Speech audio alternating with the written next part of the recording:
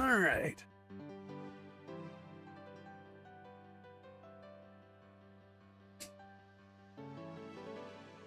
Here we go. Welcome, everybody. We're planning on doing weird things with the melee class today. This is kind of like, we had I did the whole melee unused thing, but this time I want to actually, just try some weird things with the melee class. That's the whole gist of what I want to get done today. Try some stuff I haven't tried before and just kind of see where things end up. Do you throw these? You can throw these. That's fun. Okay, so I have a journey mode character. This isn't going to be a proper playthrough. This is just going to be complete testing and just trying stuff out. I am 100% open to any suggestions that people have as we do this. I mean, not always open, but, kind of open. What I want to do is mess around with different ways to fight all the different bosses, fight events, and all that sort of fun stuff. So we're going to do some testing with all of those and kind of see what happens when we do different things. And I guess we can even just start out with one of the ideas that I had for testing. Let's get this to master mode, because of course we want these to work. Master mode would be a great difficulty to be in. Remove all of those. Good. Let's put that there. Hold on. Now get rid of those. And there we are. Okay, do we have a hand of creation set? No. Okay, put that one there then. Okay. Should have done one of the other loadouts. Okay. Noted. Those and grab a soaring insignia. There we go. Okay, back to melee weapons. Cool. We're still with melee. How about pro with sword against Moonlord? Sounds like a brilliant idea. And mostly, like, what we want to be doing is stuff that is actually, kind of viable, even if not necessarily ideal. So, like, let's see here. If I want to get to the inner tube, we'll have that. Let's get shine potions. That would be smart so we can see things. So let's get that. Let's grab the lance. I think this is something that has been shown a while ago. I don't know just how viable it still is, but let's grab it. We'll have that. We'll want a trident as well. Let's have those two. And then we just need to decide what else is going to go into this loadout here. Let's grab a cloud in a bottle. And then I guess we'll grab our typical Hermes boots. Maybe some water walking boots. There we go. I'm just duping coins journey mode. Fun. I said try to defeat the wall of fresh with short sword. Okay, so this isn't like, what if we just did the most annoying thing possible? That's not what we're going for. We're going for things that make some sense. Something that someone would actually do. Even if it's annoying to set up, it actually, accomplishes its goal. Guess who's back? Hello, Hog Rider. You got an 80 streak today, Zero Berry? Congratulations. Well done, sir. Well done. Okay, we need to figure out what else is going on this loadout. We can grab a shark tooth necklace. I mean, that'll do something for our damage here. And I mean, you can get a magma stone, but I don't think this setup or we really want to go magma stone route. I guess that works. Maximum speed and North Pole, it would look cool. That's actually what I'm planning on doing. That is very much what I plan on doing. Oh, interesting. If you switch to the trident, you automatically sink. You don't even need to hold the down button. Whee! Okay. So that's good to know. Wonder if you can go down faster if you hold down. No, not really, but you can boogie. Vroom. Okay, there's 80 streaks zero berry. Nice. It'll toss her against Skeletron. It got buff 1 for 5 and is now a melee weapon. Yeah, it is now a melee weapon. I don't know if it's any good. Don't really know what it does exactly. Some of the things that we're going to be testing, I mean, of course, they're not going to actually end up being good or suitable. So, we'll have some back and forth to do to see if different things work the way that we want them to. Good morning, Throbbing Bin. You've been getting away, getting married. Oh, congratulations, monkey. Super happy for you. Let's see here. Anything else that would really go with this setup? I don't think so. We'll just slap a shiny red balloon in there just for the heck of it. And then we'll want to get some slime crown action. Beautiful. Alright. Let's try it with max melee speed like Eltos or North Pole. Well, the North Pole, yeah, the North Pole we're doing max melee speed, and I actually tested that before joining the stream today, and I thought it actually was quite interesting as a weapon, and so yeah, we're going to be checking that out. Okay, first, let's summon King Slime. At the ocean, King Slime still sinks, so we'll give him a second. Can he even spawn up here?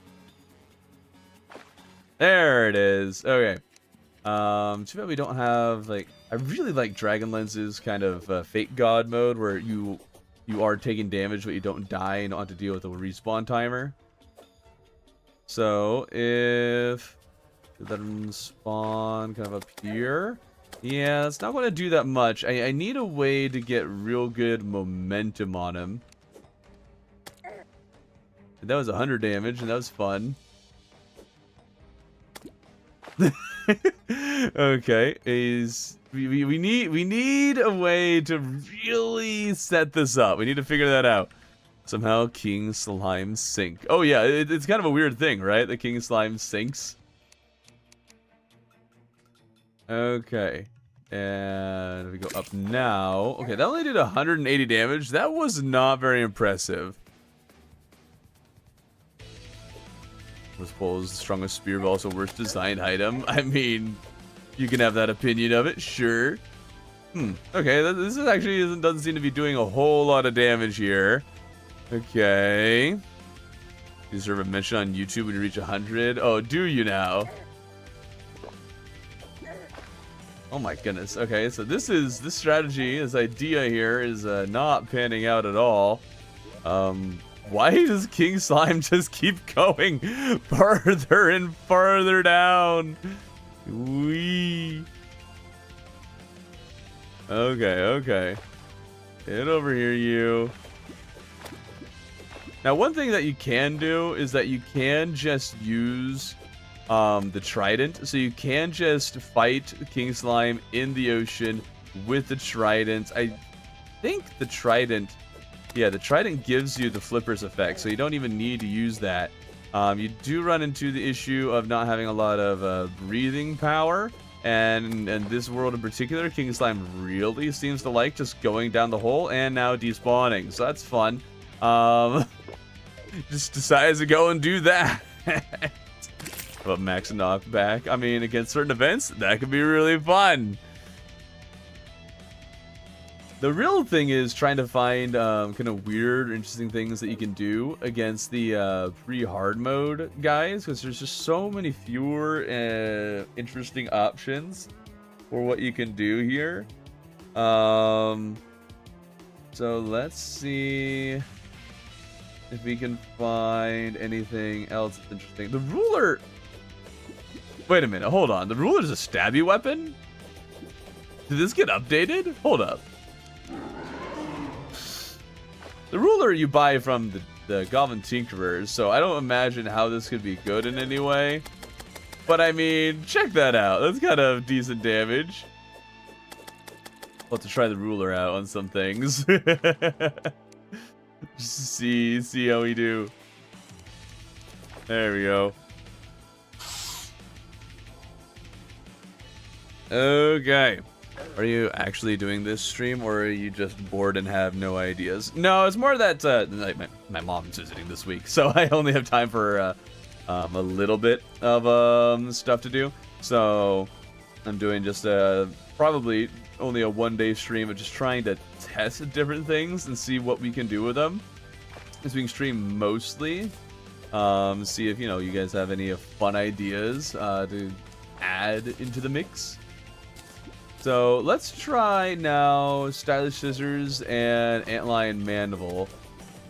Thing is that you can just kind of spam throw one of them. Hey, there's no real point in mixing and matching. It actually just slows down your damage. Hold on, does the Stylish Scissors pierce? The Mandible doesn't. Oh, that's interesting. Dude, it's crazy how the Stylish Scissors are now actually quite a viable weapon. It is actually insane to me. Well, let's make it okay, so we have our nice light to work with. Gives the bleed debuff? King Slime immune to that debuff? Because I'm not noticing it. You've announced to me is something wrong. Huh? So I have to wait longer to get your 100 streak? I'll still be streaming probably Wednesday. Yeah, no. Oh, okay. We're just testing melee weapons. We're trying to find weird things to do with them. I want to try and unlock unusual strategies, preferably one for every single boss. But yeah, it does seem King Slime is immune to the bleeding debuff, so that's not going to do as much.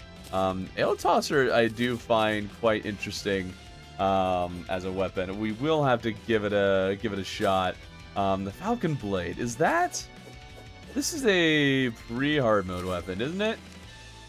I'm pretty sure it is. Oh, I just realized we should have the Feral Claws equipped here. There we go. Okay. And then, what do we have potion-wise? Anything potion-wise that really buff melee? Not really. I guess there's the Inferno Potion. So that's alright. I guess there is also Ale. So you would have that. Can anything other than melee be suggested? The rain is too heavy, I can't hear the volume. It's just melee today. The melee is kind of that class that it's like either you have a stick and you swing it, or you have a stick that but it shoots stuff. So I'm trying to do different kinds of things with the class, because I think there's some interesting stuff that you can do with it. The bone sword, isn't this supposed to shoot a bone projectile? Maybe it only shoots it if you actually hit something. Let's get another King Slime in here. Need to see if I need to hit something in order for it to... Okay, you need to hit him, then it'll shoot bones. Okay, good to know, good to know. Slime Spear with the Volcano.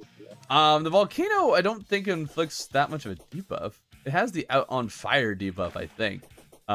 It'd be better just to use a Slime Spear with a Magma Stone. It'd be interesting using the Beekeeper with the Hive Pack. You can see how that does.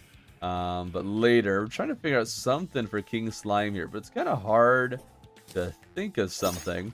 It is interesting, like if you come to the ocean and you have water walking boots, you can very easily just kind of walk up here, and King Slime is probably not going to reach you. So if you just hit him with like the Ice Blade or something from up here, you'll be fine.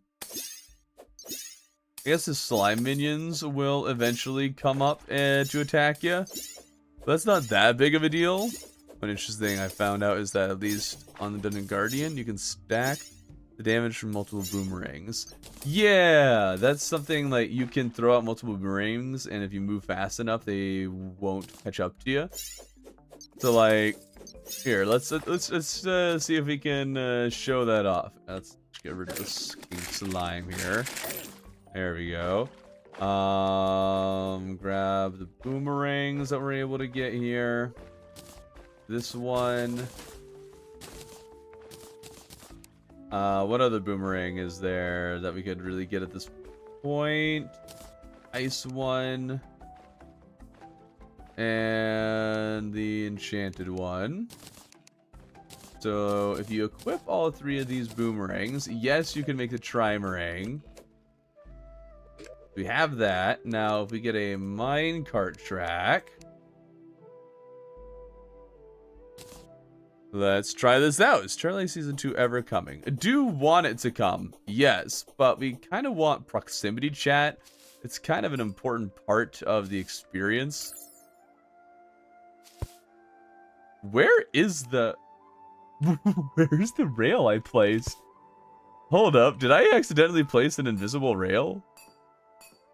Oh, dude, that was basically an invisible rail. Oh, that's weird. Okay. Something with technical spike debuff. Yeah, I mean, you could. You could. Okay, I need to make sure that this is actually going to be fast enough to outrun these. Okay, it is fast enough. So we could probably set up something really simple here with a kind of more diagonal shape. So let's do that. This would be a classic kind of dungeon guardian killing device, but you know, different.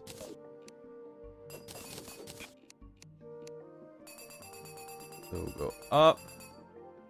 Then it needs to turn around.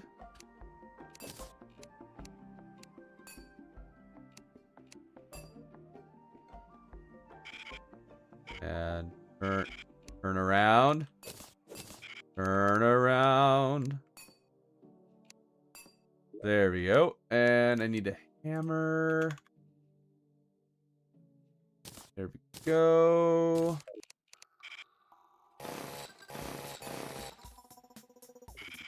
Oh, nope, wrong way. There we go. Ah! That didn't work. What? That just broke in here? Okay. I am really confused by what rails mean what a lot of the time. Alright. There we go. Be underwater and honey strategically to slow down boss movement while maintaining melee attacks. Spear weapons like gun gear, chlorophyte partisan. Yes, but that's hard mode. We're working on a king slime right now. So I like the enthusiasm. I like the idea. However, that'll be later in progression. Hi, hello, welcome. Okay, here's to hoping that this actually, you know, connects. Oh, I did it slightly off. It's fine, you can just do that. And then hopefully... Okay, and will I go down? I don't think so. There we go. Basically a dungeon guardian killer, but it keeps all the boomerangs out at all times. So if we just do this and then summon King Slime, what's going to happen? It's going to be a vid. That's the idea, yes. It might take a while to actually, you know, kill King Slime, and right now I'm hitting him more with my myself with the minecart track than I am with the boomerangs. So I don't know if I'd call this an auto slime killer yet.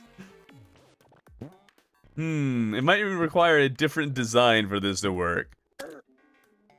Because so far, I'm the only one getting hurt.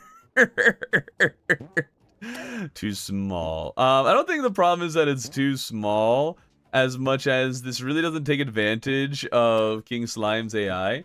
So let's go God mode here, so we don't die, and then get rid of King Slime. What happened to the boomerangs? The boomerangs are gone. Huh, I wonder if the boomerangs time out. Okay, so we have that. This might be a better setup for the Eye of Cthulhu, so let's try the Eye. So do that, drink a shine potion, and then if we throw that out, throw these out, eventually all the boomerangs will end up in the same place, and we'll see what kind of damage we do here. Never thought of using Zenith against King Slime. I know, right? Dude, big ideas here. Big, huge. I think still ultimately we're hitting it mostly with the minecart than we are the boomerangs. So they can't stack what? The boomerangs? Yeah, it does seem that you can't use all the boomerang, like it seems like only one boomerang can really be following at all times. So let's see here. If we let them catch up. There we go. And then if we throw one out, and that'll, I don't know why it stopped there. Okay. Throw one out. And try to get our momentum back so it stays out. So we do that. And then we have one more boomerang. Never mind. The second I throw one out, it's gone. And it's never coming back. Try the trimarang. I could. Let's grab our trimarang buddy here.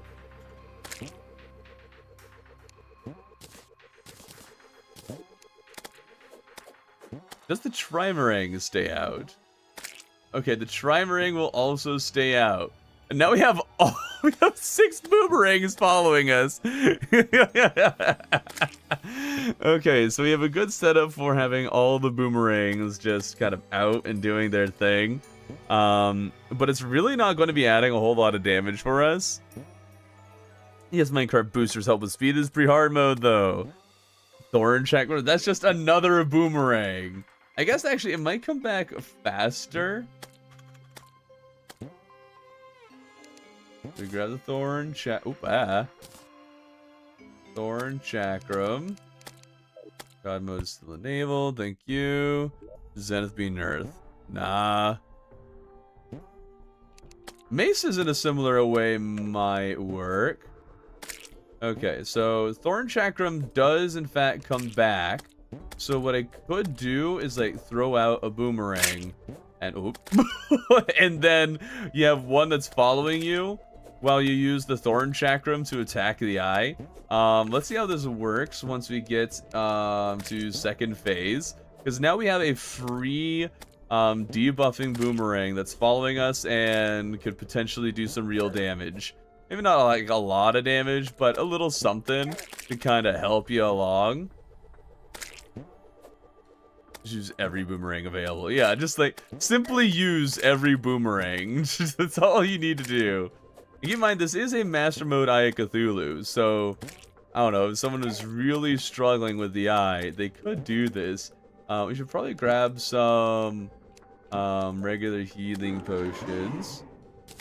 The kind that someone in this phase would actually have. There we go. Another thing is that the servants really can't reach. Oh, they couldn't reach me, and then the boomerang took them all out. So that's, I mean, it's an easy way to deal with the servants. Not that they're really that big of a deal, though. We'll see how the eye does in keeping up with me in the later phases. That's the real question here. Thorn Chakram is doing pretty good. It's nice having one that does actually catch up. So that's good. So all the banana ring. Another issue though is that the heart cannot keep up with me. It's definitely a very slow way to fight the Eye of Cthulhu, but I mean, you are still dealing damage. I'm not that safe though. And the minecart does not seem to give me much in the way of any kind of real immunity to taking damage to this guy. So eventually he is just going to hit me and get me dead. So, unfortunately, I don't think this is going to work out. It is kind of an interesting idea. You just have a boomerang that's following you at all times, which would deal a lot of damage to certain things, but bosses might not be it. If the eye decides to follow me a bit closer, it could maybe work. Yeah, Throbin's minecart diamond has a loading screen. Top 10 most overkill ways to kill the eye. Yeah, with the heart lantern, bass statue, campfire, you can maybe make that a bit more viable. Dream honestly looks like it'll be fun. Well, that's the idea, so good. So yeah, you could absolutely do a little bit of min-maxing to kind of make sure you're able to deal the damage that you want, or to be able to recover the health that you need. I already did a summoner playthrough. I did it with unused weapons, sir. Let's see what other melee options we have here. There's the Amazon, but I mean, all the pre-hard mode yo-yos are pretty boring. There isn't really much there. The Bloody Machete, I do find quite an interesting weapon. It's another boomerang. You can only really get it in during Halloween, but it does quite a bit of damage. It is a very respectable weapon. I don't remember if it inflicts any kind of debuff, though. The Purple Cloverfish is another weapon that you can get pretty early on, and that would be an interesting one to play with, maybe like the Swordfish. But none of these really give you any kind of unique or special ability. The Gladius is an interesting weapon. High Five is really good. Yeah, but you have to beat the Queen Bee for that. Trying right now to only use stuff that you could get earlier in the game. The Storm Spear might be an interesting option for melee. I don't see a lot of people really use this weapon. And it has like that interesting little projectile that it can shoot. I don't think it can hit any kind of debuff, but it has that projectile, which could be really handy. Okay. How would I try classless weapons? Okay, so we have that. Let's over-engineer another way to kill King Slime. So we get out here. Just have all these trees and stuff in the way. Where's a nice flat area that's or treeless? Yeah, here we go. Okay, so we have this. Now let's set up a minecart track. We'll try King Slime again. Just had a power outage. That's rough. Use flare gun. I'm good. Swordfish is decent on King Slime. Did a survival island world recently and was honestly pretty good against him and his minions. I mean, yeah, like, the Swordfish isn't a terrible weapon or anything.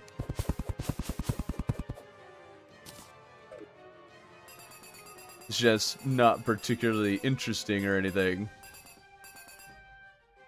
Okay, we don't want to go too high up. If we go too high, then we'll run into some issues. There we go.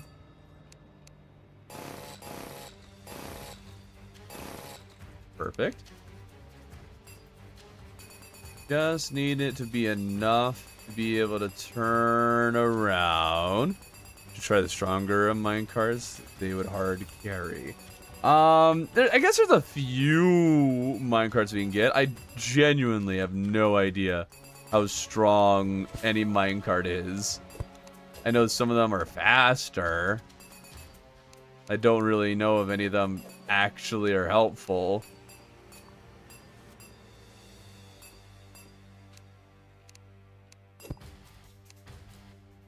Let's see, there.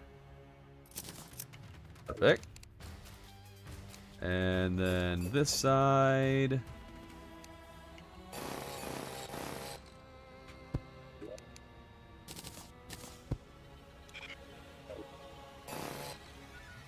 Wait, can you please? There we go.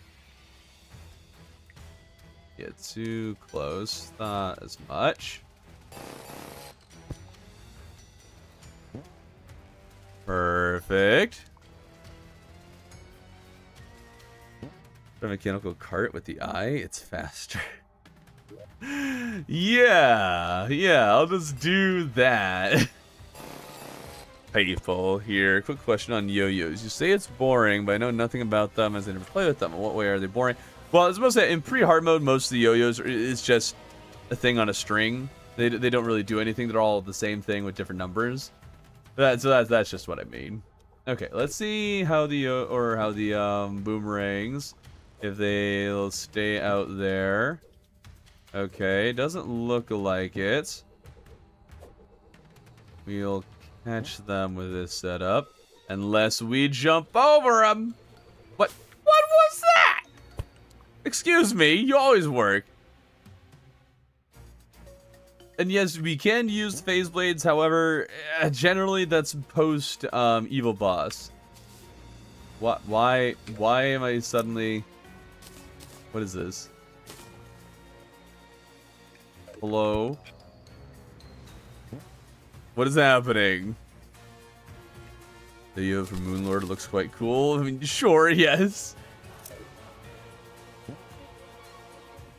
Weird. Why do I sometimes go too fast? What the heck, man? I need to hammer it more into it. Like that. Yeah. Let's see how that works. Use pink phase blade. Yeah, pink phase blade. That would be different. And there we go. Okay, so we throw it out. Jump over it. There we go. Okay, so that's how we can get one in limbo. Now let's summon King Slime and see how this does. We'll have our nice little ice boomerang here to kind of whack King Slime with. Get him. Yeah. Yeah. Get him, my ice boomerang. Ouch. This is not working.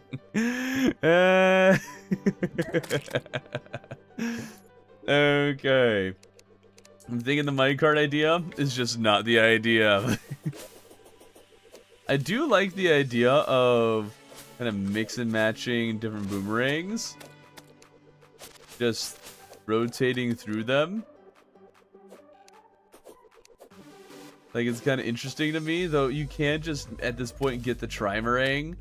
I guess the question is, would it be better to use these three? Or would it be better to use the trimarang? Actually, hold on, that is an open question. What is better? Using the trimarang or constantly hitting buttons so you can use 3 boomerangs? So this one, at least, you can get the frost fire debuff. And that's kind of a big deal. I guess at close range, the trimarang might make more sense because they'll be coming back to you more often. And you don't need to worry about switching to anything.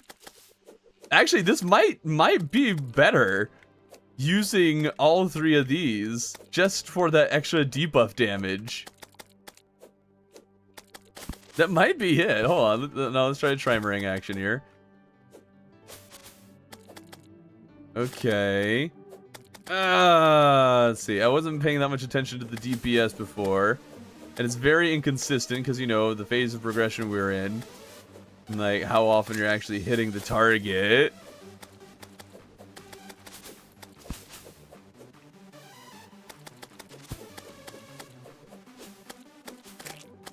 Let's see. What is the base damage of the trimarang here? 21. Which is the same as the ice boomerang and less than the shroomerang. So you're not really getting a damage buff from the trimarang, and the ice boomerang does the frost debuff. The only advantage is that you have 3 boomerangs, so you throw them this fast, and the ice boomerang, you know, you have to wait for the whole thing. So if you just throw all 3, you might be better off. It's just a matter of doing them in the right order.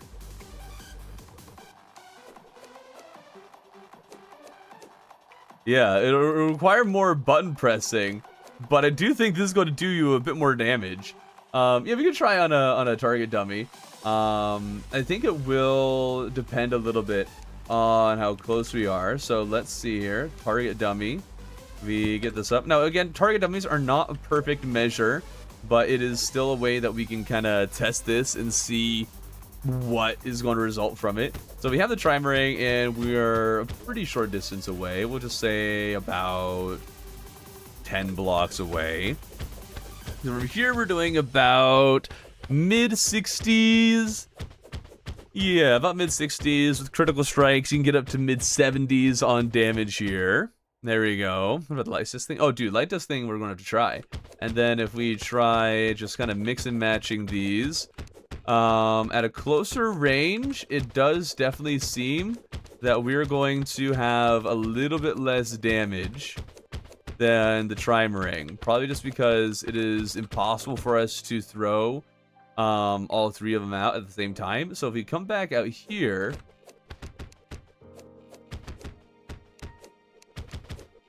then we can do a bit more damage.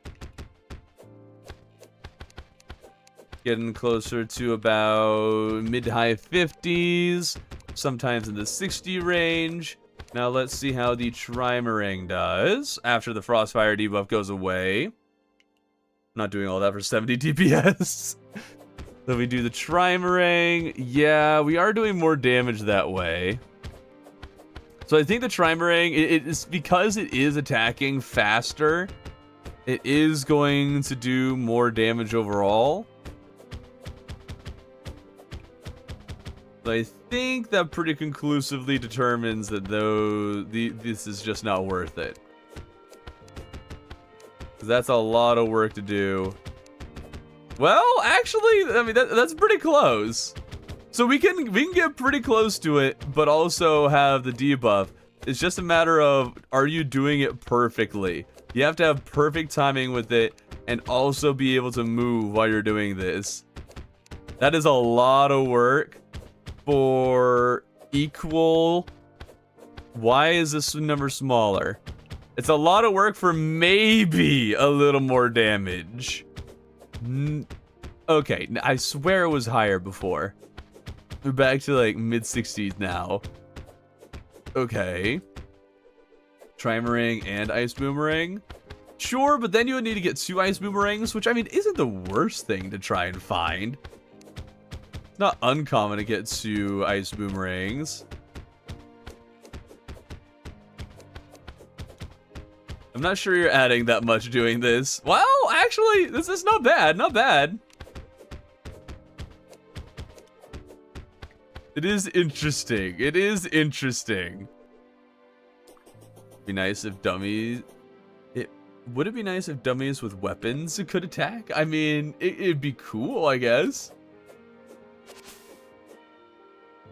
Okay. That's all fine. We'll have to get the Goblin Tinkerer to move in when that opportunity arises. Maybe even go to a different world that's already kind of set up with that. Because I'm kind of curious if we got more melee speed, what would happen. But we are at a phase where you wouldn't really be able to reforge regardless, so it doesn't matter too much.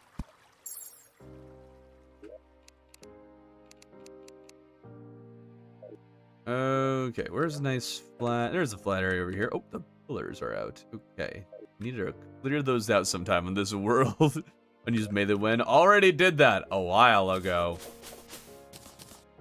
Okay, let's see here. Yeah, I'm trying to think of like a different thing that you can do. Oh, does the Storm Spear inflict a debuff?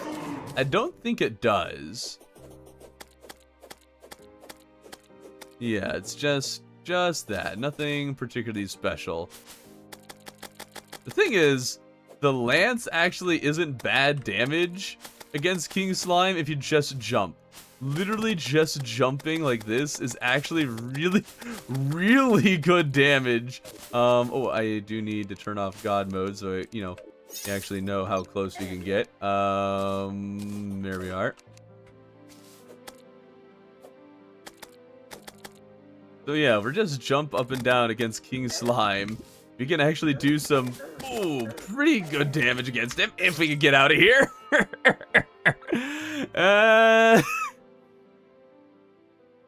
You can try mixing Pumpkin Sword and Paladin's Hammer for broken armor. Pumpkin Sword? I don't think Pumpkin Sword's a real thing. I've never heard of a Pumpkin Sword. Okay, let's try that again. This could be the sort of thing where you really just need to be able to, you need a real long straightaway, because the lance is not going to help you much against the slimes. But this is doing really good damage.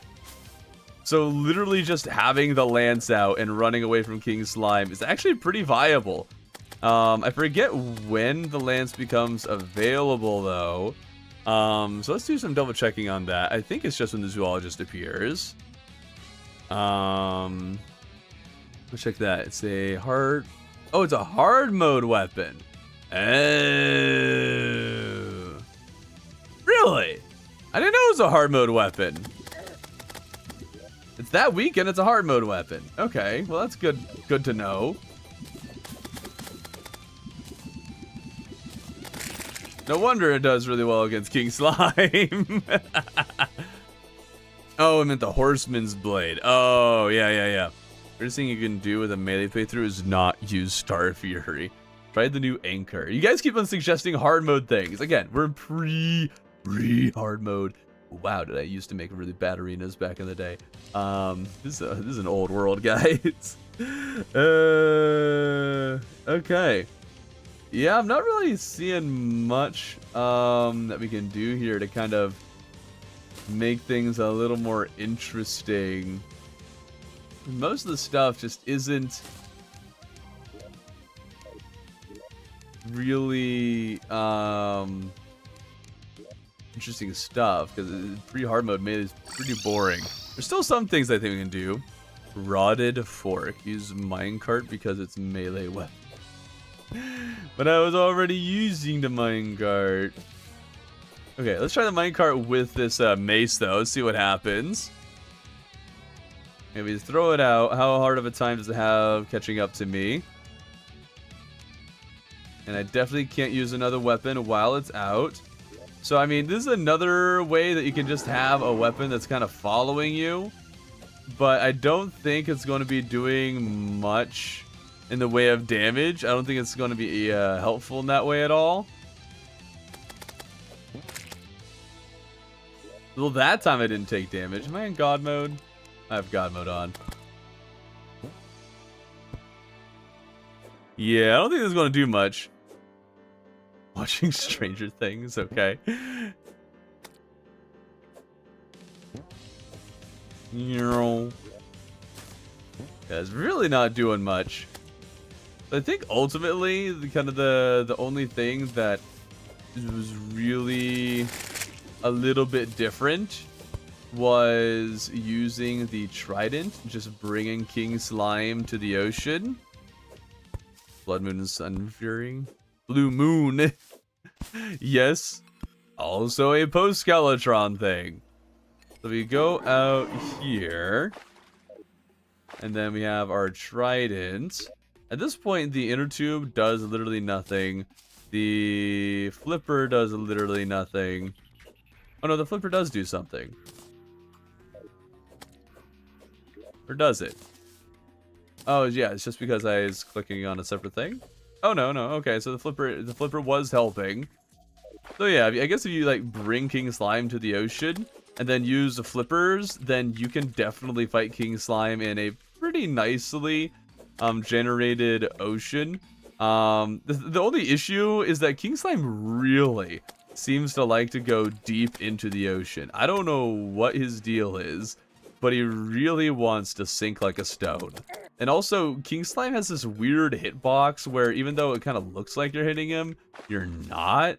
So you'd have that to deal with, and then you also have to worry about breathing and all the slimes that are going up to the surface. This isn't exactly a, you know, very efficient or necessarily smart way to go about trying to kill King Slime, but it is a way that you could reasonably handle him in a safer environment.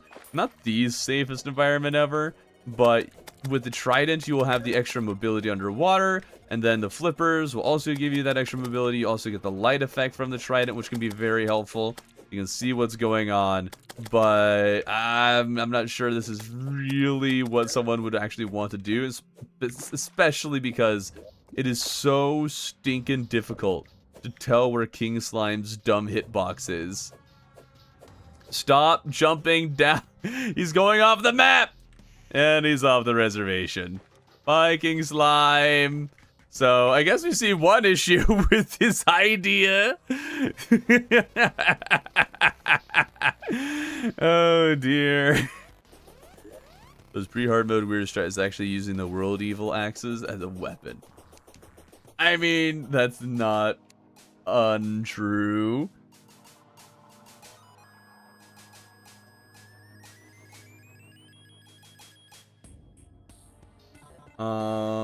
If we just use the flippers, say we grab, and we don't even worry about using the trident for its extra mobility. It is quite a lot of added mobility that it gives. Dude, King Slime is so weird. It's like you have to be almost inside his hitbox in order to hit him with a really close weapon.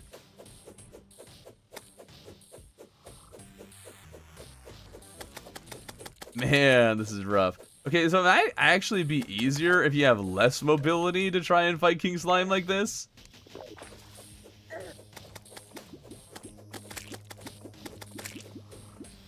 There we go. And King Slime fell off the map again.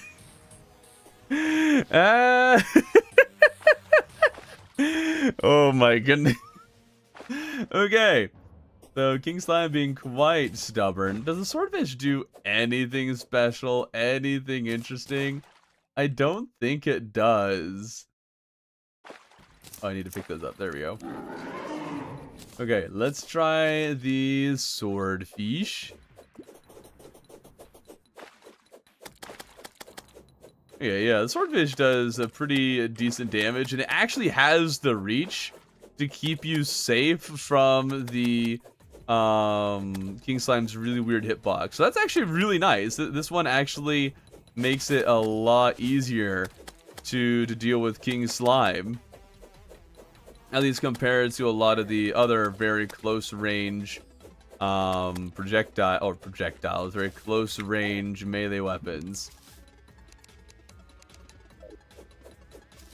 I guess if you did try to do this in the ocean, you would just have to be very careful not to let him jump off of the map like King Slime really seems to want to do. But this could be a somewhat safe way for someone to try and take on King Slime. And it might actually be, less safe than running in a straight line. But it is, I don't know, a little bit different, which kind of checks off the box that we're going for just something that's kind of weird. While also not being, necessarily ineffective. It does work. It's just a matter of kind of playing it well. The best thing to do really is just kind of float along with him downwards, but then you run into the potential issue of him deciding that he's just going to yeet himself off of the world. So I guess if you very carefully maneuver yourself around him, then you can kind of bring him back and forth in this really slow-moving fight. Because you do have the advantage that the water, even he is going to move slower. His jumping is going to be reduced by the looks of it. Like, he's not jumping nearly as high. All the slimes float to the top, so you don't necessarily need to worry about those guys. Just need to watch out for his teleporting. Try not to end up above him, because once you're above, you'll have a bit of a harder time controlling where he's moving. But I think that actually kind of works. You just need a spear that's long enough to actually deal damage to him without needing to really hug the boss. So I think that works. So the Swordfish is probably the best bet. The Trident is an interesting one because you just have better mobility. But I think that because you slow down alongside King Slime, who's already a slow boss, you don't really need to speed yourself up at all. If anything, I found that made it harder to control. Okay, let's turn it to, of course, it's the blood moon. Let's turn it to, really? Let's turn it to night. And, place these torches so we can see it better.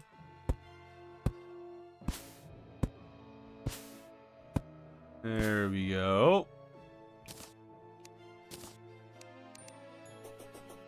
Okay, now we need to figure out what we're going to do against the Eye of Cthulhu. It's kind of a weird thing we can do with that. We could try the mace again, but this time inside our little diamond over here, just to see if it's any more effective.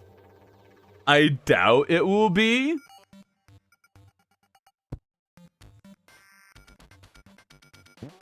So let's get this going. Oh, shout out to 25 stream streak. Let's go.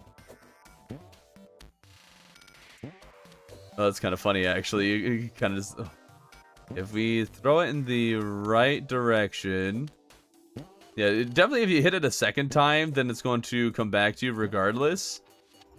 And you're not going to have particularly good aim during this. The ball is going to hug you for a lot of the time. It could make it so, like, if the eye hits you, then now it's going to really pay the price for it. Why clubberfish plus boomerang? Why that specifically? The clubberfish, I do think, is an interesting weapon. I don't know how many people actually use the clubberfish just straight as a melee weapon. I think this is probably a pretty underutilized one. But it is a really good one, in particular in PvP. Which for our PvP, the clubberfish is kind of busted. I think I might just be playing this really poorly right here. Rotted fork. Oh, dude, the rotted fork I can definitely see doing a good number on the eye here. There we go. Actually, I'll just keep that on. Rotted fork. We'll grab that. And then, yeah, the rotted fork has some really nice reach. So this is something that you could... Oops, I didn't mean to unfreeze time and undo God mode. There we go. And the rotted fork is also something that you could use for that King Slime Ocean strategy that we were doing a little bit earlier. But this is kind of just a normal spear, just reach. I wonder, does it attack it when it's under the ground? That's my question.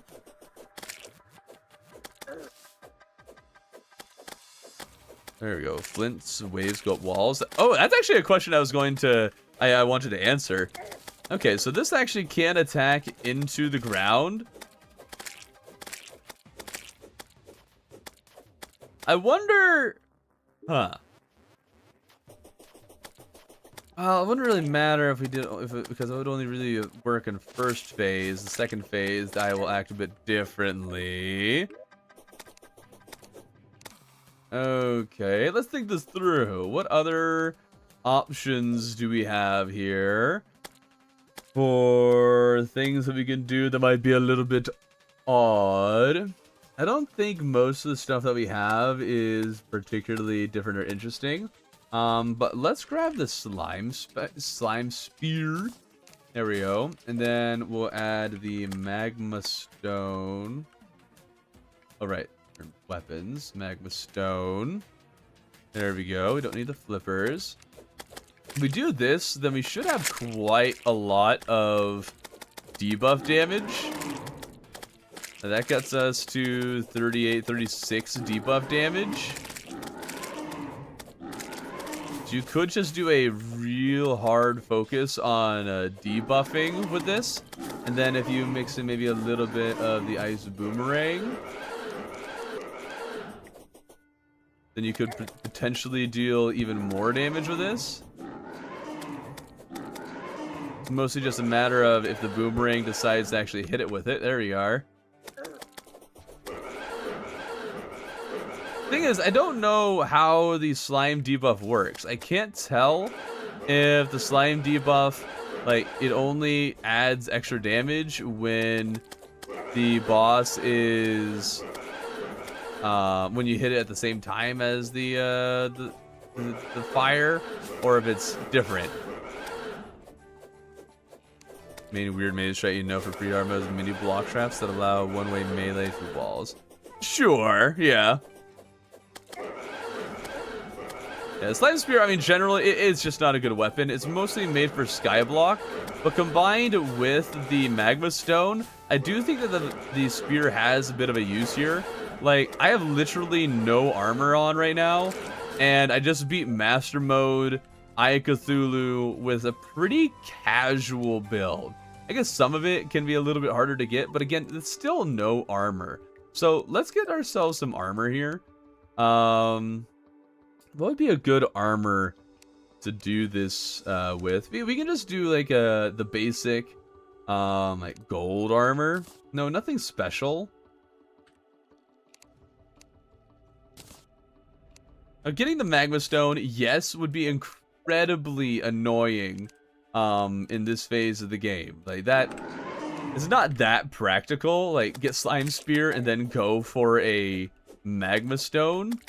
But the damage output can't be denied that with the Magma Stone pairing, you are doing quite well here.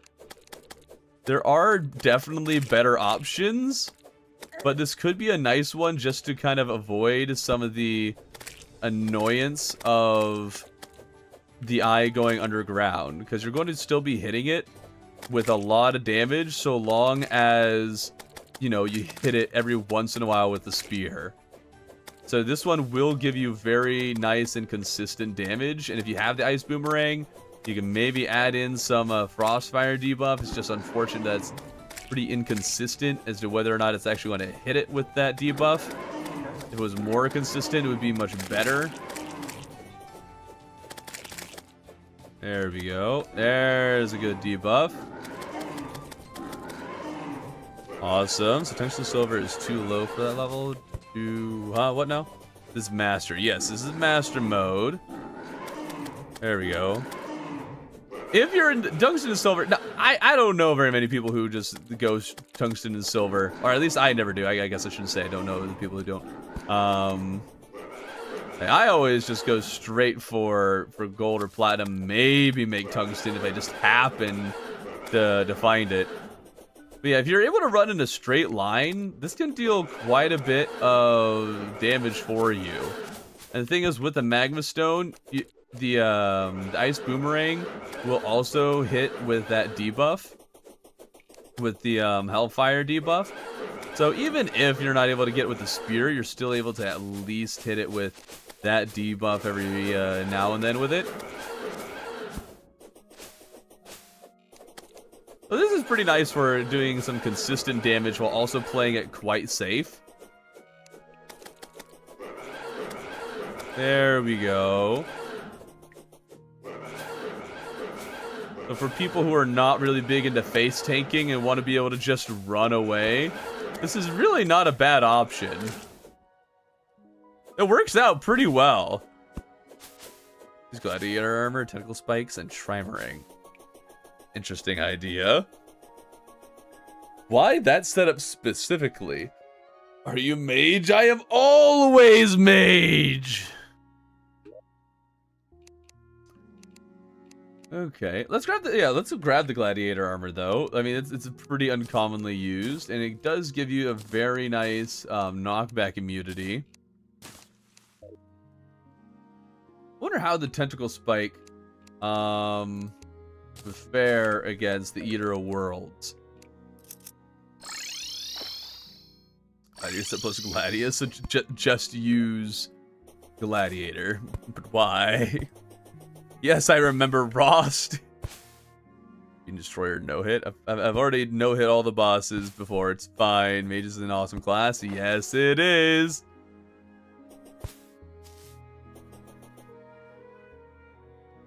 Okay, so if we go down here... Or not. Ouch.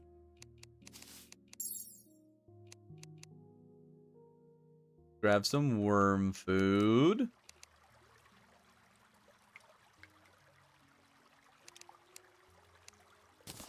There we go.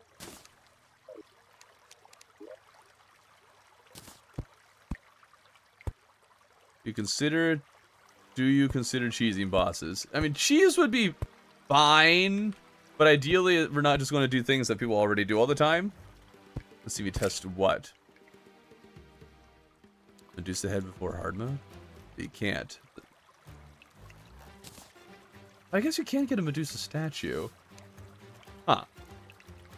I guess that could be theoretically possible. I don't know. I doubt it, though. Okay. So Tentacle Spike. We'll keep our Magma Stone for a little bit extra damage there. And we'll see how we do here. God mode is off. Yeah, Tentacle Spike does greatly benefit from being below the boss. So we do have that little hurdle to get around here. Surprised, how am I taking so little damage? I guess the non-head parts don't deal a lot of damage. I should double check that this is master mode. Okay, it is master mode. Oh yeah, I'm not sure, like, the Tentacle Spike, it's a fine weapon, and I already kind of tried it out with unused melee weapons. The main thing that you'll struggle with here, if you're, wait a minute. Hold the phone. No shot. Wait a minute, can we just face tank that? If we just get just a few things, we might be able to just face tank it.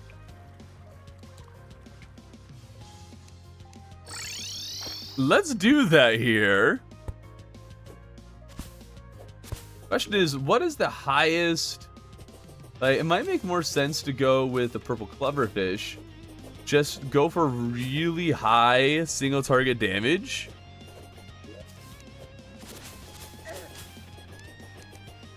And see how this goes.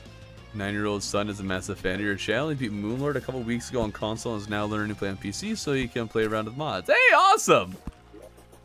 I appreciate you letting me know. I feel like most of my audience is just old geezers, so, you know. Okay, so we got the worm food. And let's see here. If we put up a campfire... let's see, we need to remove some of this. We'll try and buff our healing a little bit. Actually, we'll go with like a lot bit healing. Let's just go full full attempt on just face tanking this like an absolute champ. I got a bass statue right here. And then let's grab... We could get an endurance potion, but let's not push it too far. So let's just get a basic iron skin and regen potion. There we go. I mean, my team's so glad I'm not an old geezer. You calling geezers? We're all only 50. I feel like this fan base is anything but old geezers. Oh, you don't understand, man. This is so many. Now, old geezers, I'm referring to people who are like 25 plus. Okay, I'm not sure the purple clubberfish is doing the most damage ever here. And by standing here, we are getting ourselves a lot of iframes. From just the body, so we're not taking a lot of hits from the head. But when the head does get us, it does hurt quite a bit. Okay, so not quite perfect. Don't think the clubberfish is going to be the way to go, because it's just not doing a lot of damage. Let's try the tentacle spike this time. Its debuff and faster swing speed might be what we need in order to get the damage that we really want here. Yeah, it does seem like it's actually doing quite a bit more damage. I think just because the debuff of the tentacle spike. Yeah, dude, this is Master Mode Eater of Worlds, and we're totally fine. It would probably depend, like, there's probably going to be times that you're going to take more damage than others and have a harder time surviving than others. But we're doing pretty fine here. We could definitely even upgrade to regular healing potions. The Eater doesn't even know what to do. He's just getting stuck. Try comparing to the flail. Well, the flail will almost certainly do more damage. But I wanted to try something that's not the flail first. There we go. Complete face tank, Master Mode Eater of Worlds. Does require a bit of setup. Yes, but not that crazy of a setup. Just like 2 honey buckets, your campfire and heart lantern, which are very normal. Bass statue you might have to go a little bit out of your way for. And I guess for this build, we do have the shark tooth necklace, feral claws, and magma stone, and gladiator leggings. So it is a little extra setup, yada yada yada. But you know, this isn't meant to exactly be practical, but something that you can do and is relatively effective. And that was actually a lot more effective than I thought it would be. So let's grab ourselves some regular healing potions now. I think we can fairly upgrade to that. Let's grab the flail and see how it does. Well, even with how was it called? The ball hurt. There we go. So let's grab that, and we'll get rid of our friend the magma stone, just to, you know, have less and less setup that you need to do. Pressure necklace is not needed though. I mean, yeah, fair. I do think the tentacle spike was actually doing a bit better. I think the fact that it's sticking it with a bunch of the spikes works, but also the flail is definitely doing a lot more even damage. So it did split it up a lot, but you know, it brought everything pretty low, so you're going to be destroying a lot of the chunks at the same time, which is really good for recovering your health. There we go. Now I don't have the voice crack. Okay, this one doesn't even require any healing. I've barely fallen. I don't think I've fallen below half health this entire time. We're just parked here. We don't even have the magma stone.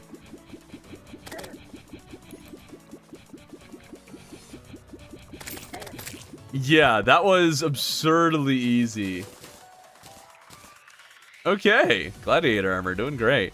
I'm sure there's even like, what are some accessories that we could do if we really wanted to just go min-maxy on this? I don't think there's a whole lot that we can do to add more damage. Like, we had the magma stone back.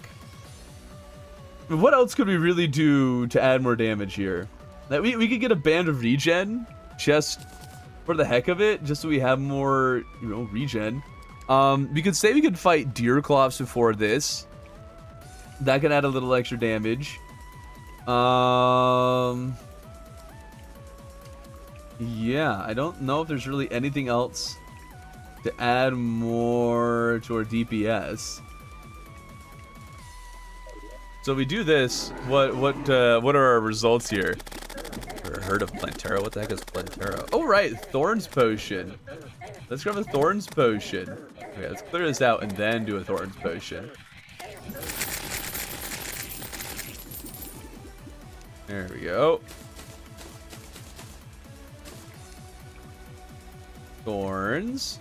Drink that. You still have iron skin stuff. Okay. So if we do this, we should be dealing an absurdly higher amount of damage. I didn't pay attention to how much DPS we were doing before, but right now it looks like we're averaging around 700, and then once he starts coiling around us, you get close to about 800 DPS. And there he goes. Absolute shredding. Oh my goodness. Could use Frostburn since you're using fire. Well, there isn't really anything I can do to give myself a Frostburn debuff. Or, like, I don't know what I could do to do that. Now, okay, let's see. Let's try and make this an easier setup to do. So let's make it so you don't even need gladiator armor. Let's just hook ourselves to the ground. Remove the magma stone, remove the bone helm, remove the shark tooth necklace. Just stick with kind of the easier things to get. And let's re-up. We'll keep the Thorns potion, because that is relatively easy to find just lying around, and not a hard potion to craft. So we'll do this. This is a much easier setup. And let's see how we do this time around. Hello, Mr. Sir. Hello, evil big soap. Can you incorporate a phase blade into this? You could, but meteors fall after the Eater Worlds. You can find chests with meteorite in it, sure, but we're just going to wait for the more typical time.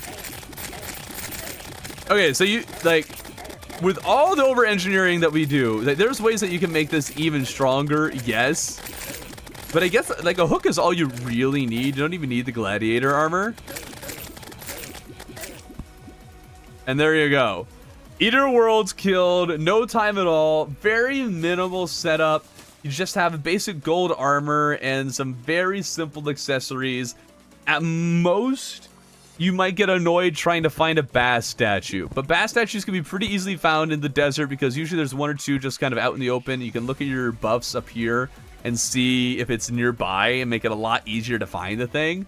And then honey, you can find a hive and get two. That's very, very easy. I don't know. Let's say you don't get the ball of hurt. What are some other weapons that we could use here that would also work very, very easily? I don't know what kind of damage the Storm Spear will do here. Let's try though well, we already did a Magma Stone thing, so let's try the Storm Spear.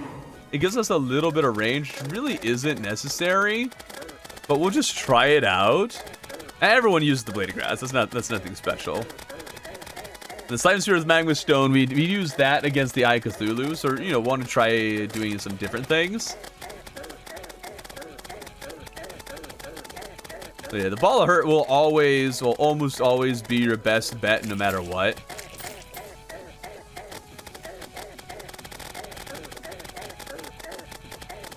Okay, we're just not taking damage.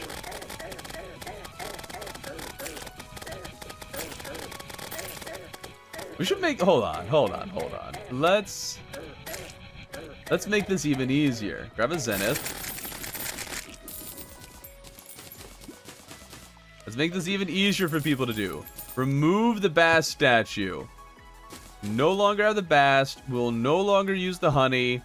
We'll just stand here with gold armor, a band of regen, feral claws. I don't even think the feral claws do much with a ball of hurt. So let's just get a ball of hurt. We have regen iron skin and thorns. Just swing this in place here. Just what'll happen? It's Bane and Bat. Those are good ideas. Oh yes, very good ideas. Yeah, really just parking yourself in place is really all you need to do. They could use a Flame Mace, that's true. Flame Mace, I don't know if Flame Mace would be better than this. I have no idea. This is actually insane. What is this? This is Master Mode Eater of Worlds with the very rudimentary setup and a few potions. Okay. Let's heal up real quick. Get rid of our potions. Just keep bringing it to make it as easy as physically possible. And yeah, the Flame Mace is easier to obtain. Yes, that is true. Ball of Hurt isn't that hard, but sometimes you don't get it. That's very true. This boss might just be a fraud. But the main thing is that since we're parked in the middle of it, we're not taking damage so much from the heads and only from the really low DPS body segments. This time though, we are actually starting to take some real damage. The Iron Skin apparently was helping us quite a lot. We might actually lose this one. Especially since this time I think we're getting hit by the head quite a bit more. Okay, we barely barely lost that one.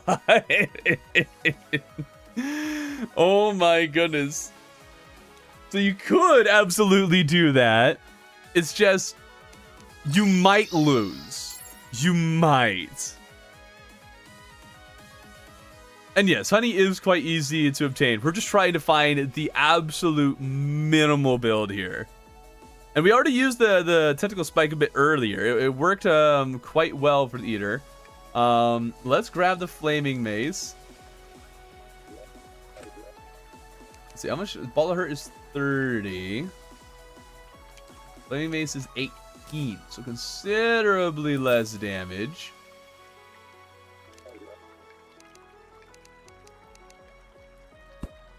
That there, and then summon the boss. We'll see if the debuff can kind of make up for some of the lost base damage. It doesn't look like it's going to make up for much, though. We could maybe throw the mace out a little bit more rather than just spinning it. But I'm not sure I'm actually dealing more damage that way.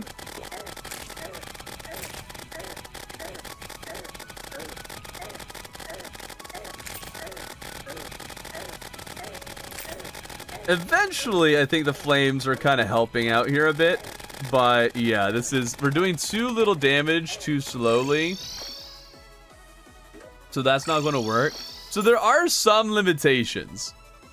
What are some easier to obtain melee weapons in this phase? Say you don't get the ball of hurt. What could you do? The flaming mace does not work. You can try that Light's Bane that someone suggested earlier. See how that does. I'm curious about the bone sword. I don't think that would be remarkable here. The Light's Bane is incredibly easy to get.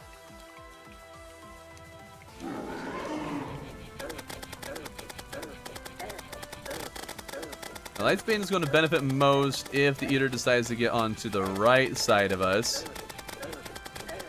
The strategy is heavily dependent on the ball of hurt actually dropping. But that's not usually that rare. We'll try the Falcon Blade. We'll try that. And then there's like one other thing that someone suggested, the Mandible Blade. I'm not confident the Mandible Blade will do much more, but it is a fast attacking weapon. So, I mean, that could do something. Let's try Falcon. Falcon Blade, nope. Falcon Blade cannot do it. It is not hitting enough. Mandible Blade, however. Okay, it does seem that it's best to just attack. Oh, right, I have God mode enabled. There we go. This isn't necessarily an easier weapon to get than the ball of hurt. Yeah, the stylish scissors could also work.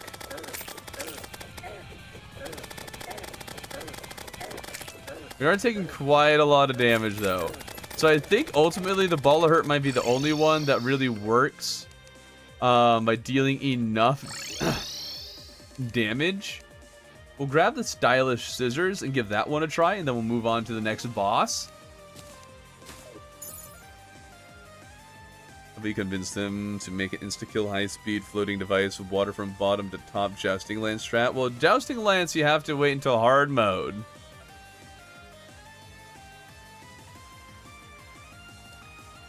Right, bat. No, the bat doesn't hit that much. The bone pickaxe. Bone pickaxe is not it.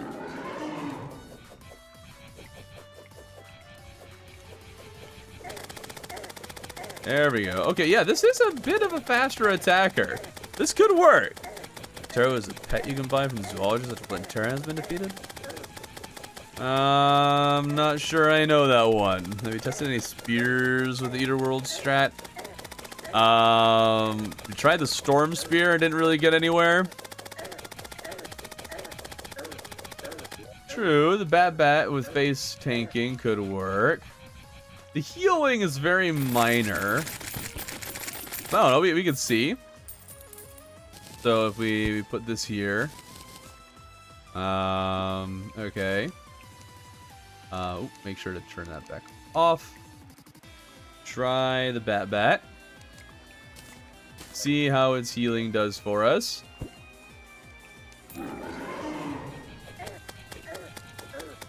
Yeah, it's just a really slow attacking weapon. And the one healing just isn't going to do much. It reduces damage ever so slightly. Oh, wait, hold on. Sawtooth Shark. That's actually a really good point. Sawtooth Shark could be very interesting here. Actually, I kind of want to try the Sawtooth Shark against Deer Claws for some reason. Sawtooth Shark. We'll see how this does.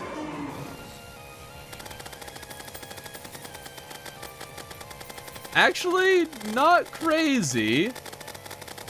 We're only getting around 230 DPS when he's kind of coiled up. Okay, when you can hit 3 of them, we got almost to 400 there. I forgot God mode's enabled.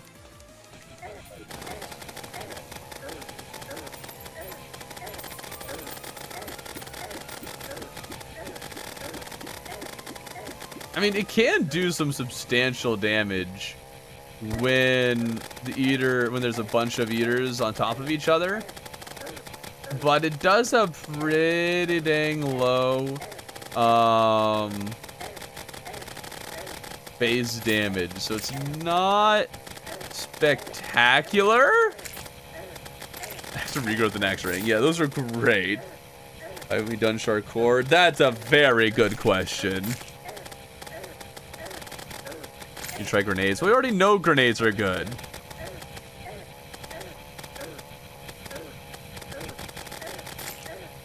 I mean, Sawtooth Shark, I mean, it can do something with a face tank build, and I didn't even use potions or anything, so it could definitely do more than this if you really built out a face tank, but it's fine.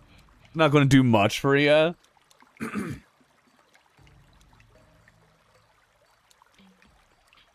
Okay. So let's see here. If we move on to Queen Bee, where are we going to find ourselves? Let's go to a different world where I already have that kind of searched out.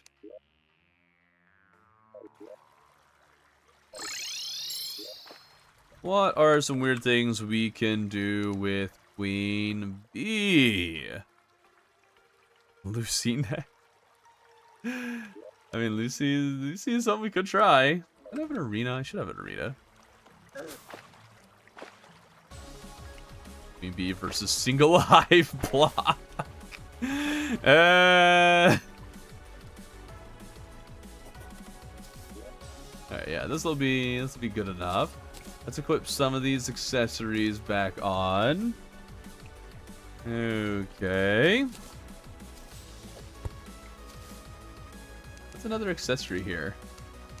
I feel like I haven't been doing a lot of master mode. I'm like, huh, what do you do with all these slots here? I guess we can have... Alright, we'll put on a shield go through. That makes a lot of sense. There we go. Have you tried Blood Moon Sun Fury combo? Yes, but not at this phase. Both can be used at the same time, but I mean, generally it's post-Skeletron, which is a bit later in progression. Okay, do not the bee. Oh, I will the bee. You cannot stop the bee. Ah ha ha ha. Joke.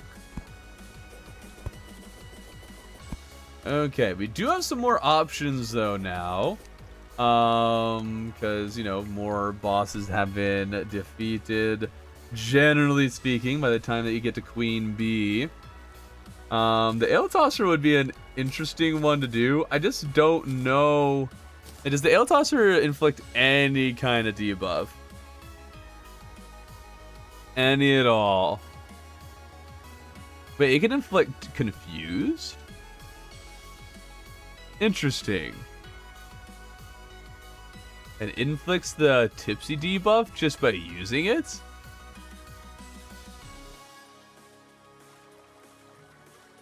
Oh, yeah, 5 slots pre-hard mode. Oh, you know what? That's a good point actually. Yeah, I think we are using an extra one here.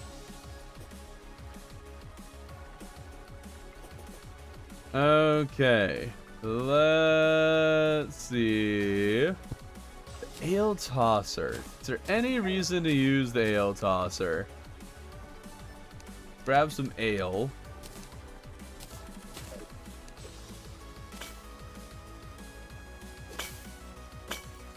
Okay, so if you're close to the ale tosser, it'll inflict the debuff on you. What does it do to bosses?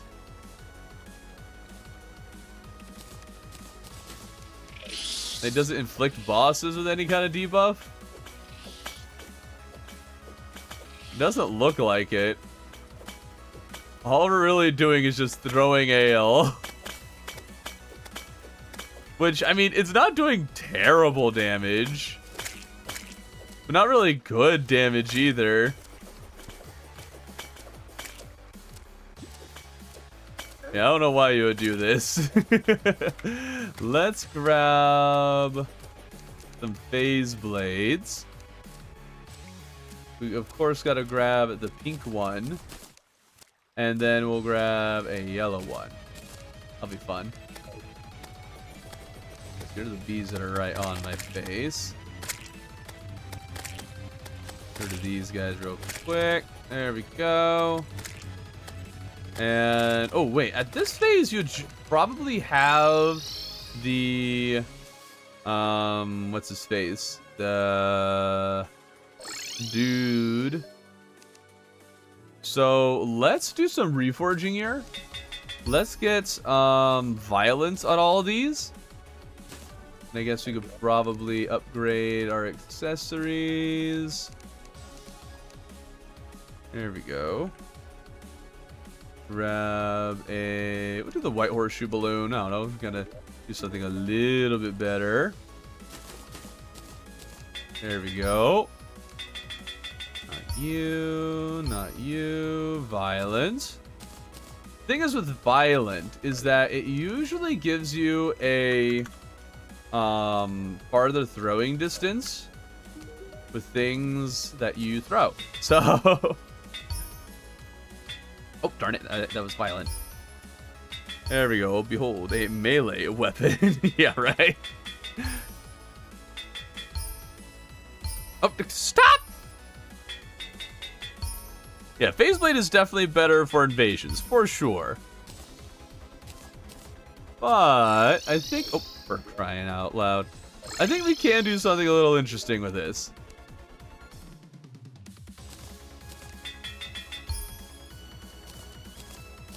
Hello.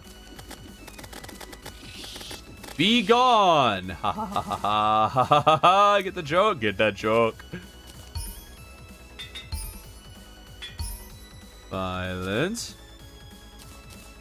And one last one. Wait, I don't actually need that. I guess we'll use the magma stone. Menacing, menacing, menacing, quick, lucky, warding. There we go. So now we can throw it this far. If I switch to a different one, it goes that far. And then if I go to this one and throw the other phase blade, it goes that far. So I mean, it's not like an insane increase in reach. It's mostly held back by the fact that we are still in pre-hard mode where you can't buff your melee speed that much.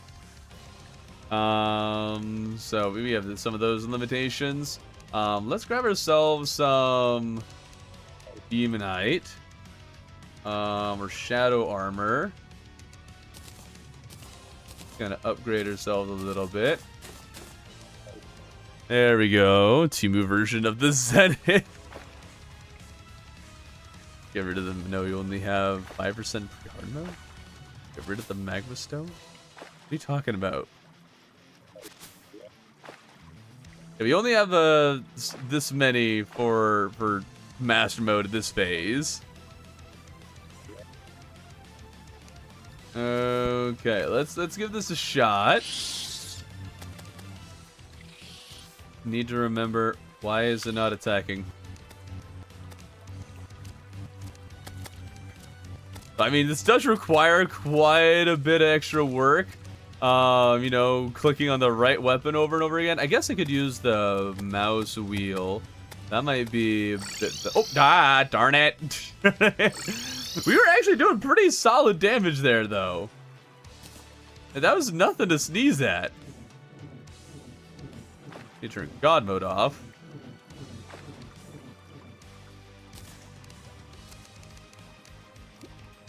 There we are.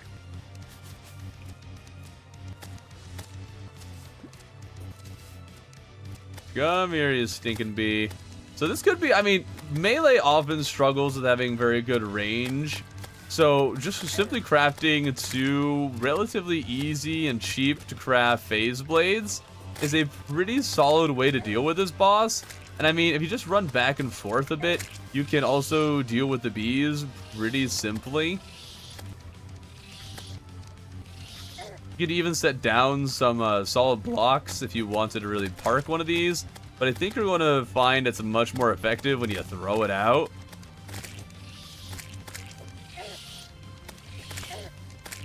I also need to actually use my shield dash. That would be smart. There's also a really big arena. So that's probably the most impractical part of this, that the arena for this was absolutely gigantic. But I think like mixing and matching different phase blades for Queen Bee is actually a pretty practical way to go about the boss fight. It's mostly just trying to make sure you have the room for it. And of course, this is also with the complete violent setup. If you don't have as big an arena, you could go for a more damage-oriented setup and maybe do even better.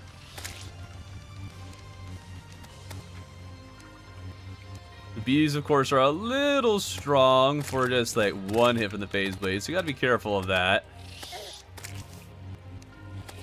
But I think, like, since you can mix and match these, you can actually do really good damage. Although, oh, wait a minute. Have we been using the wrong one? We might be using the hard mode ones. Here we go. Hold on. We need to double check here. Oh, we've been using the wrong ones. Never mind everything I just said. Okay, let's try this again. Ah! Okay, now we're doing more reasonable damage here. Which, I mean, against Queen Bee, melee can struggle quite a bit. You can get the Flamerang, and I think the Flamerang might be your best bet overall. But mixing the phase blades, not phase sabers, like I was doing earlier, you can do pretty well against this boss. And just not have to worry about hugging it like you often have to. I need to turn off God mode. There we go.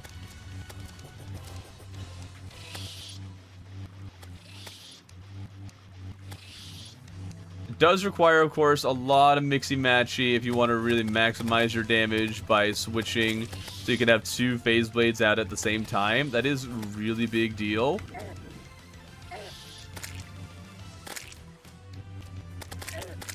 Crazy that the phase sabers didn't do more damage.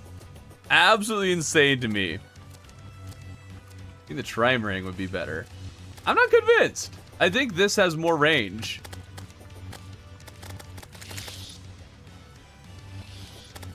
Well, let's try the Trimarang. Let's give it a shot. See how it does. Let's turn on God mode real quick so we can grab our new weapon. Trimarang. There we go. Clear out these bees. There we go. Okay, so the range is pretty good. And I think the main problem is that I'm missing a bit. I'm not sure the Trimarang is actually going to be your better bet. I do find I'm having a harder time hitting it, and then on top of that, I'm having an issue with them coming back to me in a reasonable amount of time. They also do not pierce through the bees, so I have to actually fight through them if I'm going to hit Queen Bee. But I think the Phase Blades are a better bet. Even just like one Phase Blade would probably be a better bet against Queen Bee than the Trimarang. Flamerang also had the same issue, so I do think that like mixing two Phase Blades is actually a pretty solid way to go about this. There'll definitely be some growing pains and figuring out with how to maximize your DPS and make sure you don't get hit too much.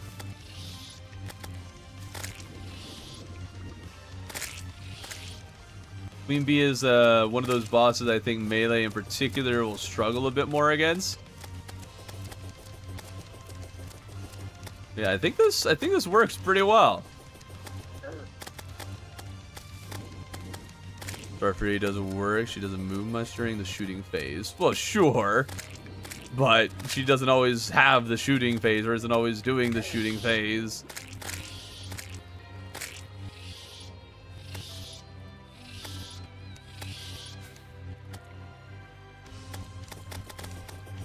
Might definitely work better if you were also able to just lay down one of those Phase Blades to just have a solid block bottom to the arena.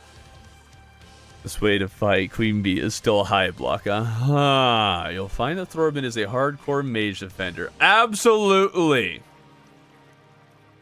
Are you the guy who did the mage vid a couple weeks ago? I mean, I've done many mage vids, so... I don't know why I used the shell phone. Okay. Okay. So, I mean, it wasn't, like, crazy. But I do think it kind of works. Aren't using mage weapons, because the point of this is to play around with melee. Melee. There we go. Let's see. Any other interesting melee weapons that we can kind of try out here? If you did go to the Underworld, you could get the Volcano and the Flamerang. You could use those against Queen Bee, and you might be better off.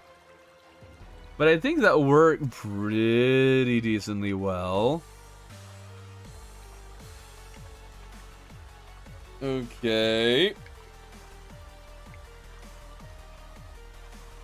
Oops. I don't know. I can't really think of anything else that you could kind of do with that. Of course, against the goblins, the Phase Blades, having two of them is pretty good.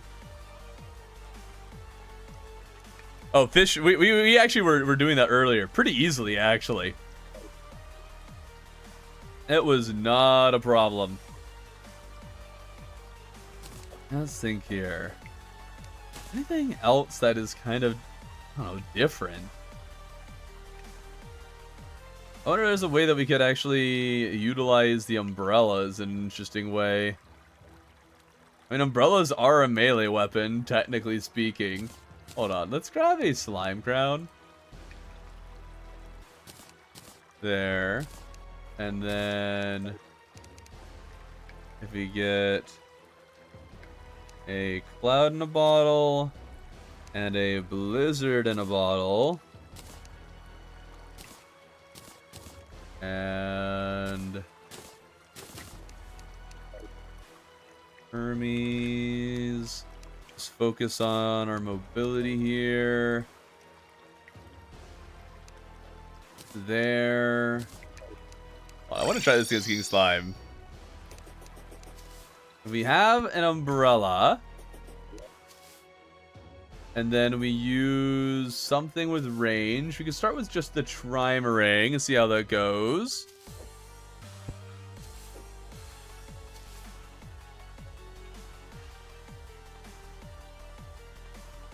See, I'm not planning on using this as a weapon, though. That's not the idea here. The idea is just to use it as a way to get up and... Like, I wanted to see if I could just stay airborne. I feel like my jump is just not enough to really have it work, though. I wanted to see if I could just stay in the air forever with this. That's not working, though. That's too bad. I really wanted this to work. What are you trying to do? Well, I guess I just said it. But the idea is that we just want to mess around in melee class, see if we can do something, some interesting things with it. I mean, like, it does help with just kind of getting around safely. I just realized the slimes are doing more damage because this is master mode. Same with the bees and stuff. It'd be even easier. Breathing raw versus dickfish raw. Yeah, that's an idea. That's definitely an idea. Okay, now we do have an issue with Skeletron. In that, since we're not modded, it's gonna be really annoying summoning multiple times. Binding of Isaac will win. I don't have any plans for doing Binding of Isaac.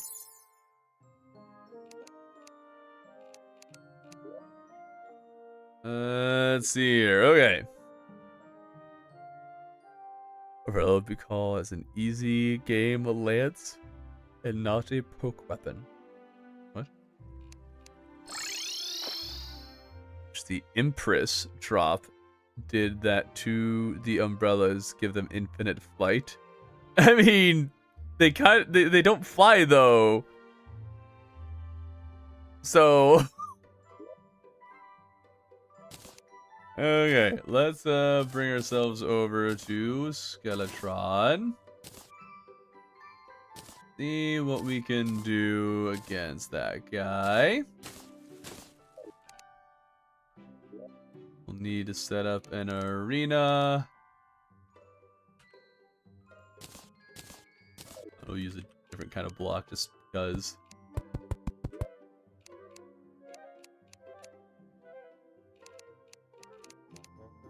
Okay. Oops.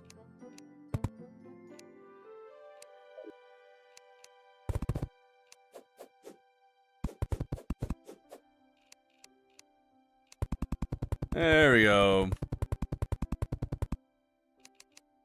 Let's see you experiment with journey. Oh yeah, well that's exactly what we're doing. It'd be funny if the umbrellas were only exception. But what are we talking about? Only using weapons that are found in the matching biome. We just have to constantly switch our loadout. Can you mine the tree and not the trees? Or the blocks and not the trees? Thank you. Okay, let's just grab dynamite.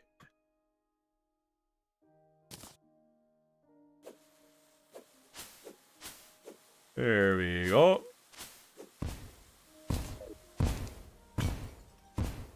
Much better.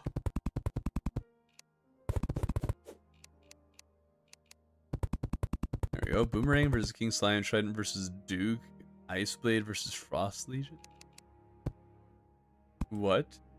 All menacing accessories and do shield Cthulhu versus Skeletron. Best melee weapon in the game. I mean, it is melee damage it does, right? Yeah. Kind of silly, but yeah.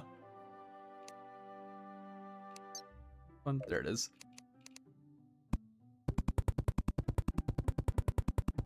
Trident is neat. It is neat, but not really good. Ice Blade is fine. Well, I guess like good. I mean, they're not like great against hard mode boss. They're not really great against the bosses.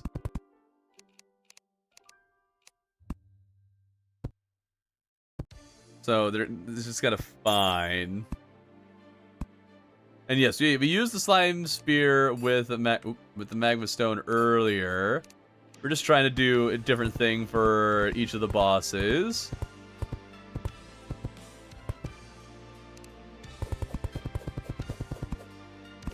Kill Queen, Bee's hive with water, and fight her with a trident.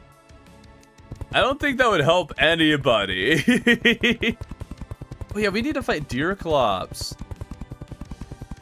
Need to do that.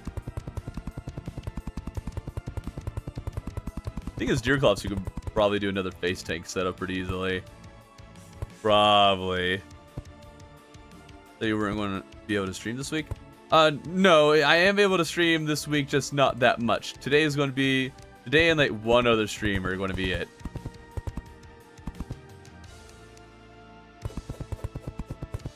Nobody needs to fight Deerclops. Especially not Melee. Melee has no reason to fight Deerclops. But... maybe you do. So your next constructed necklace for success. Oh yeah. Like doing that and maybe Shadow Hand. Like if you can have a very passive build for Skeletron here.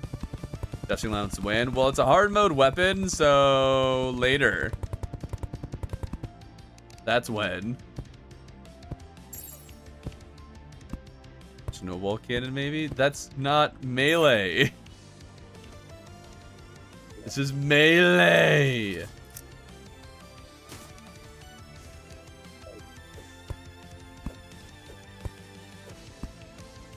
Okay.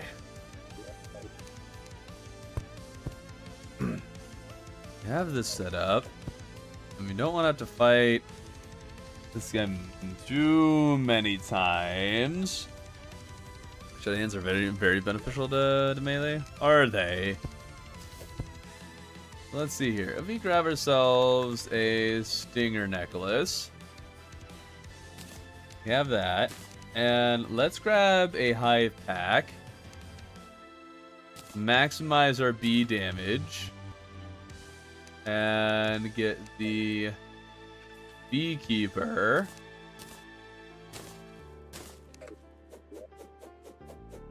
This should give us maximum bee damage, right?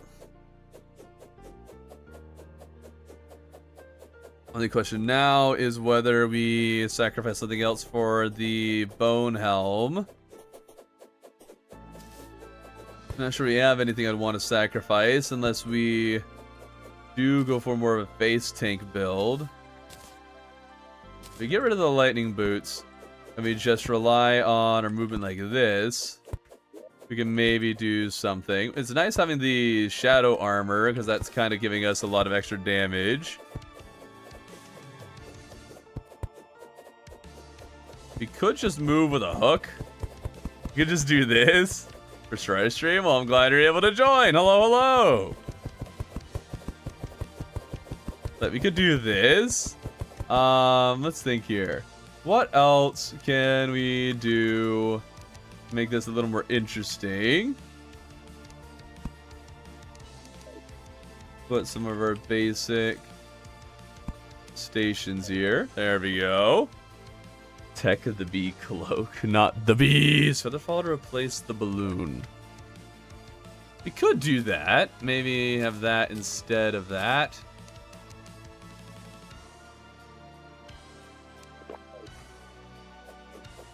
It's not that I needed fall immunity as much as the balloon is just nice for mobility. We're not necessarily going for a whatchamacallit, a face tank build here. We're going more for a bee build than anything. Get 'em, my bees! Get 'em! Get 'em!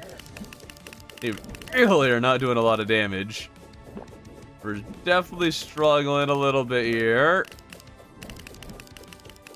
It is actually pretty nice how much damage our bees do seem to be doing. But I might need to buff my mobility here a bit more in order to really stand a chance. Either that or I just need to get better at how I navigate myself, which could very much also be the issue here. Every time he hits me, there's bees. Every time I hit him, there's bees. So, I mean, we're doing great on the bee front. We got that going for us. And I've also been forgetting that I have a shield to go through. That's kind of helpful here.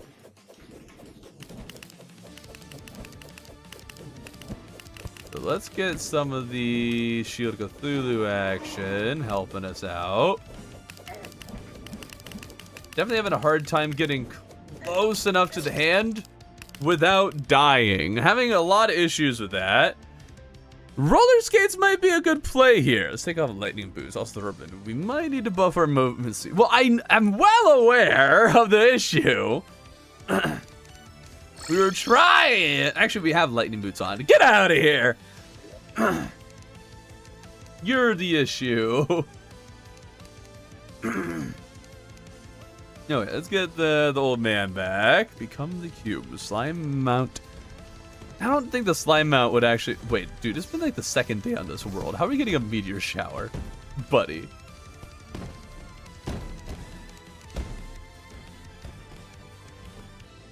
Roller skates are the jetpack. Yeah, the jetpack. The pre-hard mode wings jetpack. Move it tonight. Will you stop? No. Okay, well, we need to get rid of this meteor shower here. I don't know if the roller skates would be that helpful because I need to get close to the hands to, you know, deal damage.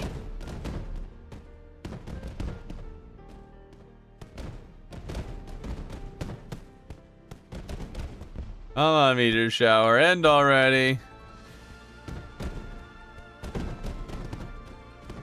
Annoying slime mount versus Skeletron. Let's use fledgling wings.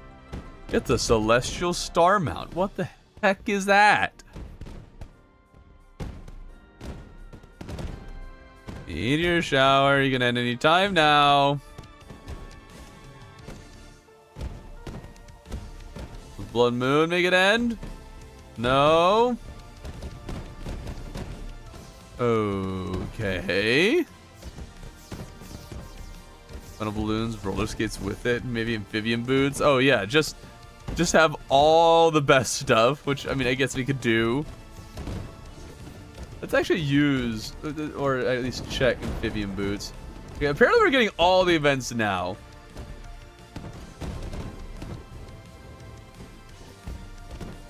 Okay, yeah, we have the... We just won't have our... Yeah, that's not gonna work. I just don't understand those, man. Like, what does it really do for you? Meters damage bosses? That's a good question. No idea. Come on. Can we please, have the chance to just turn off events in journey mode? Relogic, please. Please. Please. Yeah, jetpack and pre-hard mode, I am error seed. Well, it's because you're in a special seed.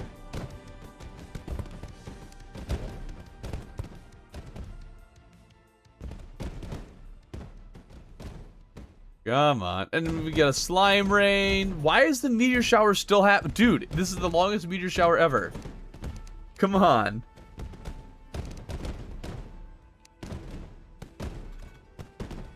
I don't know if I can sleep with these events going on. Okay, are we done now? Thanks. My goodness.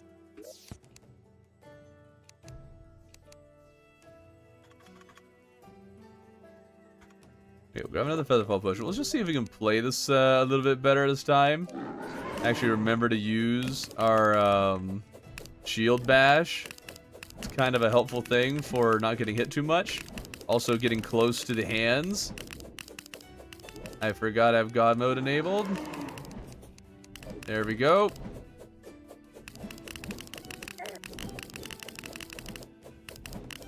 The bees are actually doing great. This is a lot more damage than I thought they would be doing. They're particularly great when they actually, you know, target the hands and not the head. So, you know, you have a little bit of randomness there that you kind of gotta work around and deal with. Come on. You did not get hit by the hands so much.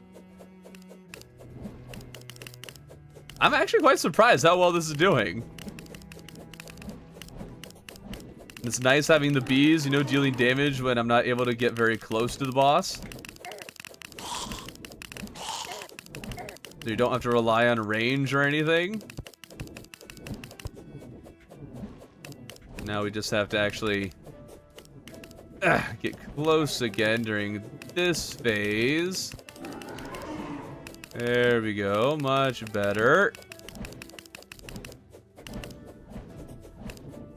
Having a bit more survivability would probably be smart during this, and during this phase, yeah, it's really hard to get close. So it's kind of fine. The bees are not bad if you actually do damage, but if not, they're kind of bad. Yeah, maybe we should try to use the yo-yo instead. High five might be a better way to go about this. Let's grab the high five yo-yo.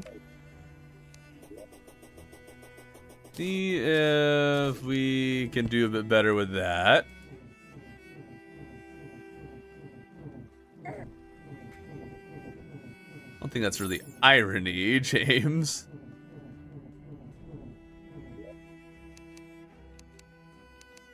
I get what you mean. Hello, your name is James? Are you going to melt Skeletron? We'll see about that. I don't know if I believe in it. What are some yo-yo accessories that we could do here?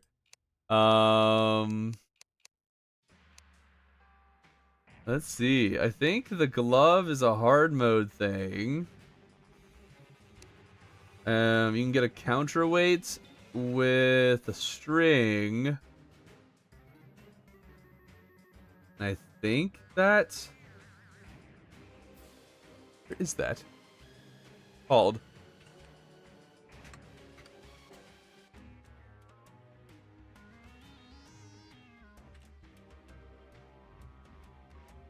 Let's see, yo-yo accessories. What is it called? Strung counterweight. Strung. There we go. Guess we got us a nice starry night here, and we'll use that instead of the feral claws. I can't imagine the feral claws doing much. So let's try that. Okay.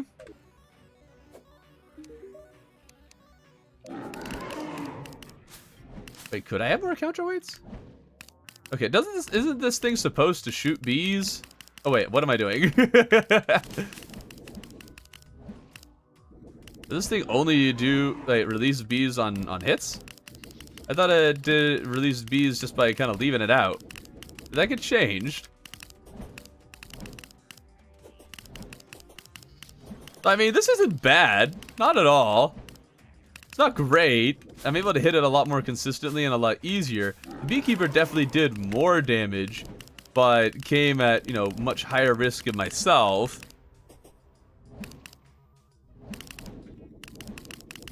I'll do the stack. Well, we can try. We can stack more bee or more counterweights and see what happens. See if they do stack. I don't think they do. These bees on hit. What? I swear this yo-yo used to be you just leave it out and it releases bees. Now, I don't know how unusual this is, apart from the fact that a lot of people don't use yo-yos, but it is actually a pretty safe weapon to use here. And with a good bee build, I'm able to hit them consistently, get a bunch of bees to deal some extra damage for me. It's a pretty solid setup. I think this is definitely going to be better than the Beekeeper in most cases, just because of how hard it is to get up and close to Skeletron with the Beekeeper without taking a lot of punishment yourself. Didn't even drink a Featherfall potion this time around.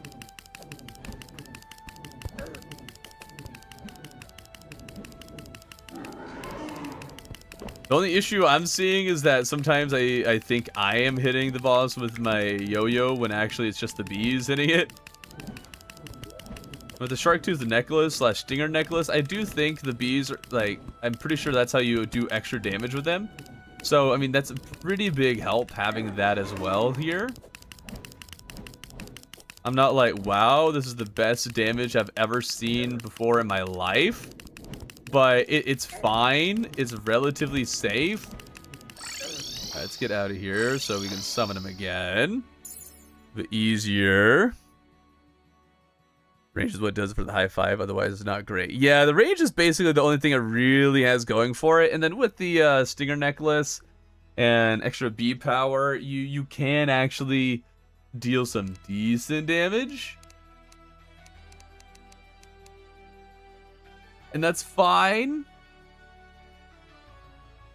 Needs Skeletron, Peanut's phone to be added? Huh? You're one of the best Terraria YouTubers. Thank you! I appreciate it. Glad you think so. Okay. Can we get more counterweights? And if we do, does that do anything? Like, if we just stack the counterweights like nobody's business. No one ever has done before. We'll just, you'll use that slot because whatever. Yeah. Does this do anything, or do you still just have one counterweight? Okay, it looks like you still only get one counterweight. That's too bad. That'd be kind of funny if you could get more.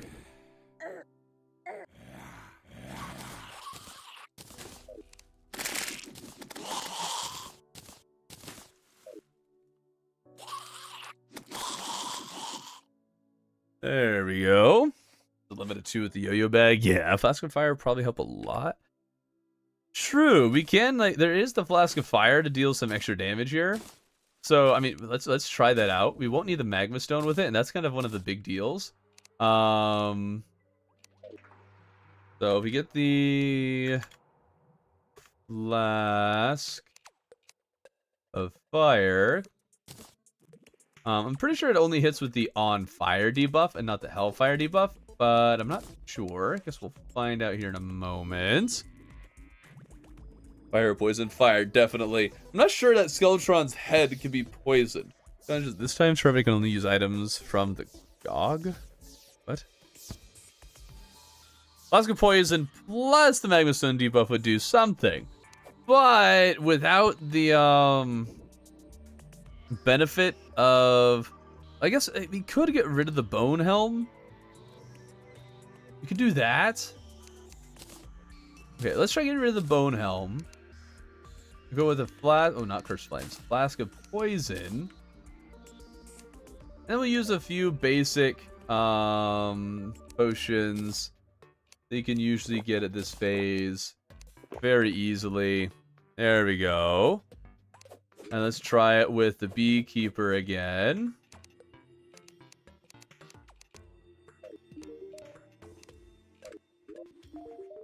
And actually, let's use a Featherfall with it.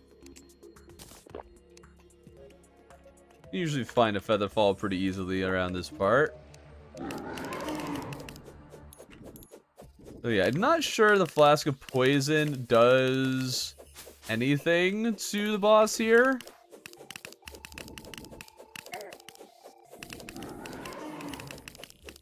Yeah, I'm not seeing it at all. Where is our Flask of Poison doing anything? Okay, hold on. Let's get rid of it. Equip this, and then put that on, and let's see what we do. Okay, so it's just the on fire debuff, not the hellfire debuff. My question is, does Flask of Fire and Magma Stone, do those two stack together at all? I have no idea.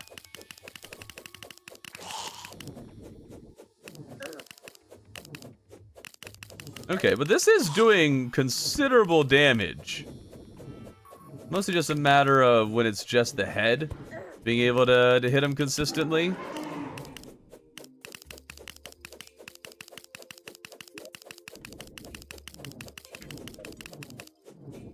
Alright, and close. How do you get in close as a melee user during this phase? without getting absolutely demolished. There we go. So yeah, I mean this is fine, and you have the nice bees and debuff damage, but it's nothing to write home about. Not particularly different, but you can do a good bit of something with this. Oh, messed that up. Okay, let's do this a bit better this time. There we go.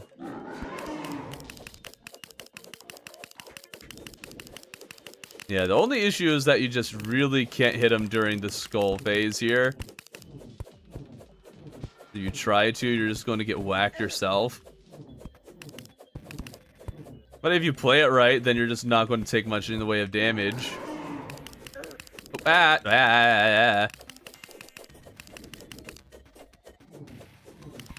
There we go.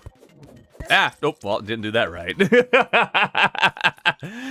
Maybe he swings around like the hands try to kill you. No, but the same buff doesn't stack. They're different buffs. One is the flame fire, one is the on fire. Those are different debuffs.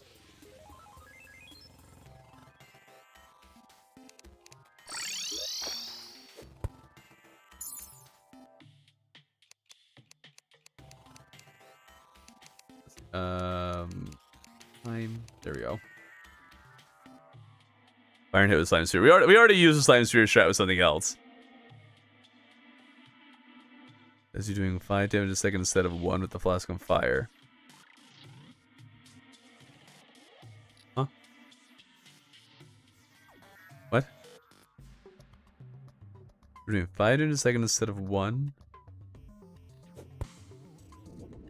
5 damage a second instead of 1. The magma stone is better because it does 5, and the on fire flask does 1. That's what you're getting at. Sure, I know what you're talking about. I believe relaunching didn't think about stacking those two debuffs. Yeah, it's kind of weird that Hellfire and regular fire debuffs don't actually stack at all. Okay.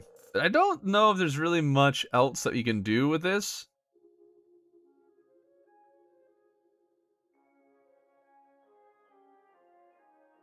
Yeah, pre-hard mode really just does not give you a whole lot of options for things that you can do. Everything is pretty straightforward. We could try the bladed glove. We could try that. Ice boomerang? You're already on fire. How much more do you want someone to be on fire? We want more fire, okay? Bulbasaur is late. How dare you, Bulbasaur? How dare you? Nice boomerang we were using a bit earlier, so... Yeah, I'm leaning towards just kind of using the bees and such. I'm not really seeing anything else that we could do here with melee in this phase of the game. So let's go to the underworld. Let's actually go to another world where I have Hellbridge set up. There we go.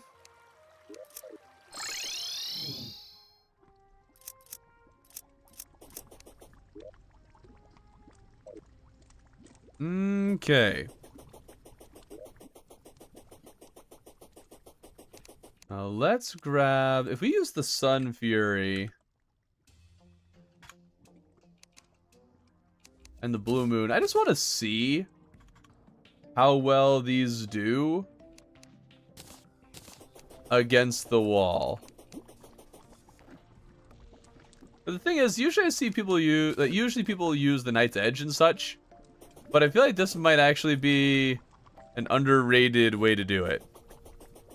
Or maybe a way that people haven't quite globbed onto trying out.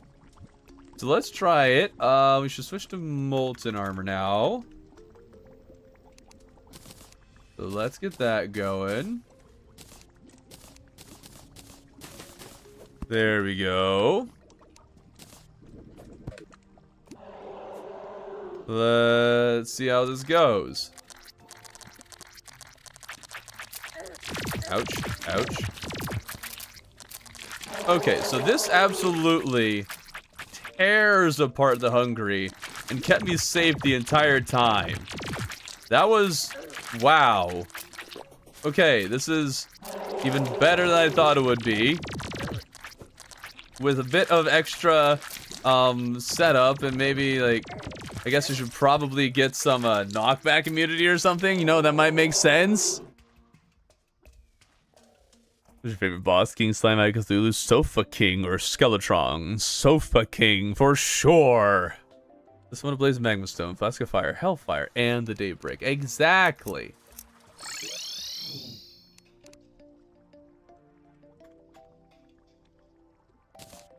A bunch of those, and let time go fast. Guide is back. Okay. So we need to reevaluate what I have here, because this is not a good setup. So let's switch out the hive pack. There.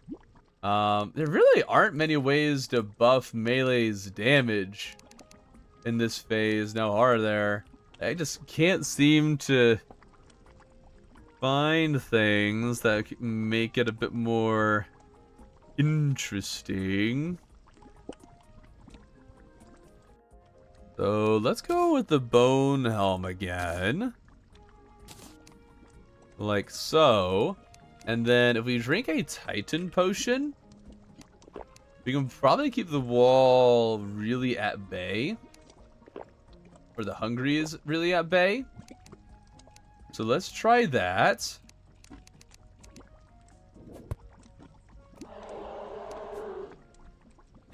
Oh, the bone glove. That would probably make a lot of sense. Yeah. I guess we could do the obsidian shield for more defense. Okay, and then if we actually attack more, if we're able to hug the wall, and then attack more up towards the eye, we can hit multiple parts of the wall at the same time here. Only problem is that the hungries respawn so stinking fast that it's hard to actually create the separation you need.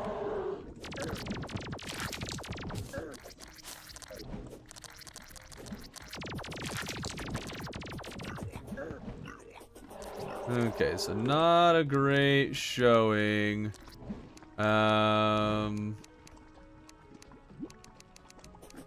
God mode, unfreeze time. Clear out the wall. There we go. Should be Skeletron is still untested. So is Deerclops. I need to do something with Deerclops.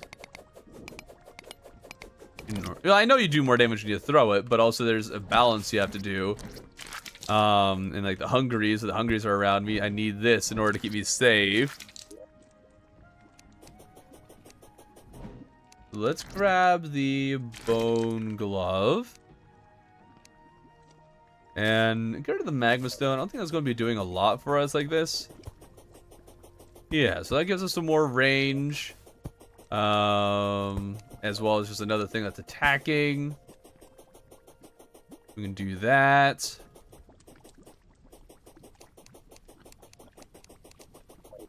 Okay. Do I think the lava shark would be good for Moonlord at the flooded world? Maybe. Okay, this combo might be like, oh wait. It might be like the best combo for keeping the hungries off of you.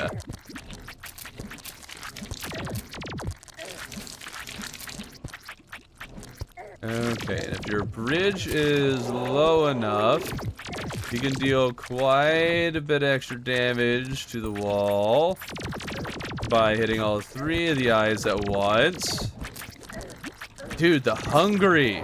I just can't deal with the hungry. Never, ever stop spawning. It would be nice if there was like a little bit of a break in between hungry spawning. But no, there is zero pause. So let's grab the obsidian shield. Grab that, and we'll replace the shield of Cthulhu. We also have a very melee speed build here, which isn't going to be doing much for us. So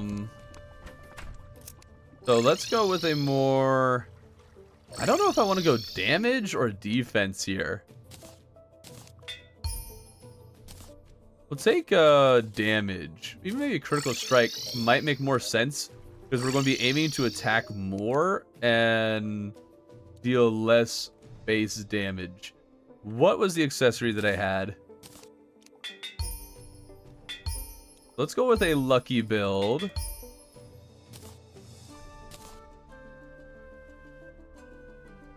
I think it was lightning boots.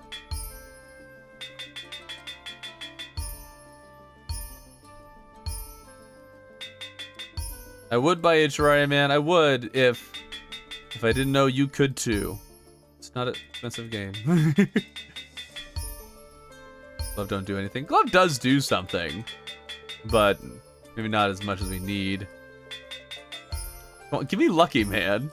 Finally. All right. Lucky.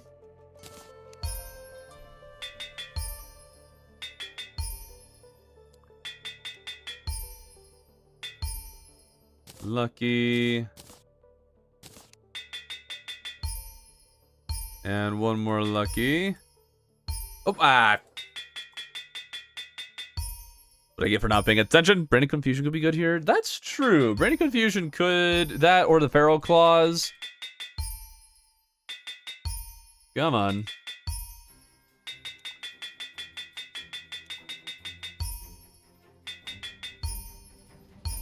Give me lucky, man. There we go. Yeah, we'll put the bone glove away for now. And we'll get the worm scarf. Try that. Man, I can't wait till 145 is on Team Mod Loader. And I can use Dragon Lens with this. Oh, that'll be so nice. Globe increases attack speed? Globe? I'm assuming you meant to say glove? See that you can buy 3 Terrarias for the price of the Terrarian yo-yo.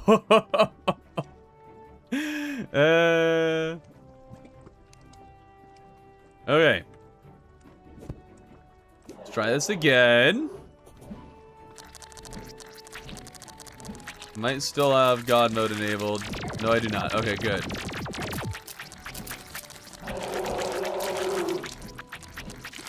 Okay, and then if we hit him like this... Yeah, but man, it still takes so much damage. Oh my goodness.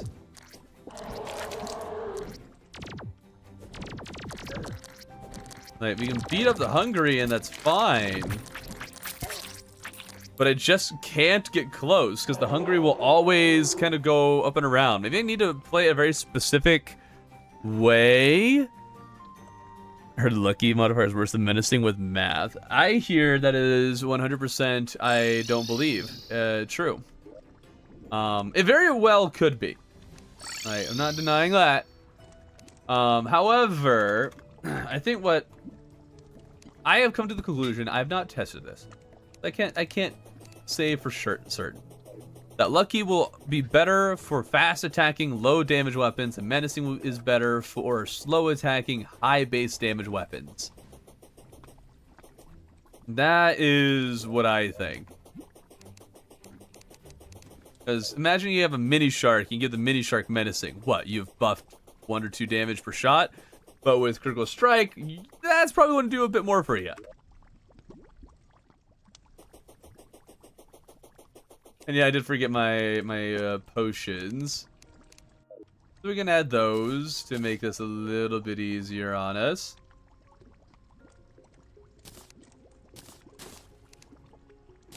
So we'll grab those, and I want a Titan potion.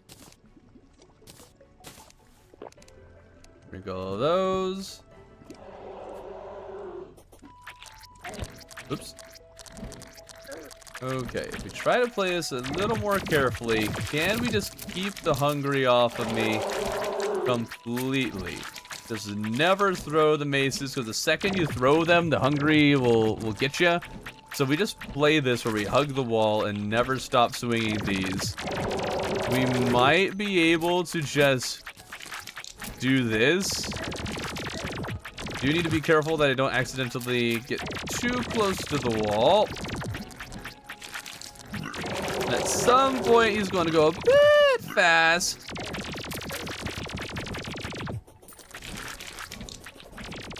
Okay, so I mean, that's pretty close. But we just have the issue when we get to this part. When he starts going really fast. So we need to be able to finish it. Okay.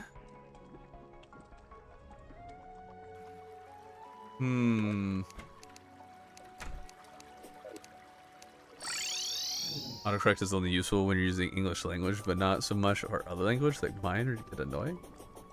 Really, autocorrect gets annoying? Let's see here. I mean, we can do, like, people will usually find at least a Inferno potion. If we grab an Inferno potion,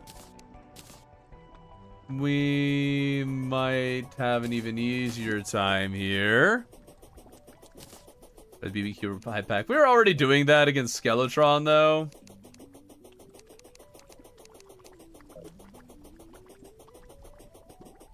Here we are. Alright, let's try this one more time. Drink our potion.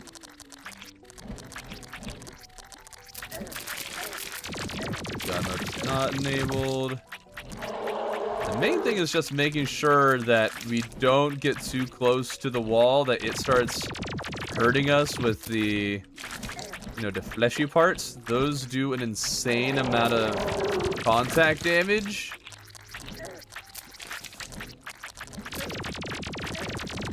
Man, what do you do as a melee user against the wall? I just, no matter what strategy I use, I always have to just go all out if I want to beat the wall. The Brain Confusion might be better for this situation. That is true. But wow, is melee ever suck against the wall? You have to really, really build something very specific for it. Or just use non-weapons. Knight's Edge Swordsman, that's how you do it. Even Knight's Edge, nope, doesn't work that well. It's fine. It's good. It's one of your best options. But it's not actually good. I think what I'm going to end up doing is just use our phase blades again. I think mixed matching phase blades might be the way here. If you want to safely fight the wall.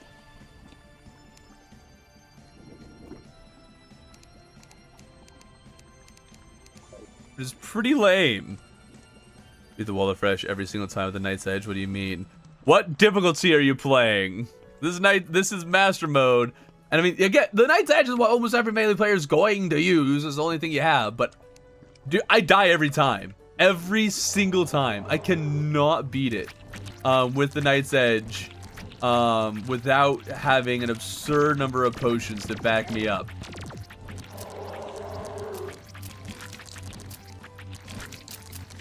Dude, mix and matching phase blades, I think, might just be it for melee here.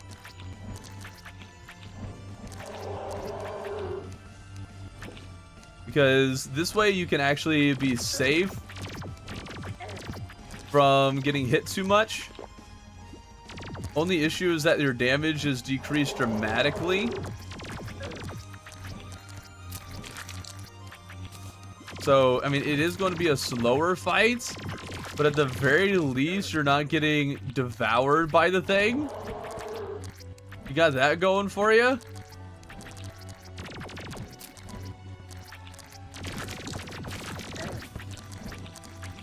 And maybe like you just switch to phase blades after you get further into the battle or something. I don't know.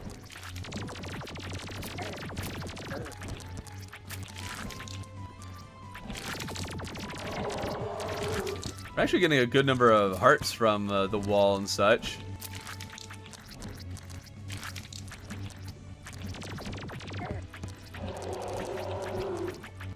So, I mean, yeah, this is working. Working fine.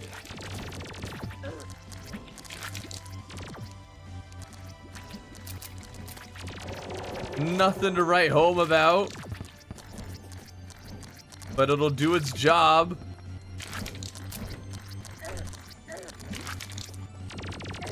Okay, we're just out of arena here. There we go. It uses true blades, doesn't it? True blades. You need to be jumping with the Knight's Edge to hit all three at the same time. I also do that. Again, I have tried many things. No matter what I do with the Knight's Edge, I always have to use serious potion action. Man, what is the best setup for the wall? I would like to do something that isn't just full tank, but I'm not sure you really have an option. There just are not weapons to use here. You're just bad at melee. Melee's bad, that's the real problem. I'll record a speed kill at the wall with a Knight's Edge for you. You can speed kill it, I'm aware. I have done that too. But that requires stupid amounts of setup.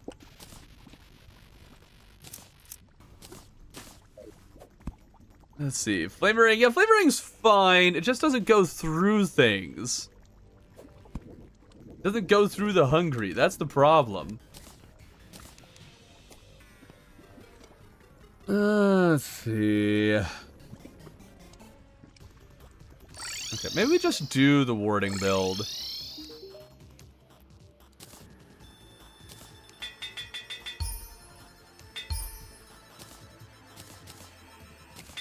Full defense, because apparently that's all that melee's good for.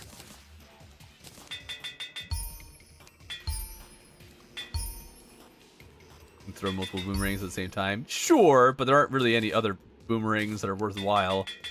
And then it's a lot of hitting the buttons, making sure that you actually are switching, and make it a lot harder to move. Hey, 4 in a row! That's the first time I ever got 4 in a row.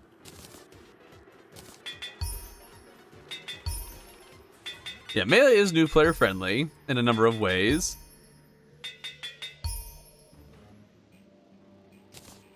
There we go. Okay, full warding this time. And where did I get rid of the Sun Fury? I guess I got rid of the Sun Fury. Try this again. Again, we got Titan Potions to help push him back. Okay.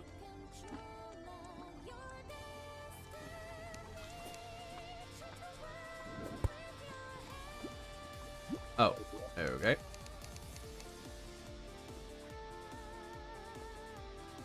Use the pink Star Sword. That's legendary?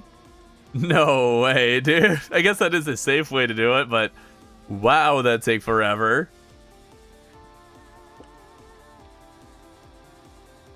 Talking about melee bad early game. Yeah, it's not really bad early game. It's just not high DPS early game.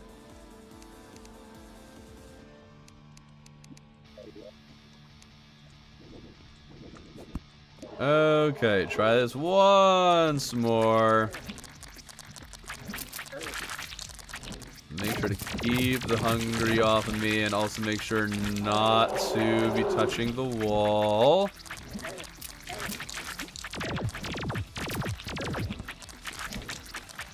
Okay, now this time we're doing a lot better. It looks like our It really is a matter of you kind of have to do warding in order to beat the wall here. Okay, now I'm just getting hit like crazy. Reasons why you don't throw the flails. 112. Okay, just gonna heal here. There we go.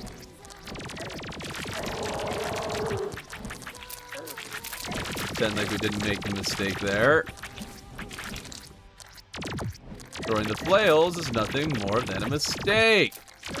It also looks like if we were able to make a real, like a funnel like that, then we could do more damage.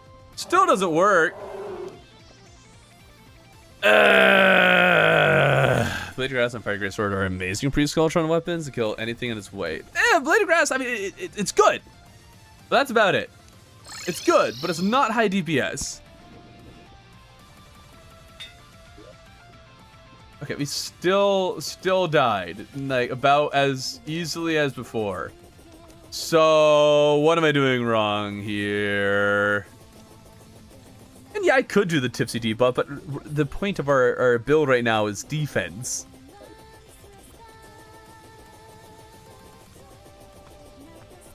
I'd love to hear max speed volcano.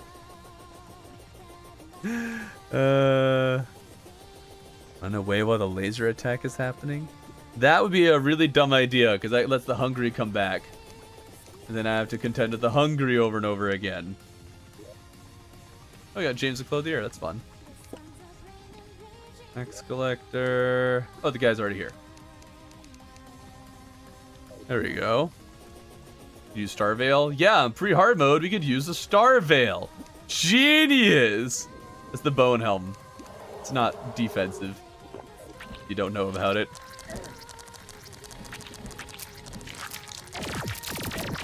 Okay, break through the Hungry. Now we start hitting it.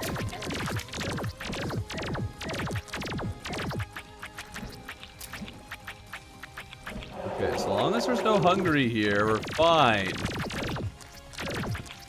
Seems like some of the Hungry got stuck on a block, preventing me from killing them, which prevented more of them from spawning. Which is fascinating. Wait a minute. Does that work, though? Oh, I wanted to try something with that. Okay, this time is going a bit better. Quite a bit better. Okay, yeah, the main problem is when the wall starts overrunning me. I think that's the problem, that I'm hanging so close to it that it tends to do that.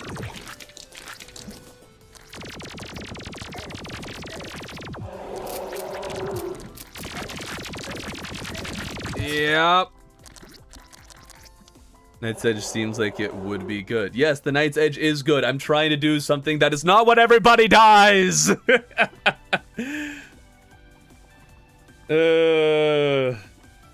Always remember when day is dark or is sad. Think happy day.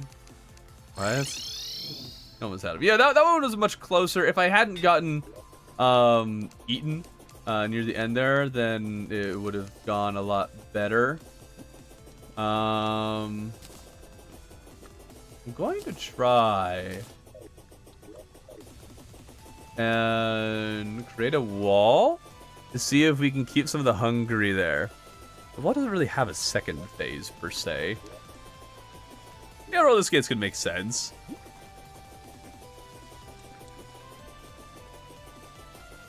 Temper's the damage buff from Chilla. I don't think, from what I've been told, Chilla's damage buff is only for Summoner, not for all classes, which I find extraordinarily dumb, but I haven't verified. Okay. There's the lava. I'm just gonna go a little bit farther.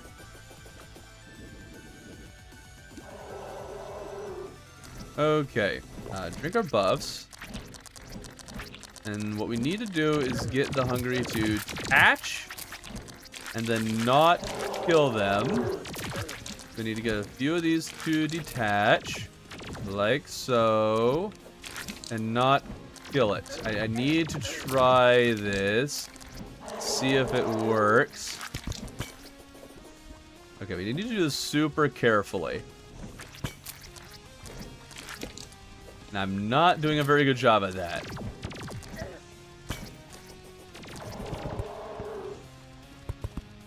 Okay, box that one. Don't let the shadow hands hit it. Okay. Ideally, that one hungry is still there. And will prevent more of these from spawning.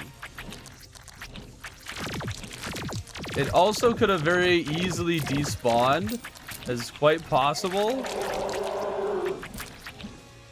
Okay, yeah, we're still getting more hungry. Looks like you can have 2 at a time.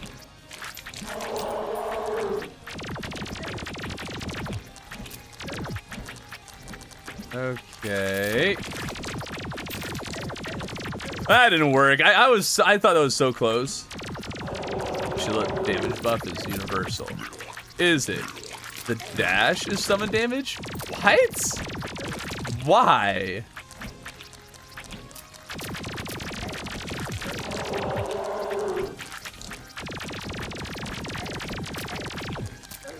Okay, whatever you do, don't get too close. Dude, how is it the moment I do that, I get blasted away? Oh, dude, what is this? Heavenly Dorito, thank you. Nobody really uses lances. Yes, but lances are all hard mode. Hard mode, people. Pay attention. I mean, I guess we could do an endurance potion at this point. Like, what do you do as melee?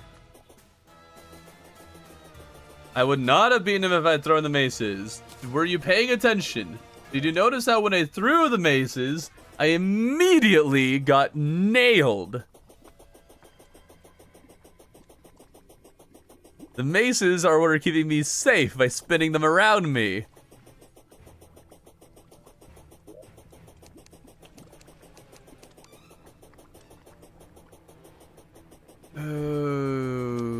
Okay, come on. Just need to time it right. Well, sure. Just annoying how tough that timing is being.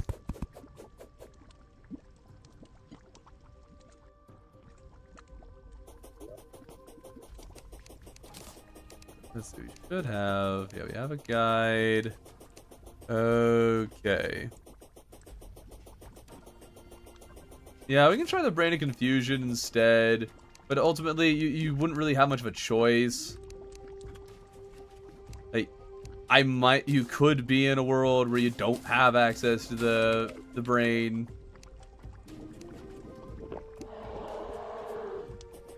Man, do I hate melee against the wall. It sucks. Okay. Tears through the hungry, and that's good. Now we just need these other hungry to get out of the way so we can do some of this. Not even convinced it necessarily does extra damage than just hugging the thing with this.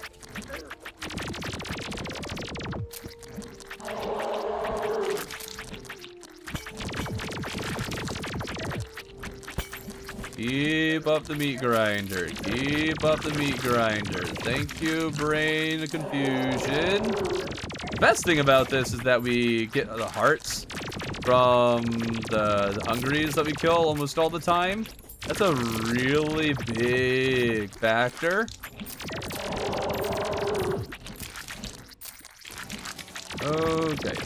And he's starting to go as fast as I am.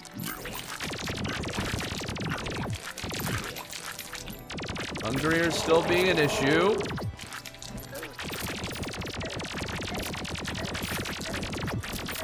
Come on.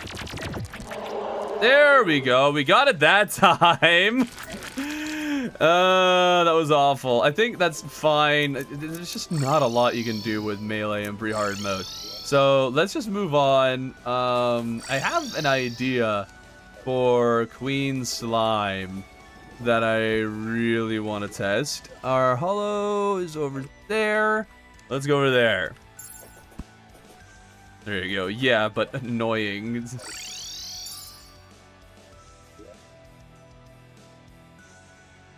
That was awful. Okay.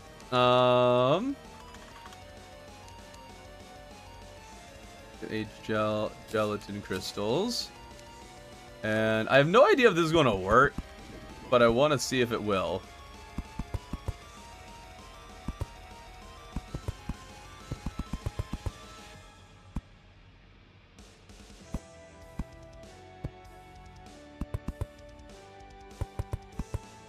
That there.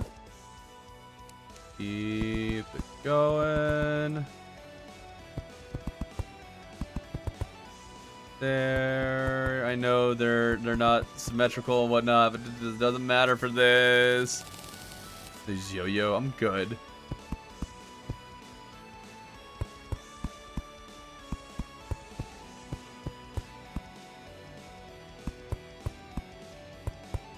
I'll have to remember to actually upgrade our armor and such. Kind of an important thing to do. These platforms, I guess.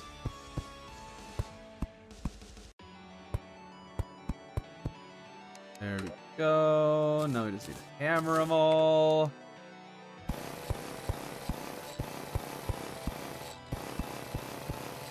There. Doesn't she go through blocks, though? No idea. I do not remember. Have a flint.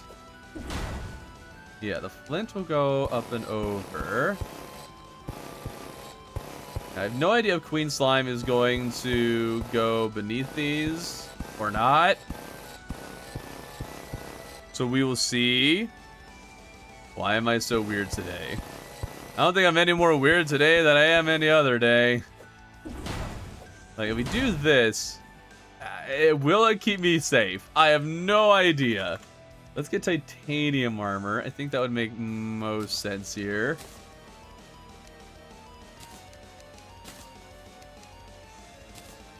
There. And then what accessories should we equip? That's a very good question, actually. See, the power glove and such, those don't actually buff the flints at all. So that's not going to be helpful. We might as well do other things for more damage. I wonder if the ram rune will do anything for us. I'm gonna have the ram rune ready. There we go. Okay. Yeah, I think that's about it. Let's just try this so I can see. Oh, we'll even try it in God mode just to kind of play it safe. We want her to come up here and then go down. Then we want to go back up and then down. Okay, so you need to be really careful about when she is going to use her teleport. Okay, so let's turn off God mode here. We need some more mobility, probably. Ouch. Oh, come on. Of course, both are right on target. You know, this is actually working pretty well. You do need to be just really careful of her teleporting. But she actually can't teleport onto you if you're inside these boxes. I guess instead I could just be doing this. And now, oh, some of her projectiles will still get to you. Ah! Is this the biggest brain thing ever? No! I think I need to actually get rid of the hoiks. That would probably actually be better.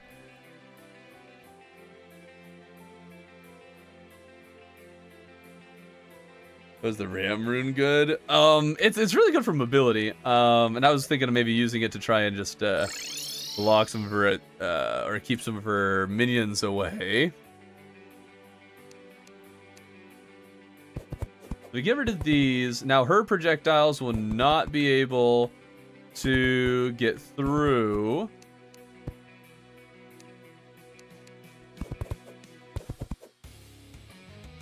Like so.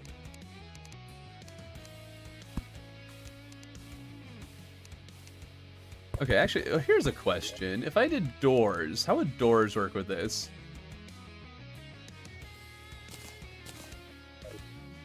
Does the flint go through or over doors? Inconclusive. Do another door.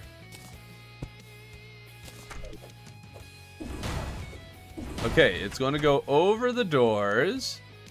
I think doing that will be better for us.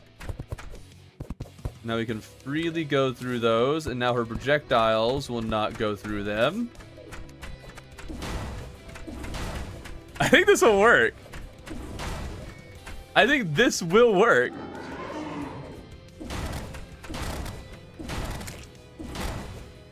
Might need like a bigger setup for this to really be very effective, but this will block her projectiles. She won't hop through them, and you'll be able to hit her on the platforms. It is best to go onto the platforms, so that way she'll actually teleport up there. Yeah, like that, and that way you can hit her more often. And her minions are also just not a factor like this. Dude, this is actually working. This is actually working quite well. Let's go. Yeah, if you're able to do to time it right, then you can simply hide down here, or you can jump onto the platforms to be safe.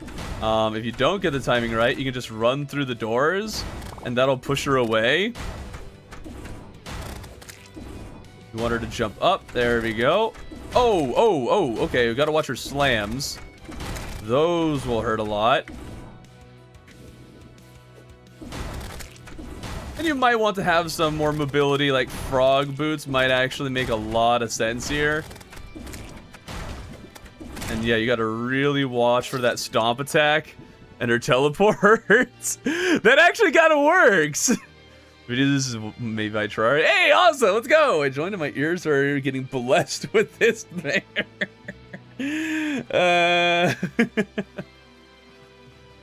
Magma Stone work with Flint. Yes, the Magma Stone does work with the Flint. I think this setup, let's do a lot more of these doors. I think if we really double down on the idea, we might actually be able to get this to work even better.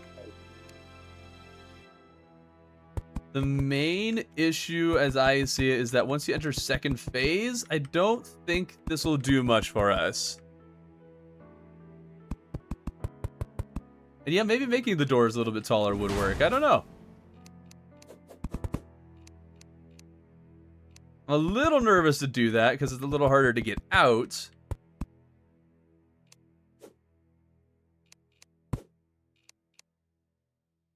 There we go. What do you mean Kata finally rubbed off on me? There. There. There. There. And there. Okay, where are all these tombstones?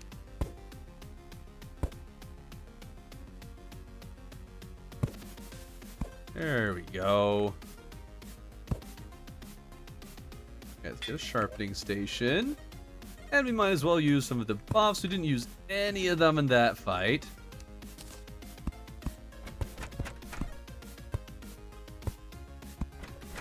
There we go. And we have a ram rune. We don't need a ram rune.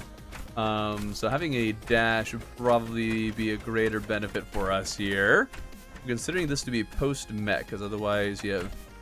Oh yeah, I do have too much health, and I had too much health for early ones. That's very very true. I didn't even realize or think about that. Okay, let's try this again. This is great.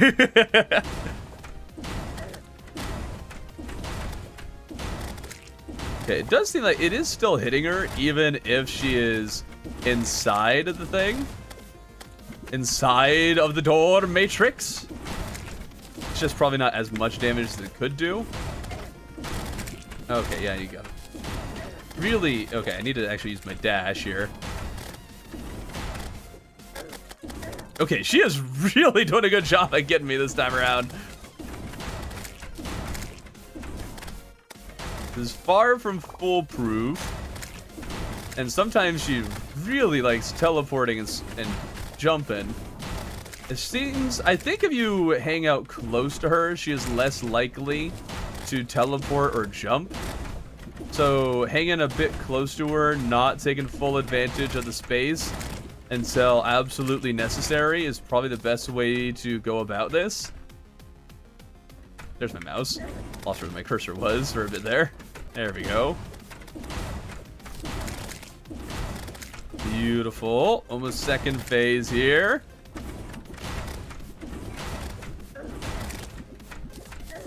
Oh, dude, some of the pink balls are getting through. Ah, okay. Need to figure out something there. Is there a way that... Oh, chill it. Chill it. I think we can just use chill it there and we'd be totally good. Hopefully chill it is only 3 blocks tall. Let's equip a chill it.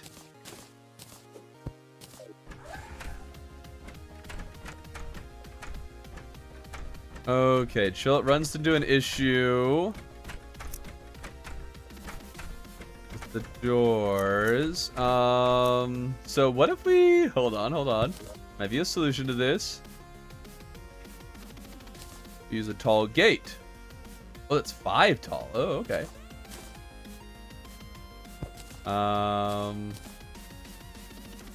Okay, if we put wood at the top like this, might also help keep some of the other projectiles out. And that goes there, that goes there, that goes there, and this goes there. Oh, someone actually also suggested the gates, yeah. There we go. Okay, that looks like it'll work. Just a question as to whether these gates are going to mess with the flint and stuff. Okay, they don't mess with the flint.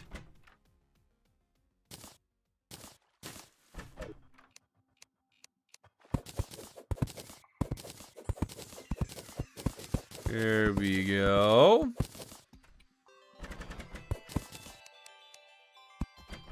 Might even make it easier to deal with first phase. We'll see.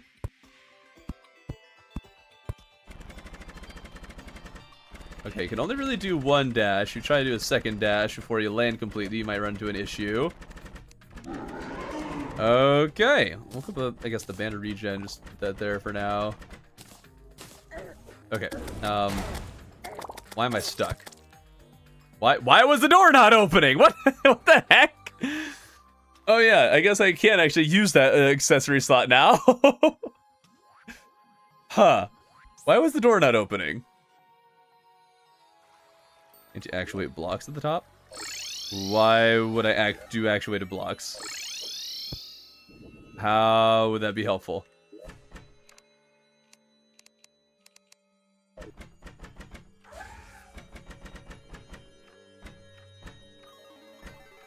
Why wasn't it opening?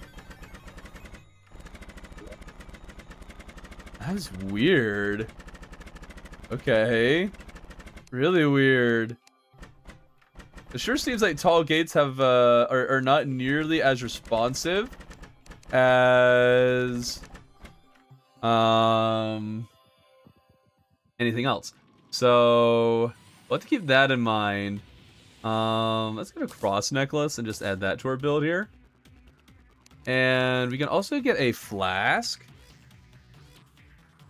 And I think we'll just, I don't know, we'll get the Cursed Flame Flask just to annoy people. Okay. And let's summon it again, and hope that this time you don't have as much of an issue.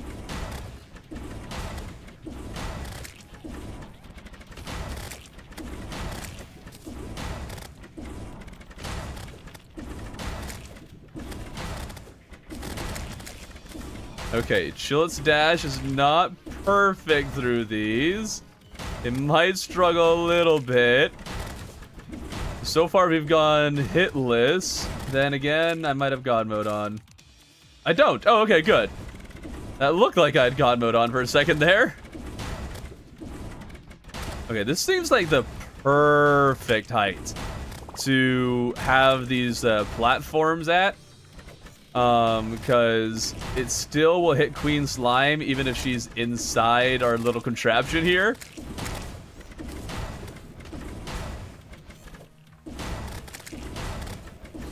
Beautiful, beautiful. All right, I'm so excited for how this is going to do in second phase.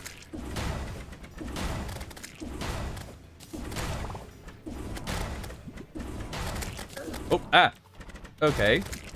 Apparently, if I'm like right up against the door, Chillet will not dash. You gotta be careful of that.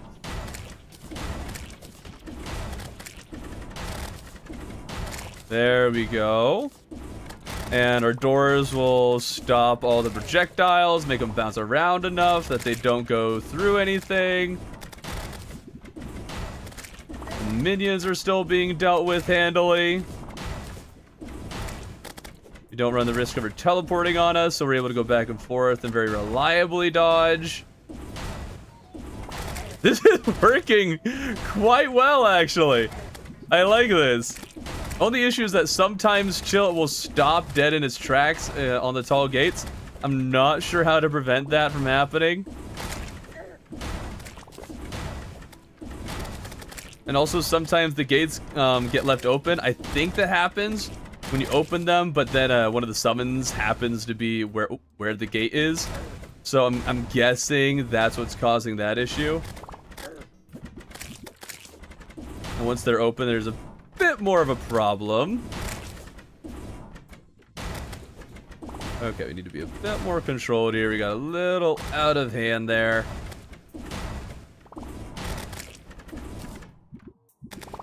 Ooh. Almost got it! Almost got it! Oh, what? Yeah, it's not perfect. You might be able to have a better setup here with a little more attention to it, but it works. Second phase is maybe a little bit more of a struggle. Play it well and you'll be fine.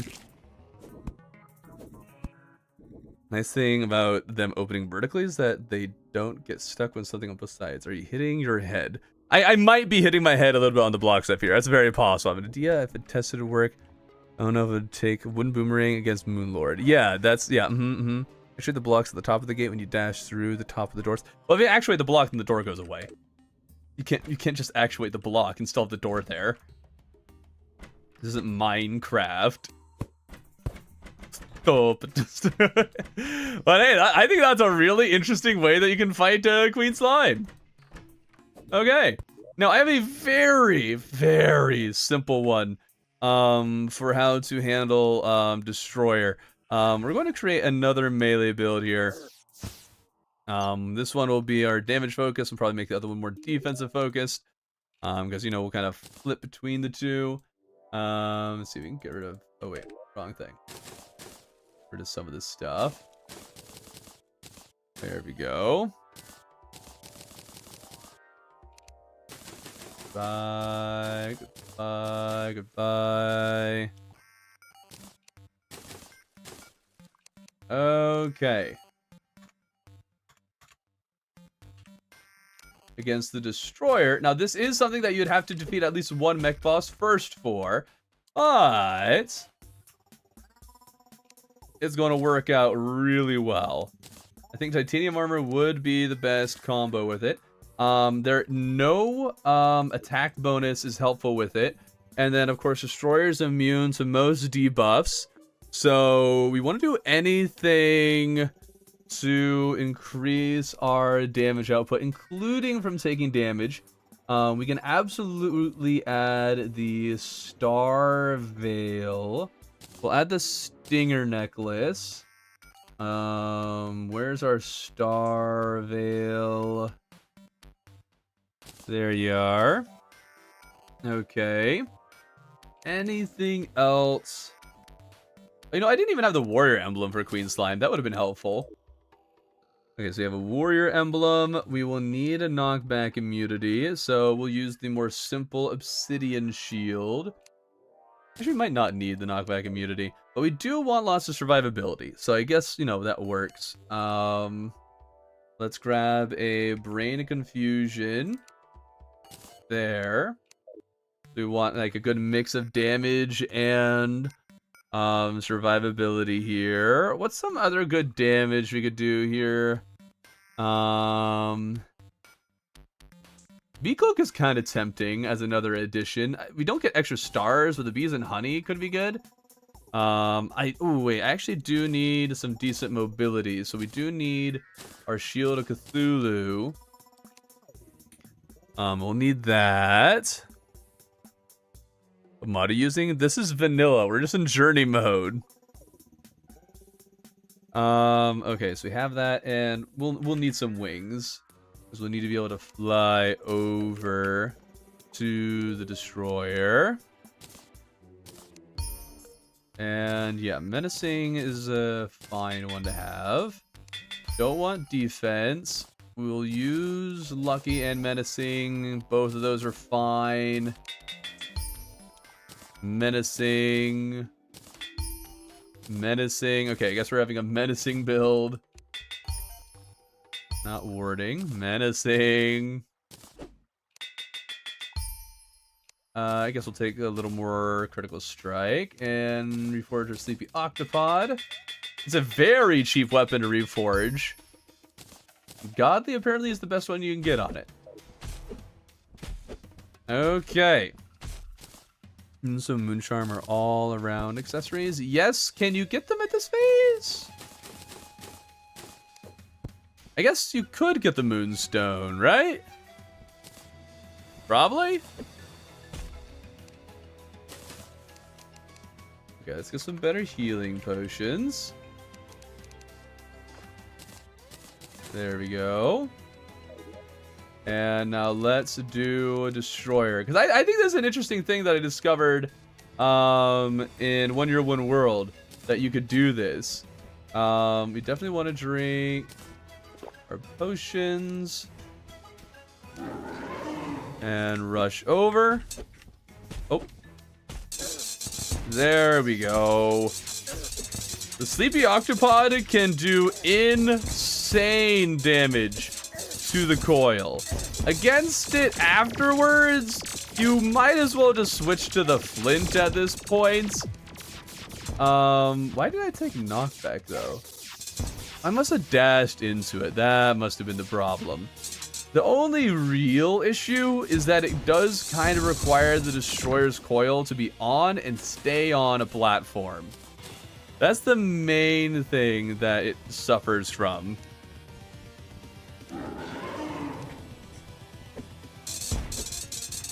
There we go. And there goes over half the destroyer's health in a few seconds. Never mind, I was in the wrong. There we go. Not using the right. I had to turn God mode off there. There we go. Okay, this is a much better position. Thank you. Man, I feel like I was able to do a lot more damage before.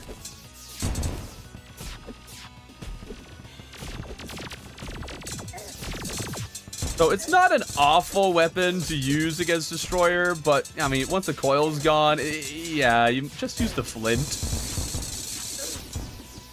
Where you hear the Moonstone can be shot from jellyfish? Yeah, where did you get that? That is absolutely not true.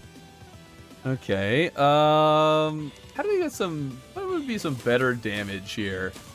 I'm quite surprised at how little... Oh, you know what? I think it worked better because I had defeated all the mechs and had even more accessories to add to my damage. So that could have been it. I see someone suggesting using some of the other armors. Just to buff our melee damage more. Let's see, melee, damage. Let's see. What other options do we have here? We do have the monk one. I'm having a hard time. Where are the leggings? Here we go. Monk. Increase melee critical strike. Movement speed. I mean, that could be better to do. And if we use... Check out the frost helmet. I'm not sure what that does. Increase melee damage. Okay. By 16%.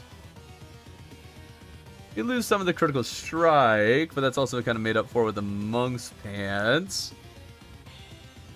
Could also beat one of the mechs, so we could switch to one of these. And that's a 10% with really good defense. Maybe. Fire Gauntlet would require I defeat all the mechs.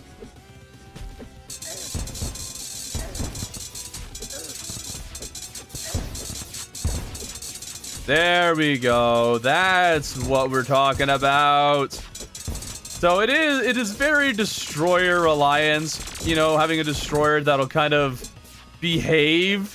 It is far from a golden ticket every single time. But we just took down destroyer without even barely thinking about it in master mode. Let's look at the mithril one. Let's see, it's ranged melee. Okay, that's pretty good.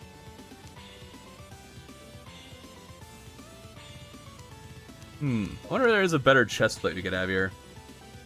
What does the monk one do? 20% increased. Okay, let's do the monk one. There. Let's do that again. I mean, if you've already done the old one's army... Oh my goodness. Holy smokes, did that make all the difference in the world. There we go. Okay, so if you're doing the old one's army and farming for this, get the monk set. And then you can shred destroyer. That's what we're talking about. What does the headset do? Sentries and melee speed. But melee speed is not helpful for the Sleepy Octopod. It has a set speed. So you might as well use like the frost helmet or something else just to increase your damage by even more. But yeah, the Sleepy Octopod is Melee's best destroyer shredder. It's just you have to have beaten a different mech first in order to actually get to use it. And that's a little bit annoying. But okay, let's move on to our next one. This one is our kind of damage setup. Let's move to this one. This is going to be our melee speed setup.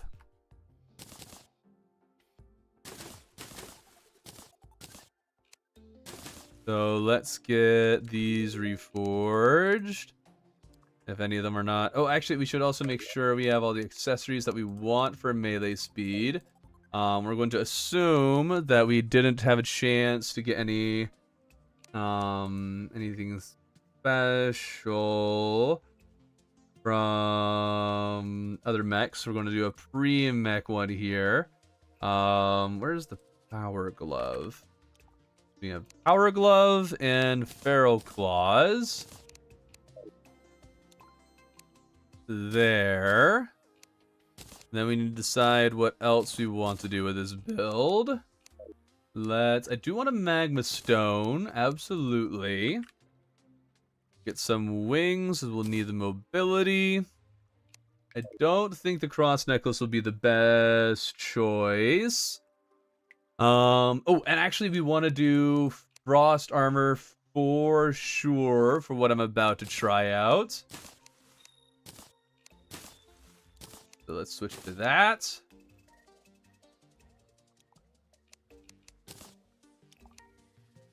Okay. And what else do we want to use this? I guess, so you guys know what I'm going to be doing here. We're going to be using the blade tongue.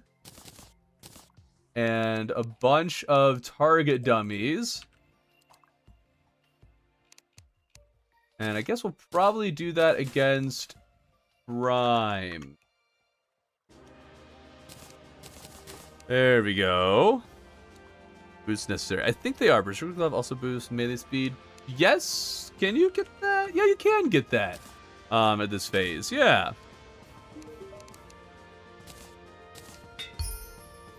Thank you. Wording violent. We do love ourselves the violence. Actually, why use that one when I can use the Star Veil? There we go.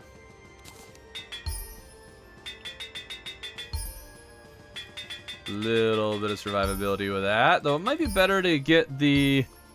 Actually, no. I'm not going to want a Shield of Cthulhu. When I'm going to have target dummies everywhere, potentially in the way.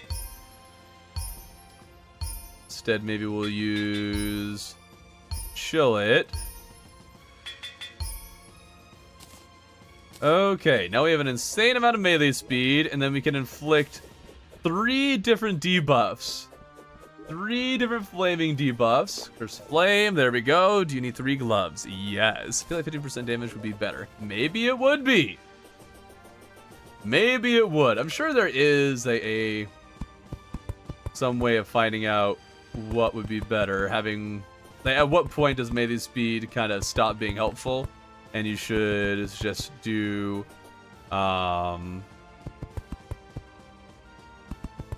damage? But I don't know.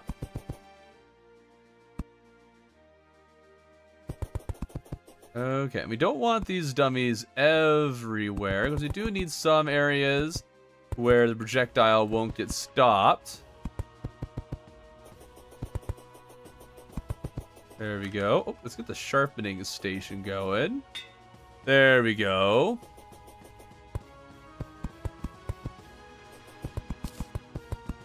Most of the idea is we just hit him so hard with so many debuffs that we'll tear through him. And the target dummies are here because if we hit them. Hello?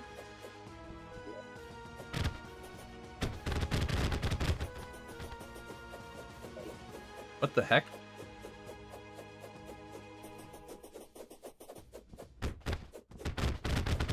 Wait, does the game limit how many target dummies you can have that are hittable? Huh? Oh, that's weird. I think the game limits how many target dummies can actively be hit.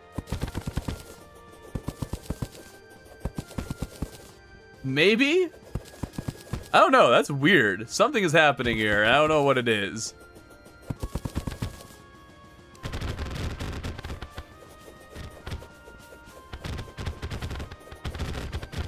Oh, yeah. This is going to be fun.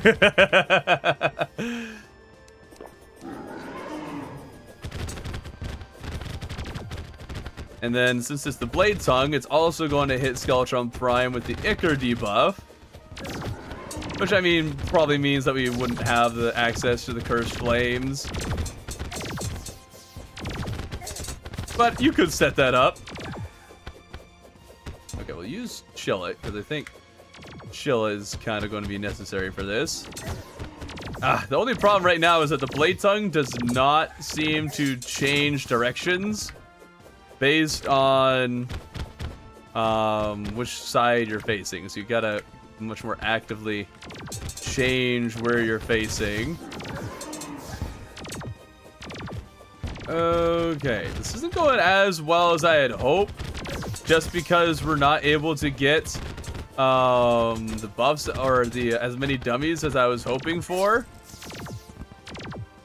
We'll try this again. Do I not know something about Blade Tongue with dummies? With Blade Tongue with dummies, it'll shoot a whole bunch of the Ichor things. Oh, they died? Okay. We'll get rid of the Cursed Flame one, because I think we should only be allowed to use one of the debuff or one of the thingbobs. If only you could change what direction you were attacking much easier.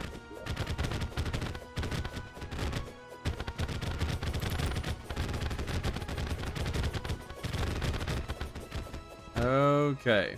I think if we play this a little bit smarter, we'll have a bit better luck with this.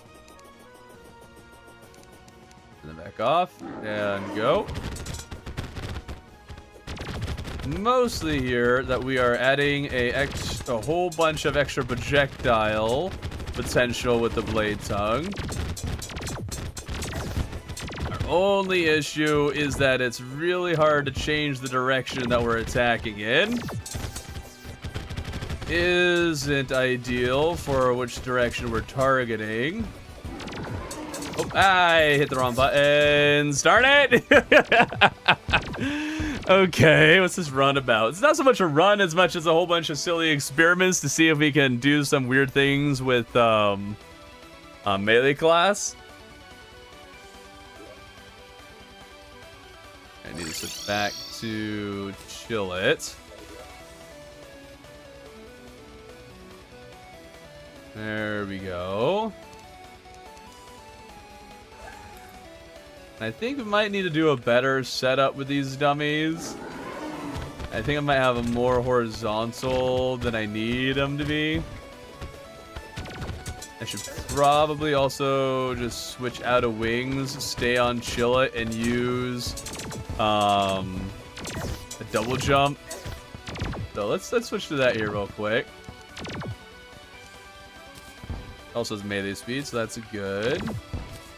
Okay, and that would mean we don't need the boot, so we'll get ourselves the stinger necklace.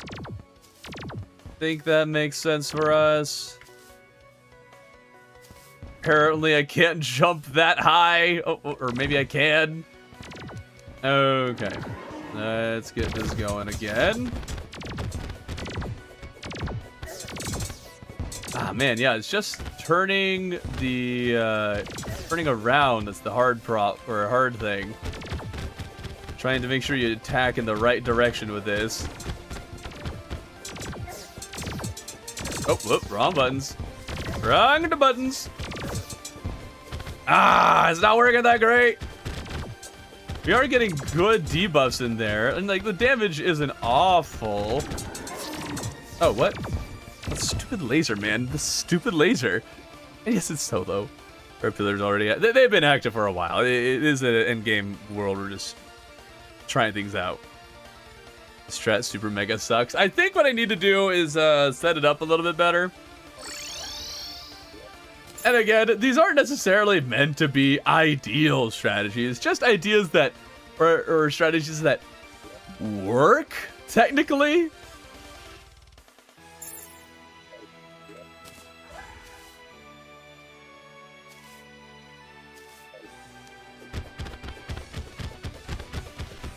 It might work better against the twins, because I don't need to go as horizontal with them.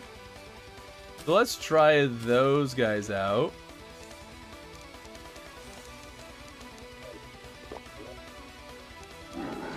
And see how this works.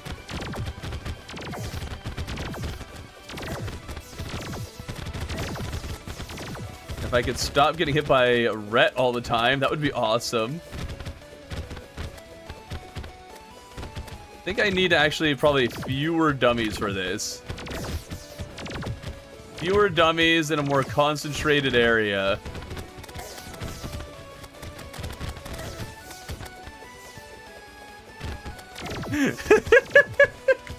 Oh, this is definitely something. Yeah, right now a lot of the target dummies seem to be preventing me from actually hitting the target with the thing. So let's reset this and get our dummies in a better spot.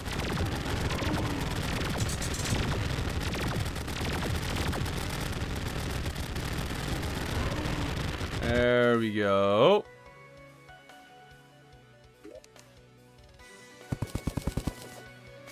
Okay, let's move a bunch of these. There we are. Put these guys. There we go.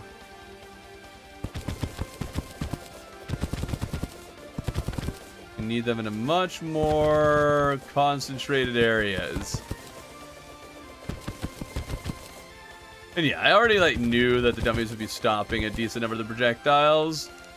But in my testing before, it sure seemed like more of them got through than are getting through right now. But I think 3 is probably the ideal number.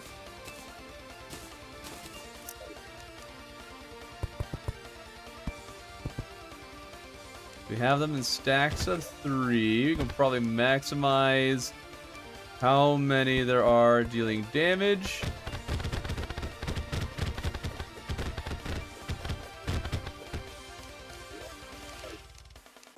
Okay, we'll try even with just a few of them here. See how it goes.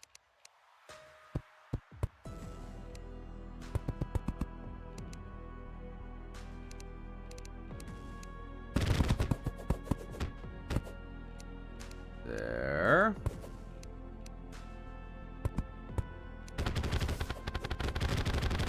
Yeah, that might work a bit better. So let's try this. You'll attack for me, please. What is our DPS? It is in the thousands, but most of it is probably against the target dummies. I need to turn off God mode. Oops. I thought I was doing a lot better than I was.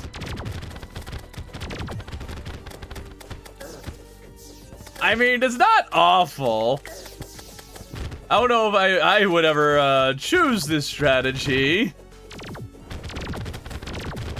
over others. If only they weren't like out of sync where one dashes while one shoots. That'd make it a bit easier to deal with. And yeah, we might need to build more because I'm not sure melee speed is actually helping us right now. When the stream ending just got here. We got another hour 40 minutes. Just the entire arena is just dummies swing constantly. I tried, or I was going to do that, but it looked like after a certain number of dummies were placed, that they stopped working. So Relogic made it so only a certain number of dummies will actually get activated at any given time, or only a certain number can be present and work.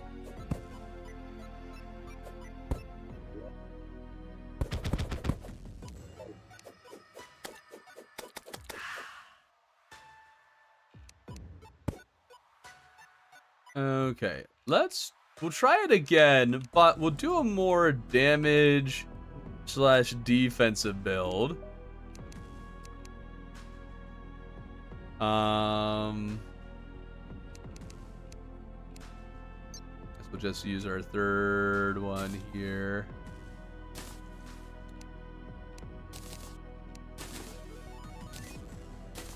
Go, even though it hurts me getting rid of all this mage stuff.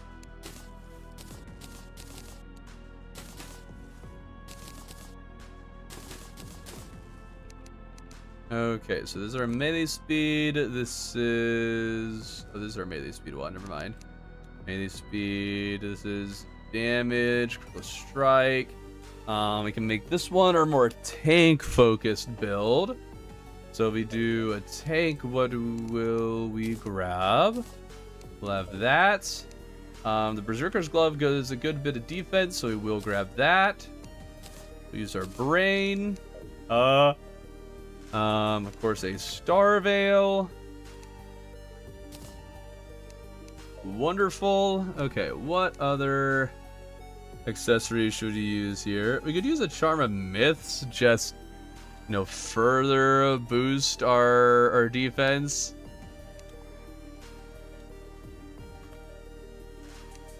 It's a very debuff heavy build.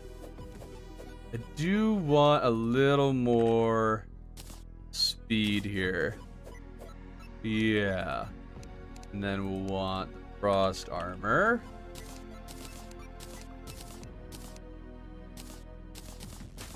There we go. Decent speed. We'll go with warding on this one. See how we can hold out with it.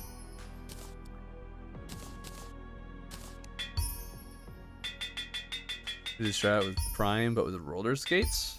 That could work.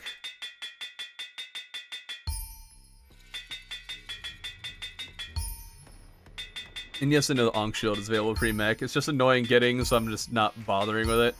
Oh wait, I'm going for warding. There we are. Forgot what I was doing here.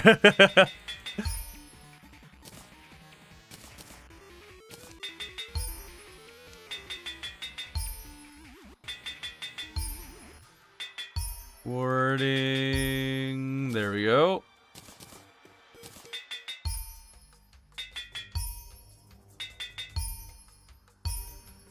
With all this defense and against Prime, warding build could work really well. I just realized I have 0 mobility. I want that.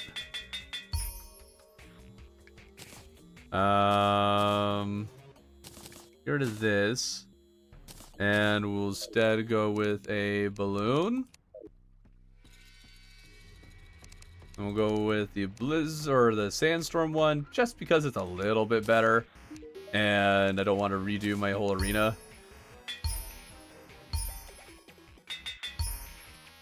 Warding. And then if we grab roller skates. There we go. We can try this against Prime, see how we do. Just need to put it in a good spot. It looks like this is probably the best one. Yep, no wings.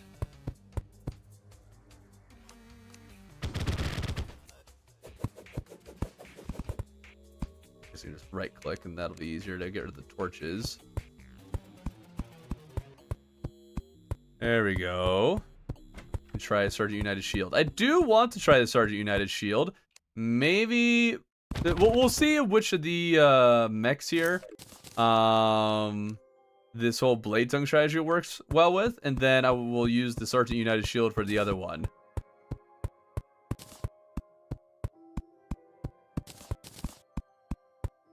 See how far this lets me go.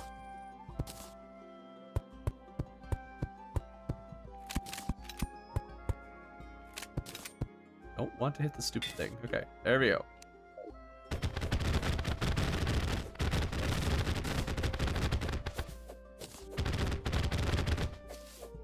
Okay. Let's try it out.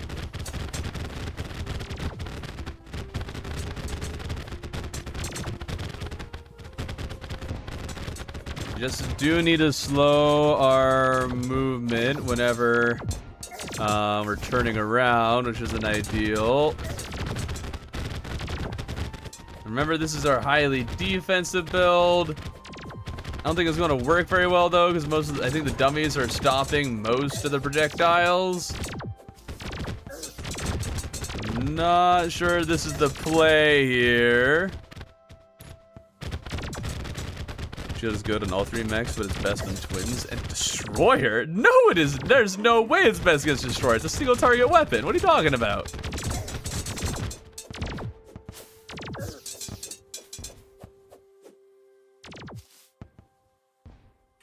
I guess I should be using a different flask. Don't need to do no flask, just because I can't use the Cursed Flames one.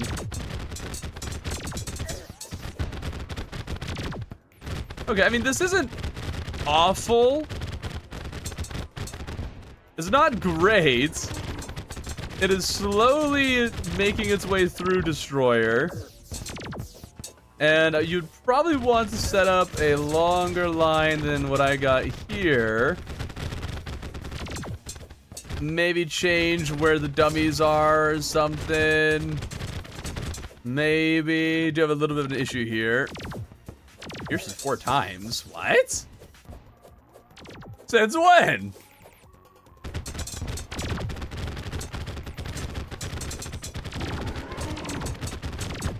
It is slow going, but it is relatively safe with this particular build. So, I mean, it is working.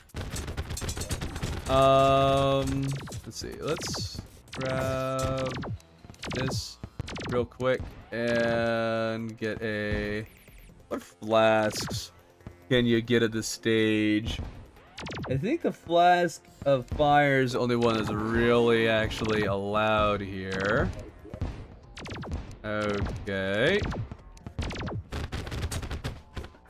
So that'll add another debuff. Not a very strong one, but still another one to add on top of the other damage.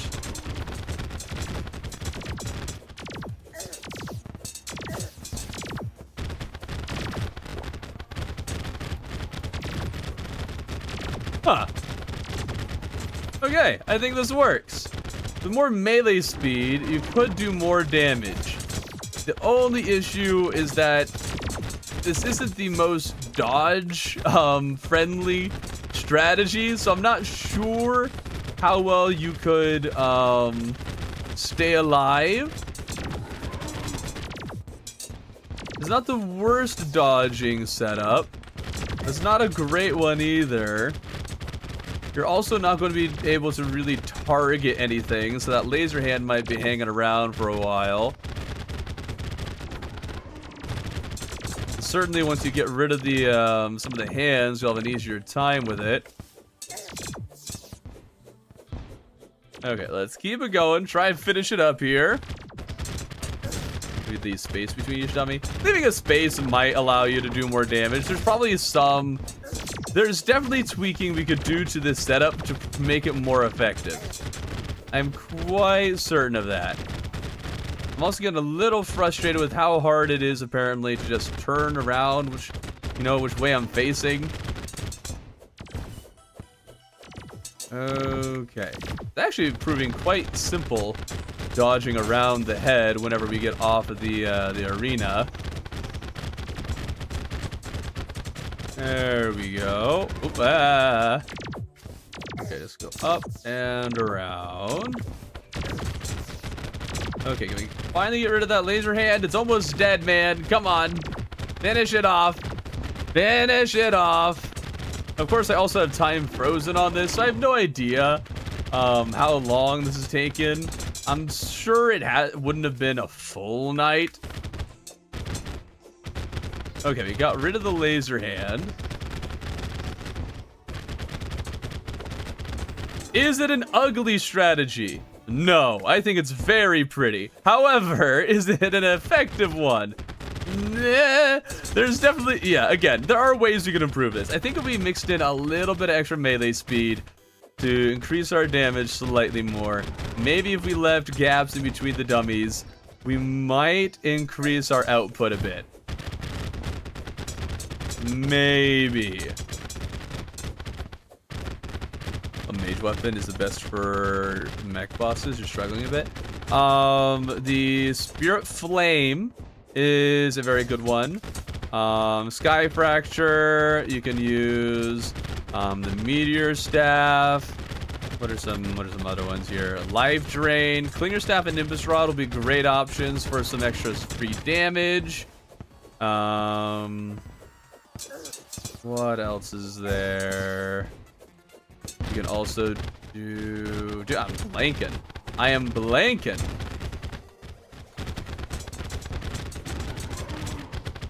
In 4 minutes, I think. This is slow. Yeah, this is not fast. Not in the least.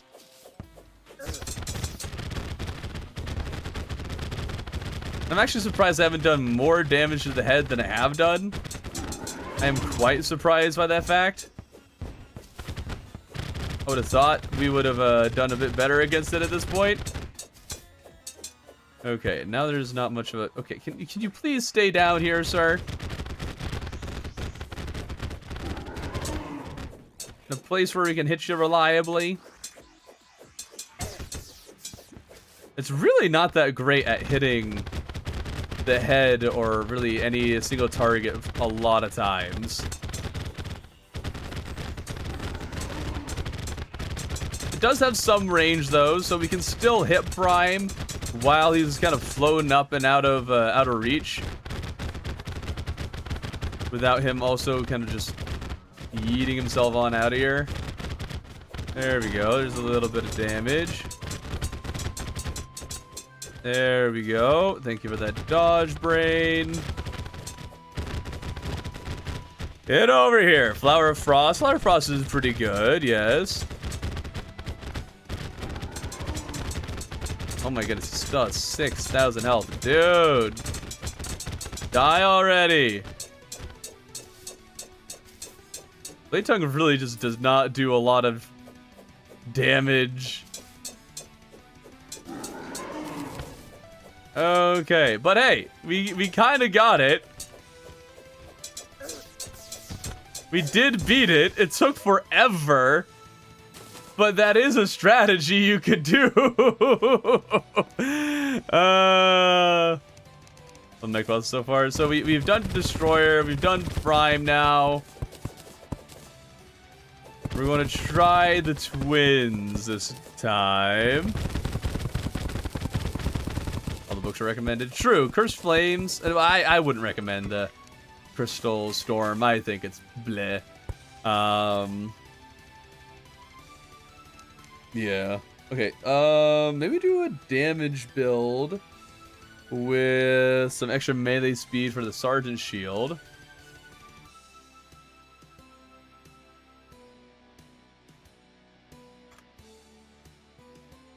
There it is.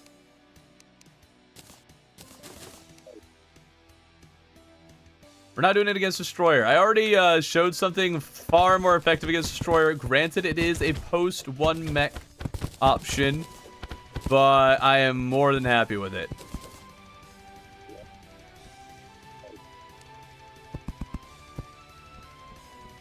Okay. There we are. We should probably reforge this thing. It also does not look like it's benefiting at all from extra range or extra melee speed. But I think we might as well just stick with... Yeah, melee speed does nothing for this build. Okay. Let's reforge the Sergeant Shield to be something nice and strong. Godly is the max on that one too. Interesting, okay. Wait, I thought the Sergeant Shield on its own counts it as... I know it should. Where's my parry? Huh?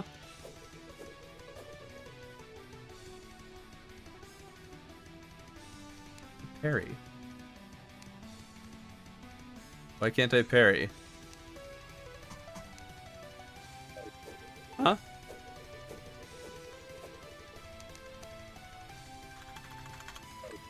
This thing can parry. It can. I know I've done it before. What happened?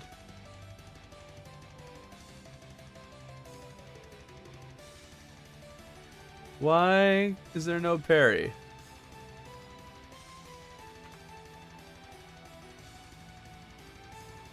Why can that name...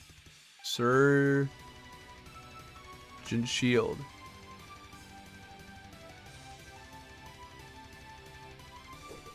The player is granted a parrying ability. Why can I not do it? Hello? Hello?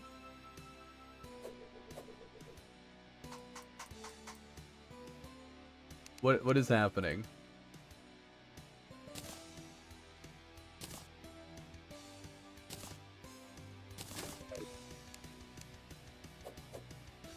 Why are parries not activating? Right click to guard. Huh?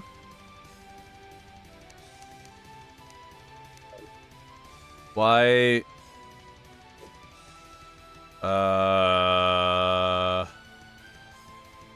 No mobs in sight? I don't think you need mobs in sight.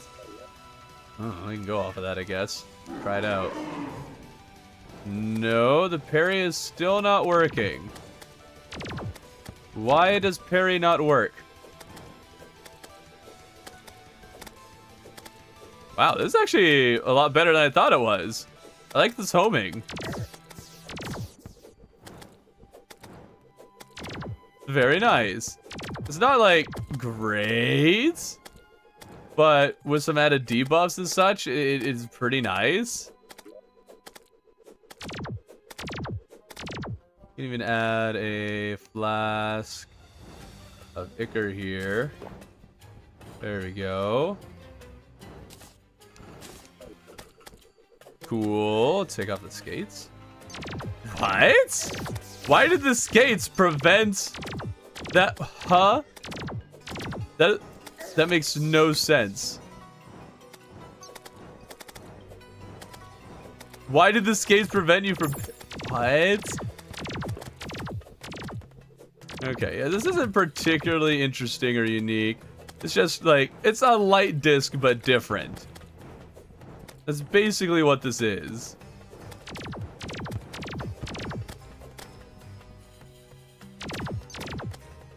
And it's fun that we can parry it. Like, it's a good thing for, like, if you're in trouble, you can parry.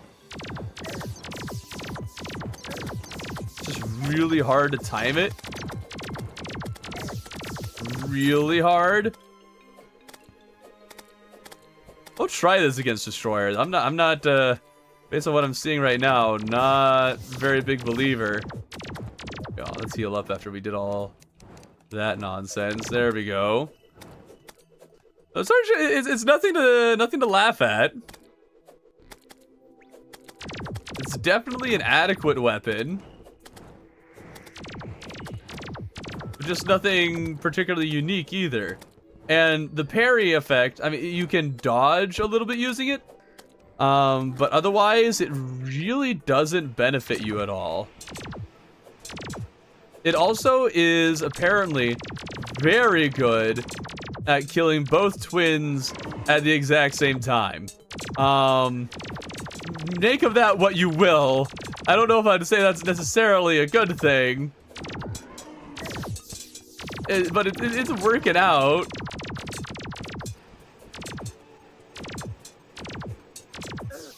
Yeah, the parry, it gives you a buff so that your melee weapons will do more damage. However, the Sergeant's Shield is not listed as one of the weapons that will deal more damage when you get that parry buff.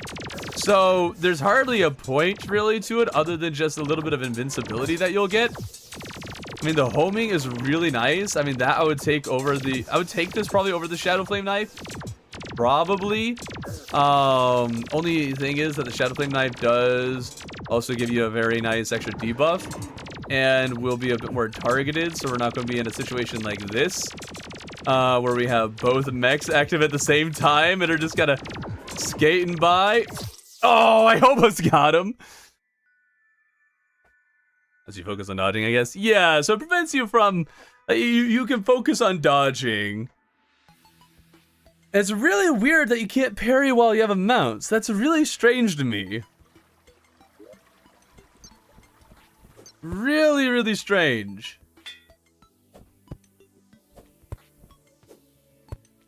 Okay, some of you guys were talking about trying against Destroyer. We'll summon Destroyer. I don't believe it.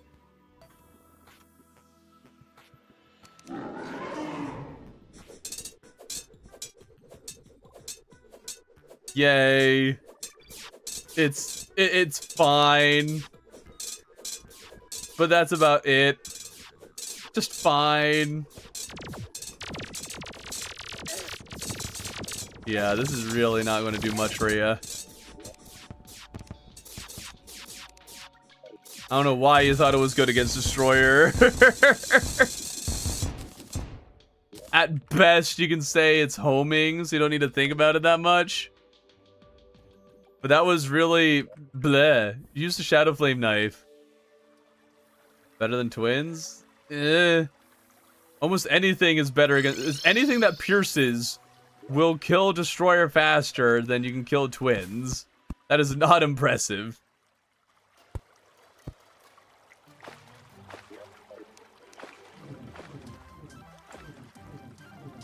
Okay, here's something. There's a Plantera bulb somewhere around here. Doesn't look like it.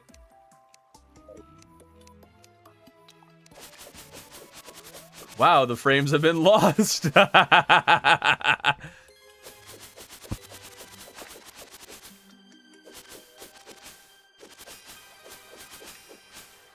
Okay.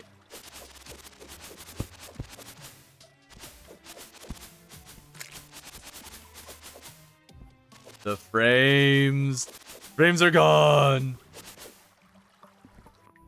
Thank you for being good for all 3 mechs. I mean, it's fine for all 3 mechs, yeah. I just do not remember the last time I ever saw the traveling merchant selling it. Ever.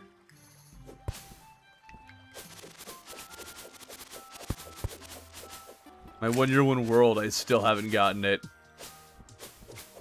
I would never try to go out of my way for it.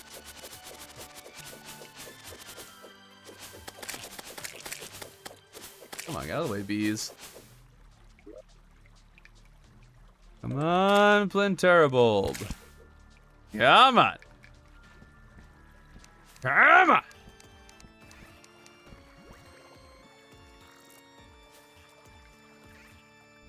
Any other... Is there actually any other reason to play other than WoW meta stuff? I mean, the Sergeant Shield? Oh, you get it from the Traveling Merchant? I did not even know that. Yep, you get it from the Traveling Merchant. He'll randomly decide whether or not he feels like selling it to you. I'm pretty sure it's also one of his rare items.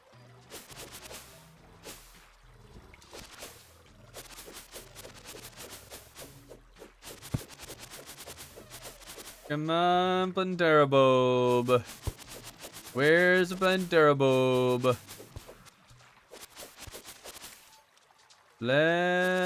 Oh, there's a bulb down here. Thank you muchly. Like it if there was one down here. It's freeze time so we can finally get moving again.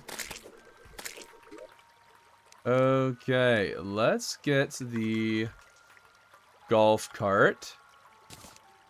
For this one, for Planterra, it's going to be another dummy strat, so yeah, it's a little bit of a repeat because of that. But this time we're going to be using the Ghastly Glaive.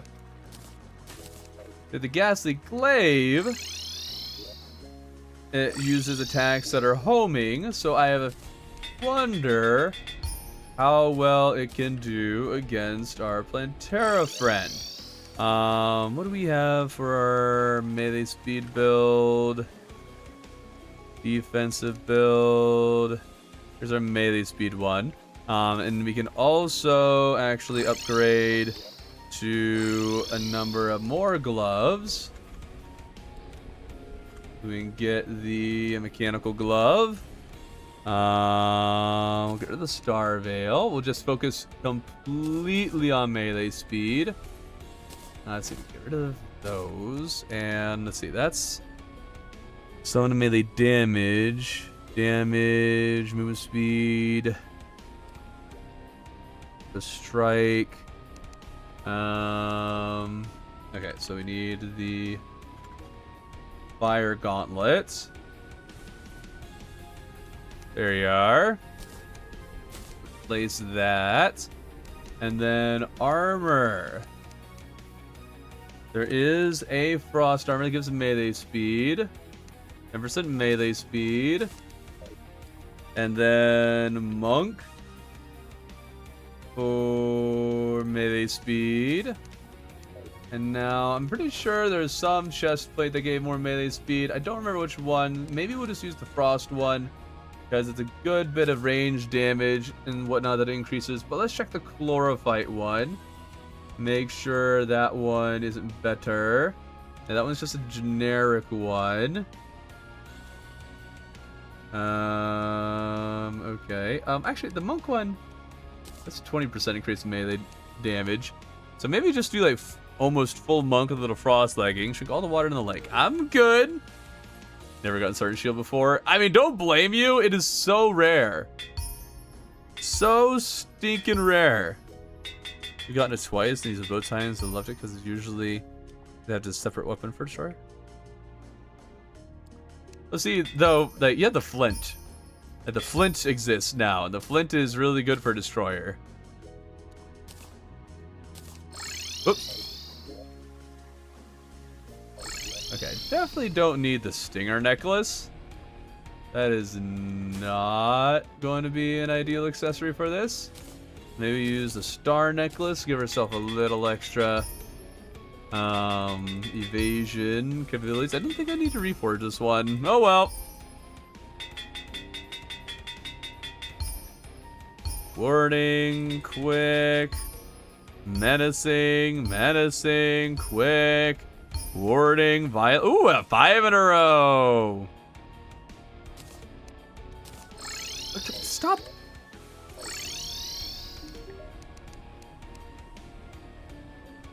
There's a mechanical glove. There you are.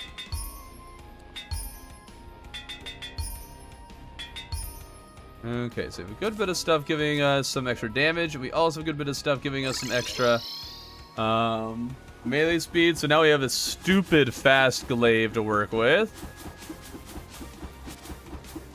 We could, instead of using the Star Veil, go with... Maybe we'll do that. We'll do a warrior emblem.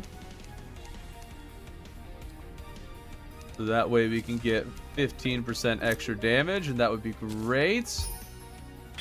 And then we'll also add a little more melee speed with it.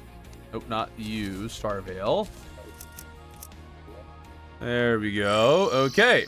Got a boomerang that shoots out needles in all directions. I mean, I'd be down for that. Sounds like an interesting boomerang. Nobody infiltrator? Yes, but that's not what we can get right now. Not pre-Plantera.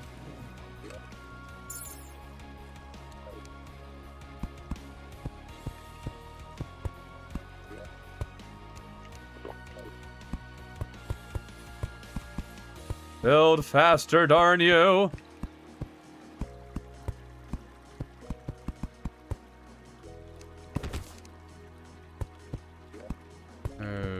Okay. Beautiful. I love the golf cart going through these. What do you want, Maze B? When do we want it now? So true, so true.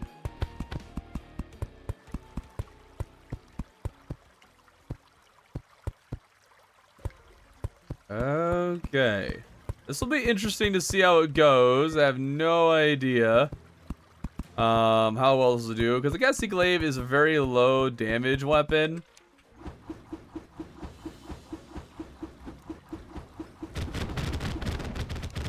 Okay, and hopefully the ghosts do not decide to primarily target things that we don't need it to target.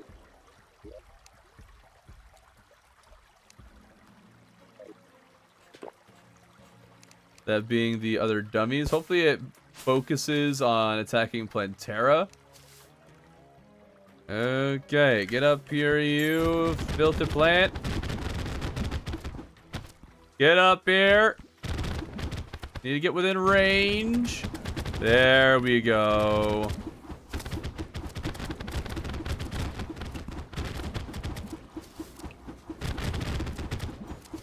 It's definitely not the best setup ever.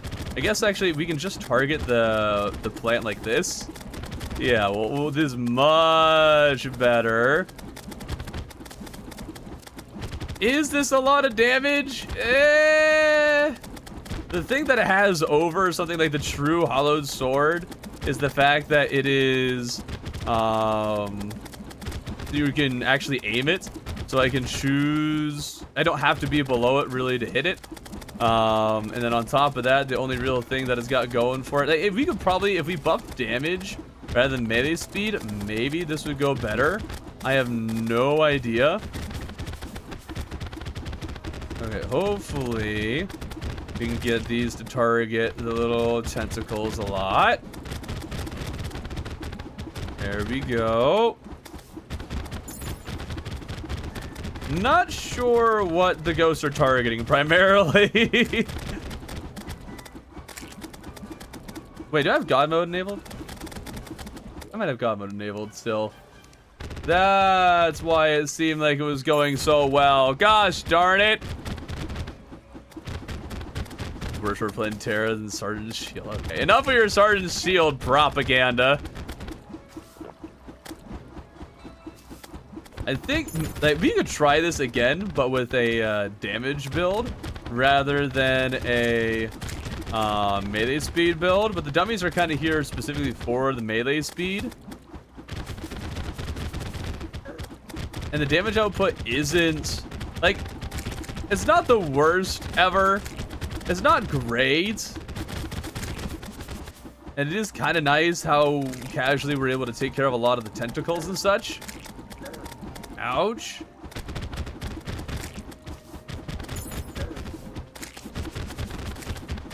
And I think the main problem is that the ghosts are just not targeting the plants. If they were targeting the plant and its tentacles a lot more, then we'd be fine. But I don't think we're really getting a whole lot of extra ghosts.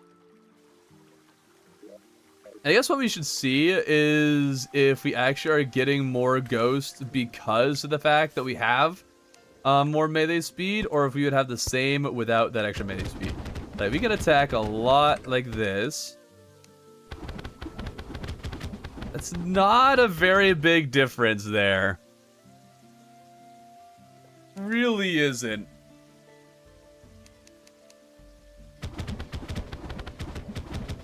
Maybe we just focus more on damage, we'd be better off. So let's try that.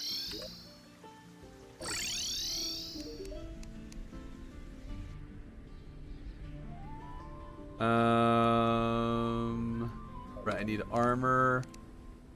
We're going to go with glorified armor. Do the basic one you might get at this point for a little more damage. And then we're going to want some better accessories here. Like, there's no reason not to have the fire gauntlet. We'll do that. We don't need wings. Wow, do we have a lot of extra? As a professional noob, I am nearly quit Terraria after losing Queen Bee 4 times. Ended up beating her in rage mode twice. Really? Also watch language. Okay. So, right, we got the fire gauntlet, and this is going to be our damage build. Let's get menacing or lucky. There we go. And I'm not sure what else. We could do the Berserker's Glove. It's just the perfect combination of damage and attack. I don't think I need the shield when I have a golf cart.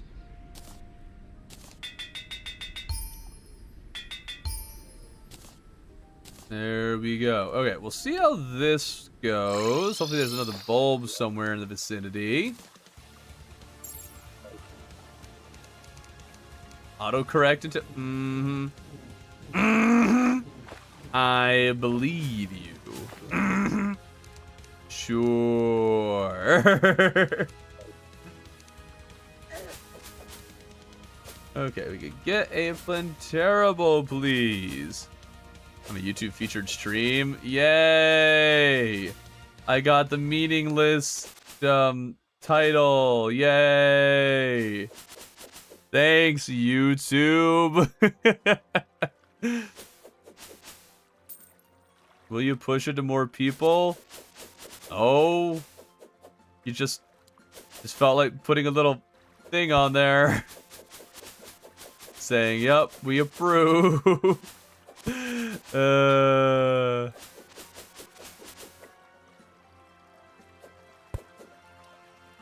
Oh, what I would do for a way to summon Plantera. Oh, what I would do.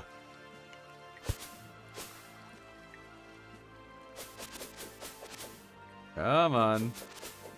Come on. Monk Shoes plus Squire Friends gives more damage than Glorified Armor. Sure. It's more just I wanted to go with the set bonus. It could min-max damage more, but I don't know how much it'll really matter. Right. Well, actually, the sleeping does seem to be working even with an event, and that's nice for journey mode. Now can we please get some Plantera bulbs to appear? Please, please, please, please, please, please. You have reached your peak. Everything from here is going downhill. Oh no. That's not good. That's not good at all.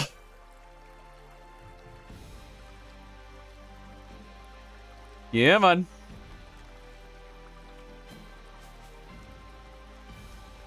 Really just cannot get Plantera bulbs in any of the this farms is specifically made for them to spawn in.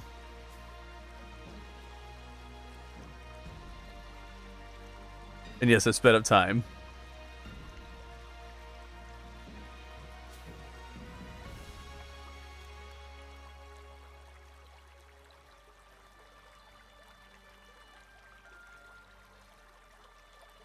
Come on. Come on. Give me a bulb. Oh, there's one. Finally. Okay, freeze time. Go to the golf cart. We're in the right build.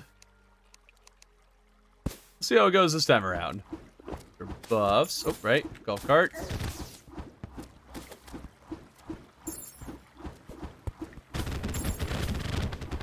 Oh, I don't have a double jump. Whoops. Slide oversight. Okay, our DPS is nothing spectacular. Do I have... I do not have a balloon accessible. Let's just get one. Balloon. Okay, that's the right one? No, that's not right. And... heal back up. And I need to actually equip the... where'd the balloon go? The balloon! There we go. Okay, thank you. Okay, back to it.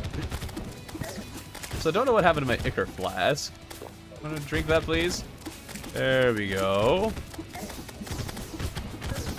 Any of these dummies on the bottom definitely does allow me to do more damage than I would otherwise. Because I am able to get some of the ghosts to appear even when I'm not able to quite reach Plantera. And now I'm running into a whole different issue.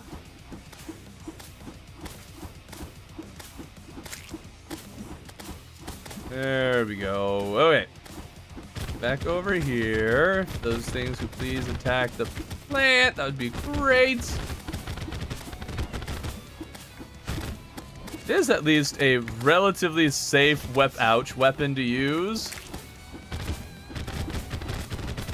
I think I can keep my distance here. And that's nice.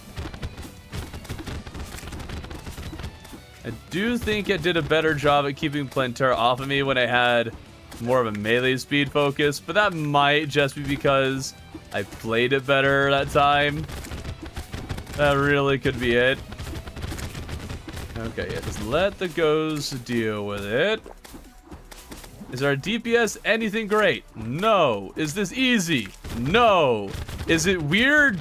Yeah, sure.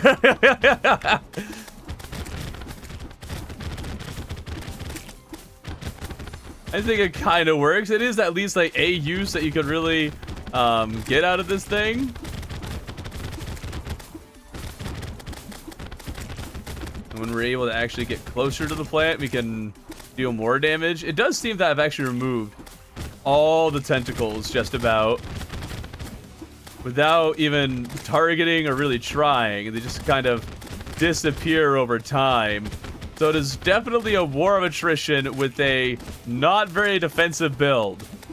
But it works. It does work. It's got that going for us. Also played a good amount of Maze 2 on God mode. Oh, did I? I totally forgot about that. Yeah, you're right. I did. Yeah, the stupid boss. There we go.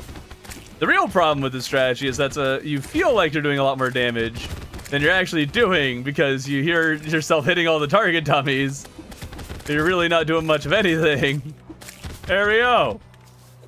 Yeah, that wasn't actually that bad. It is slow, yes, slow, but not that bad. I didn't do anything other than try it. Left Terraria content is just, it can kind of get hard to run off of a game, single game forever. Well, I'm going to. Nobody can stop me. I don't know why I said nobody else. Nobody can stop me. Nobody.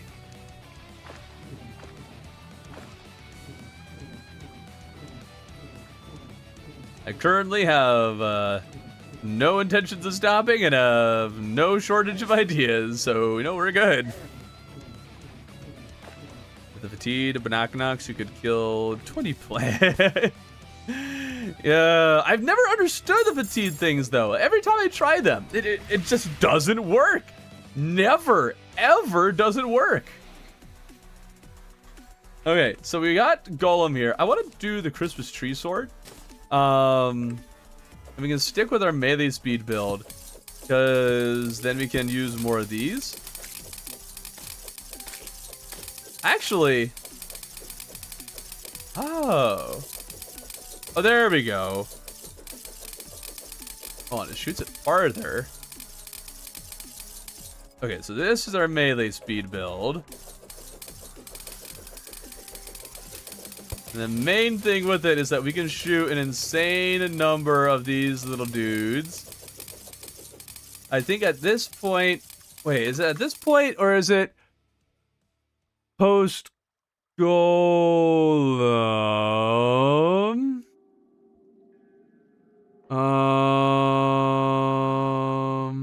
Yeah, game on the side off camera. What do you mean off? I'm not playing games if it's not for content. Don't be ridiculous. Holden's army. I think third tier is post Golem, right? Yeah, post Golem. Okay. So let's try this. The power cell. Okay. We don't need the balloons so much. Just need to be able to get up there once. Okay, I guess we do need the balloon. Or actually, we'll do wings. That'll be smarter. Alright, the main question is how much damage does this do? It doesn't seem to be anything too impressive. Although, hold on. It's attacking that fast and going that far. When I switch to this one, okay, it does seem like it attacks more often, but most of the projectiles, like, it's going farther. I don't know if that means I'm getting more projectiles out of it or not. No idea. But I mean, the damage output is fine. Let's try switching to, is this a damage build? Yeah, this is a damage build. Switch to a damage build. And then we just need to kind of clump it together a bit more.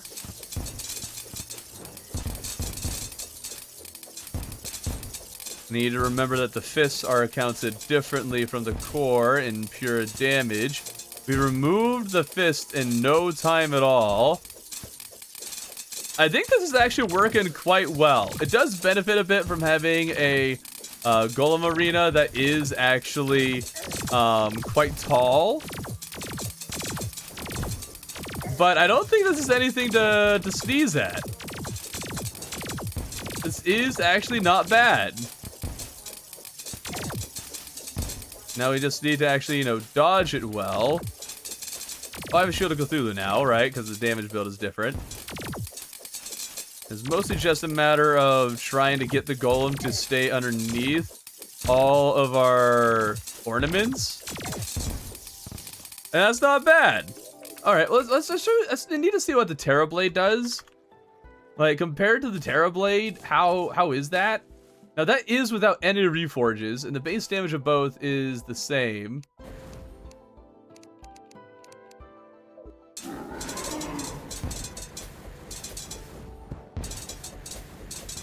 I should have been looking at the DPS meter, but okay.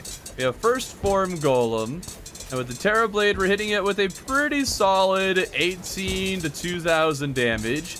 If we went with a more defensive build, we could get in closer and hit it with the actual sword itself. I don't know what kind of difference that would make. I haven't really built that build out. So, okay, it's like 18, 24. Let's switch to this one. And the Christmas tree sword. How much damage do you do? Okay, well, I already destroyed the fist, so it's kind of hard to tell. So let's just get rid of this golem. This golem and do it again. Oops, wrong thing.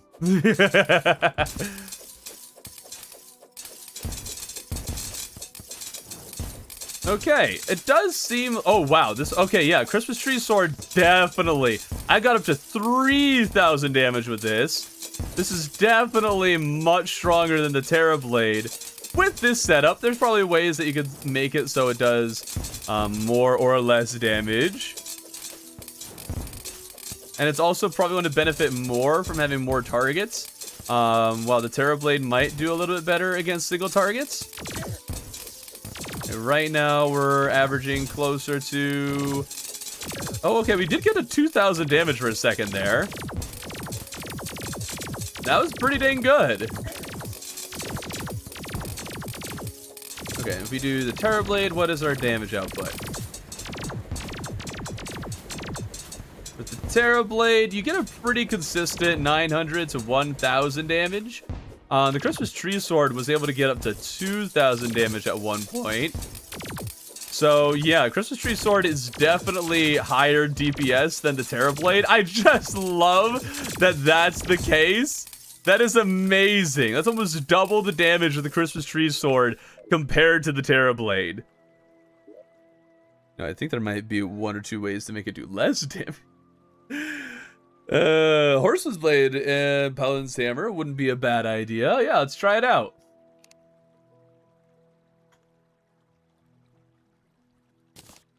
Paladin Hammer. And wait, what was the other one? You Horseman. Well, the Horseman's Blade is going to be great regardless.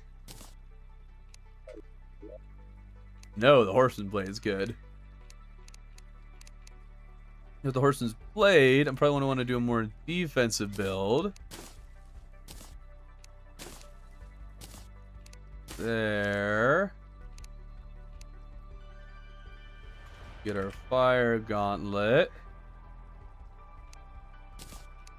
There. And we'll get Turtle Armor.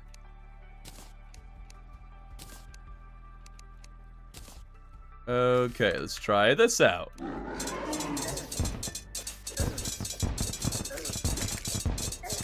This is getting up to like 5,000 DPS. Oh my goodness. Holy cow. Only issue is that I'm parking myself here. So this one would require like a bit more like potion tending to. You need to make sure that you actually have potions for the survivability. So let's clear out this golem and get those potions set up.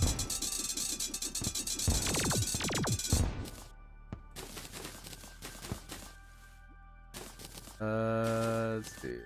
There. Get the ones we have and other potions. We'll add a Wrath potion.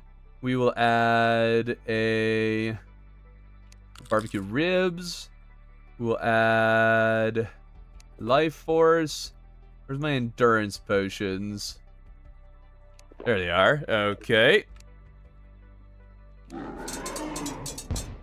And then we stand in the middle here once the pumpkins start hitting it. I forgot God mode's still enabled. Darn it. Okay. Clear it out. 2 jewels, let's go. Did they buff Golem's health in this update? No, this is just master mode.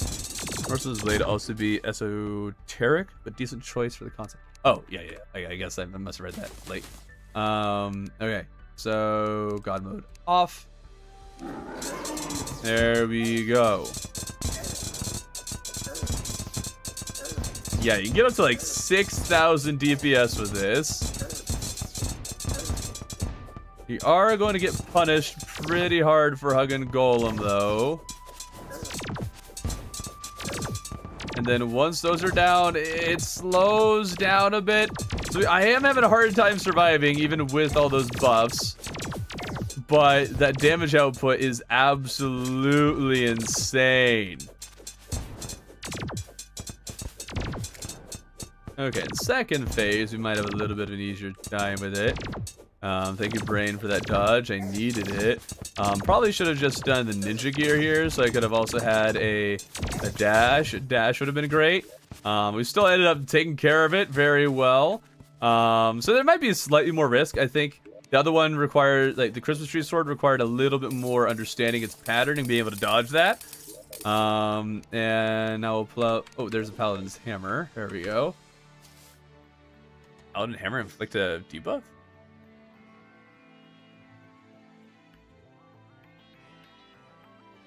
Paladin's Hammer, I need to look this up. High velocity hammer, pierces infinite number of enemies. We recalled earlier. On colliding, it creates an explosion. Both the hammer and explosion inflict a broken armor debuff. 20 armor penetration. And it lasts for 10 to 20 seconds? Really? Okay. Let's try it again then.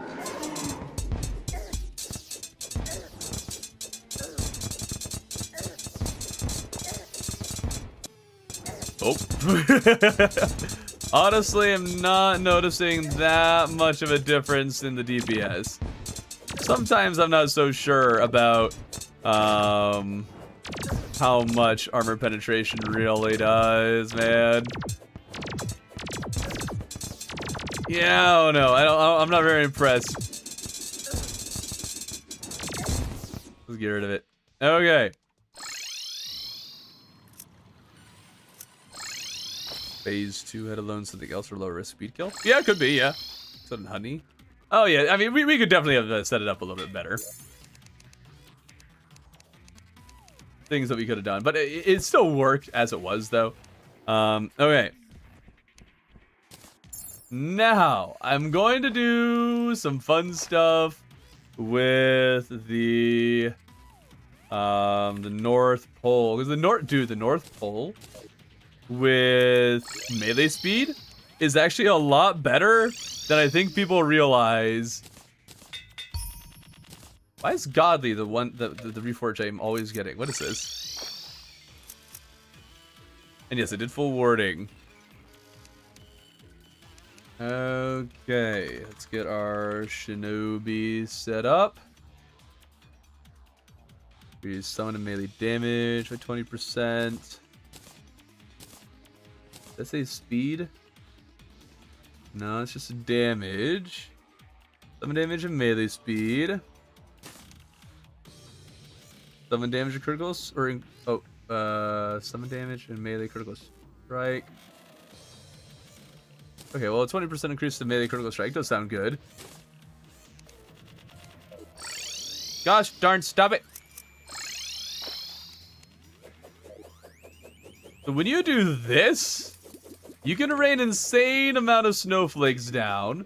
So what we're going to do, Flask of Ichor, Regen, and you, we're going to see what kind of damage we can do against Fishron with this. And in order for it to really work its best, what you gotta do is fly up. Skydragon's Fury is any good with alternate attack. So Skydragon's Fury I'm definitely going to be testing. We just haven't gotten to it yet. Okay, the main problem is, you know, dodging here. Okay. the DPS, if you're able to actually get it underneath the snowflakes, is nothing to scoff at. I think it'll be easier once we get it into second phase. In second phase, he'll be a little bit less dashy into our face. And if in particular you can get the snowflakes to fall on him when he parks himself, then you can do some stupid good damage. There we go. And, oh, didn't anticipate that one very well. Okay, so I didn't do great there. Hey there, Bread. We definitely need to do a little bit better with our dodging. Use North Pole and Fishron, it works okay, but there's definitely better options. I think you can actually, you can make it so its DPS is so good that the other options, like, it's mostly that it's less ease and more just maxing. I do believe you can do the most damage with this than you can with other weapons. It's mostly just a matter of making sure we can actually get them underneath the snowflakes. So we do circles here. We can keep them under a little bit of our Winter Wonderland. And if we're able to really get them under a concentrated bunch of them, then we can do a lot of really good damage. There we go. We like it when it rains on him. And we're getting up to 2,000, 2,500 damage, which is quite a lot. Mostly just a matter of actually getting him underneath it all. Maybe better versus Empress of Light since it's anything above you. It might. It might. Yeah. There we go. So we'll definitely try it against Empress as well. Need to think of some other things that we can do with Empress and even like Moonlord. What are some different things you can actually do for those? I cannot think of anything. Sky Dragon's Fury is kind of the only other weapon I can imagine kind of fit in the bill here. I can't believe I got hit by all those. There. Oh! Ah! Yeah, I'm not doing very good at dodging. Oh my goodness. Okay. Main problem is consistency. Yeah, trying to consistently get it underneath you. I think what I'm going to do is I'm going to switch to a more flying and dashing setup. I think I'll be able to kind of weave back and forth a bit better with that. So if we focus it, we might do a little bit better. We'll sacrifice some of our melee speed so we can dash. And we'll use the Shield of Cthulhu because it's really helpful for the third phase.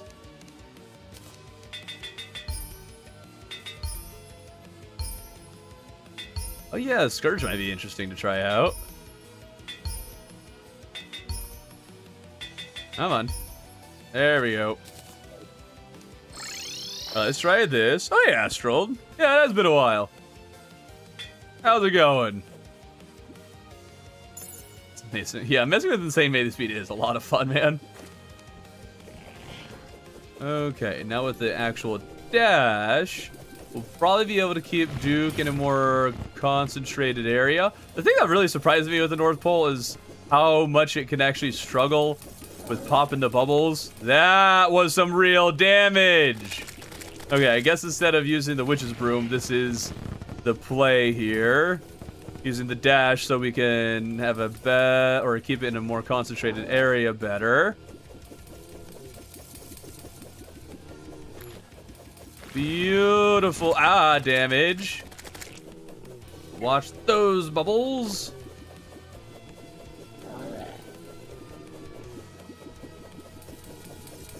There we go. Oh, come on. How is it the bubbles are the thing that's really getting me in this? That is not what I thought would be the issue. How have you been? I've been doing well. Just playing around with melee now. Having a good old time. I do think in third phase and second phase, this is able to work a little bit better. Oh, come on, bogus. Because it's able to, or Duke is not dashing around nearly as much, so you're able to kind of keep him in a more contained area.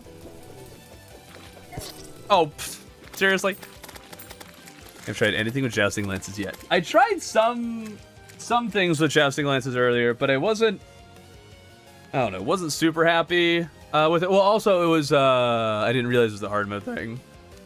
I haven't jumped to 1 for 5 yet. What are you doing? Should have played 1 for 5 ages ago. Okay, well, I do want to actually like, get a completed run here. The main thing is that with the jousting lances, that it's kind of a well-known cheese you can do. Oh yeah, Flying Dragon. I don't know if the Flying Dragon's better than pillar weapons. At least not for all cases. There are certain times where, yeah, I would agree.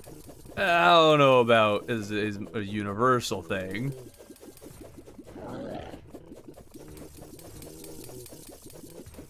If only you didn't shoot your tornadoes. That'd make it a lot easier to hit you very consistently with this. I guess you also have to really play to the direction you're shooting in and remember where whenever you shoot a little bit off target.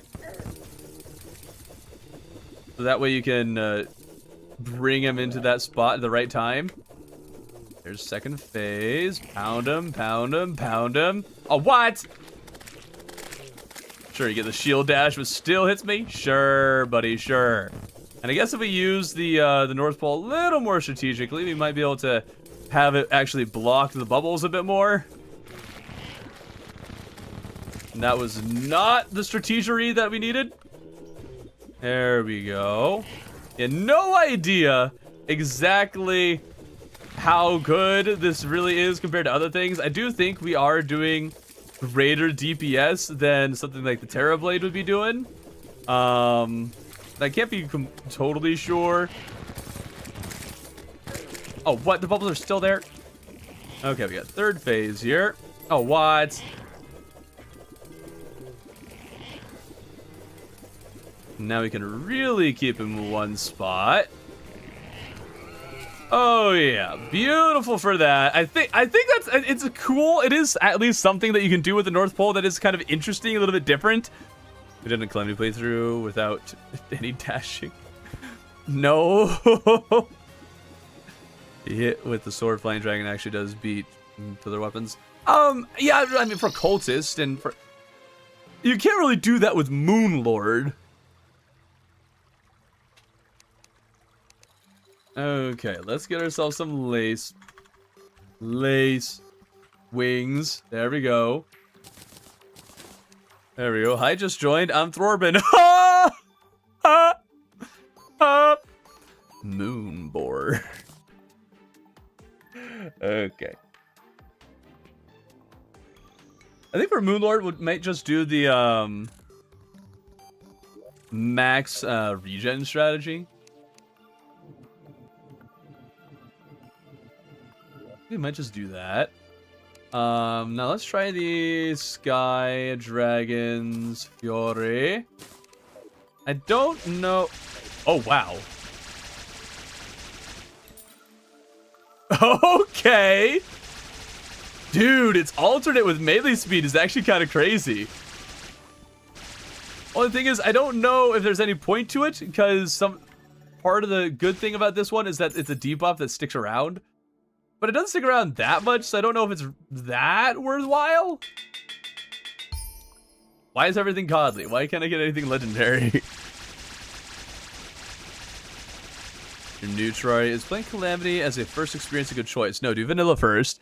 You're already defeating the Desert Worm and large crowds of the Mushroom area. Should I stop and try Vanilla? I definitely think you should try Vanilla. You should be familiar with what that is before doing modded. a lot of people are fine with it and or think it's fine and will be fine. But I think knowing what vanilla is before doing modded is a good idea. Dude, this is actually kind of crazy with melee speed.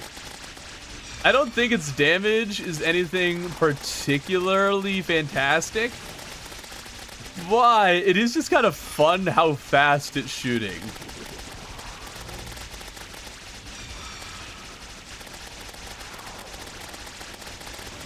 Holy smokes. What is my DPS anyway? We're teetering around 1,000. Yeah, nothing crazy. If we throw in a little bit of a Paladin's Hammer in there to lower its defense a little bit.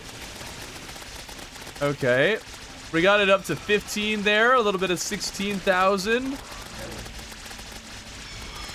I need a... What is the best melee weapon to use for this? I need to compare this to what is the quote-unquote meta. What do you guys think? Like, if you're fighting Daytime Empress and you're trying to maximize your DPS, what do you use? Because this is working great. It is. I wish I had just slightly more range. Slightly more. But overall, this is fine. It's not nearly as close range as others. And it doesn't have the long range of a lot of the not nearly as strong melee weapons.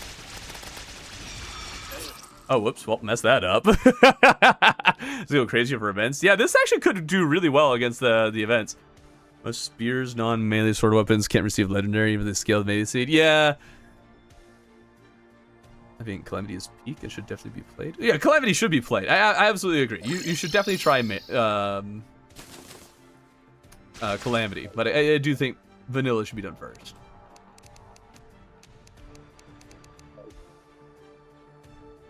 Okay, so I messed up the ending there. Could Flare-On work?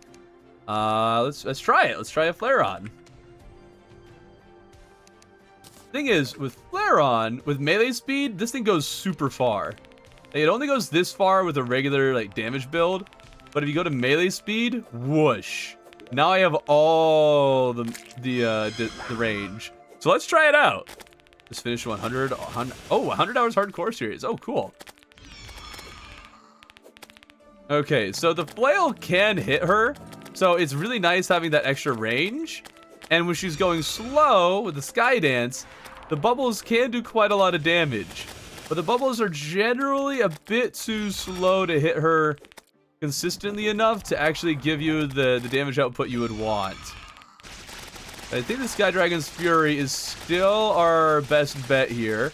Here, let's go into God mode. Let's grab a Terra Blade. And let's grab a Flying Dragon. Grab those. If we do a more, that's a defensive build, this is more of a damage build. Not perfect damage build, but we'll see what kind of damage we can do with this. So with this, the Terra Blade is getting about 800 DPS, sometimes 700. There's some things that we could probably do to change it. If we do Sky Dragon's Fury like this. Okay, Sky Dragon's Fury actually might do more damage with this focus when we're doing more of a damage one. It just has the issue of maybe not being able to hit the target nearly as easily. Not being able to correct as much. So it's pretty equivalent there. What if I get this close, though? Oh, wait, hold up. Oh, wait, that was... God mode's still enabled. Okay, let's turn that off. Use Journey mode in Zenith. Oh, yeah, yeah, that's fair. Okay, switch that off. Let's see if we can do a little bit of this action here. Okay, so you can do more DPS if you can actually get in close enough to do that. Let's try the Flying Dragon. Oh, whoops, should have healed. Horse Blade is the current Empress meta. Is it? See, I almost never use close combat melee weapons against Empress because it's hard to get that close. But I'll try it. Okay, so we have a flying dragon. We should reforge these two.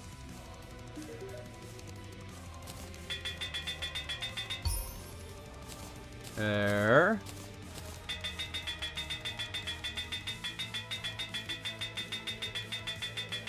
Just eat all my money. There we go. And heal. Okay.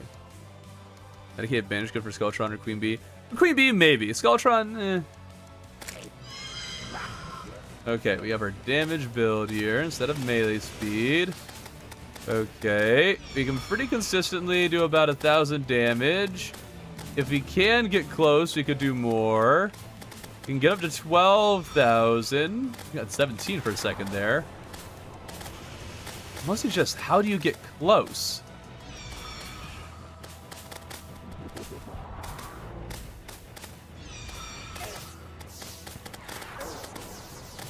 I cannot get close enough to make that work very well. Let's try our Horseman's Blade.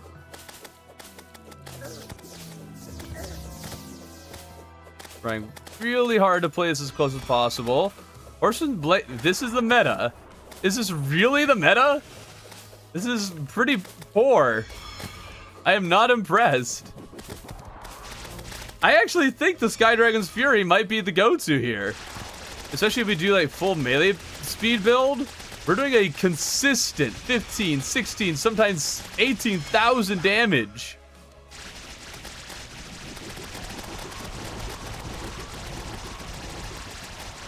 And then it has the nice range, so that way you're not forced to put yourself in a very dangerous situation.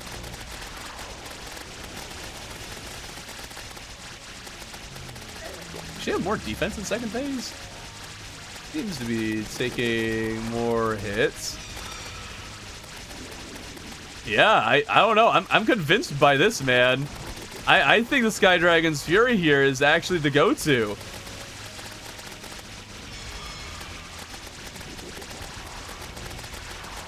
And we'll have to try this against the vents as well, against the pillars. See how that goes. Oh, right, we're in this phase. Up to 18k. Yeah, this did up to 18k at points. And keep in mind, that is also without any potion buffs. We could bring this up more. Use statues for Horseman's Blade. Oh, Nicholas, I'm afraid that you have outdated information then. I'll set it up here just to show you. So we'll turn on spawn rates. There. And then we'll get a statue. Zombie. Wire. I wish wires were the first thing that showed up when you typed in wire. But okay. So we got that. And then this. And then a timer. There. So here's the problem with it. With statues, you don't get any pumpkins. Oh, not 18,000. Oh, right. 1,800. You're right. You're right. 1,800. So, yeah, unfortunately, they figured this out. There was a time that this was meta, but it doesn't work anymore. You have to hit a genuine enemy for it to work.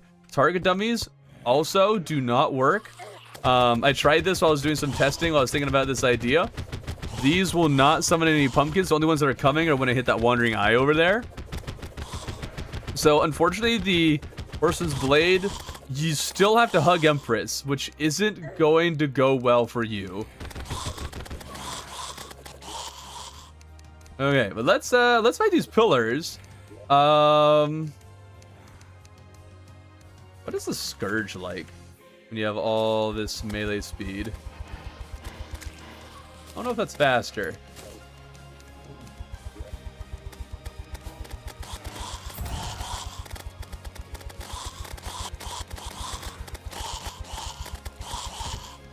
Okay, so we have that, and then switch to damage.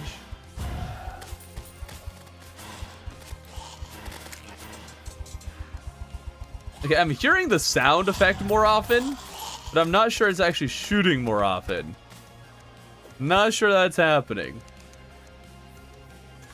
Flux. See, I'm not a big believer in Flux Waver. It does fine. Fine. That's about it. We'll try it.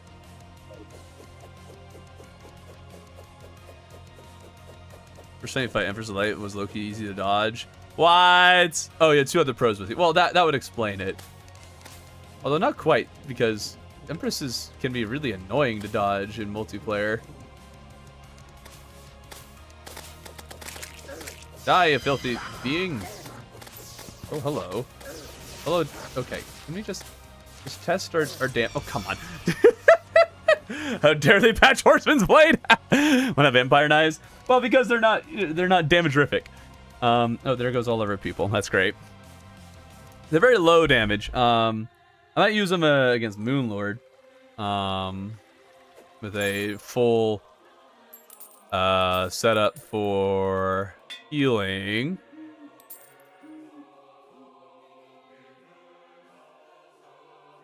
Scourge's only use case is farming. Okay, well, let me show you what it can do here. We can have another accessory. Add some more damage. The main thing with the Influx Waver is that it's hard to aim. Okay, so we got Scourge Corruptor, and you can do more damage. Grab an Avenger's Emblem, I guess. Goblin Tinkerer died.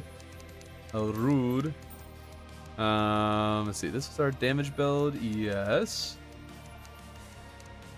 Might make more sense then to go with Shinobi and Chlorophyte. There we go.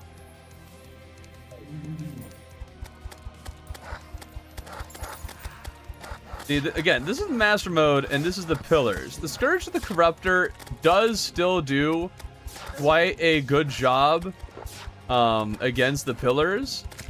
Like, is the damage insane? No.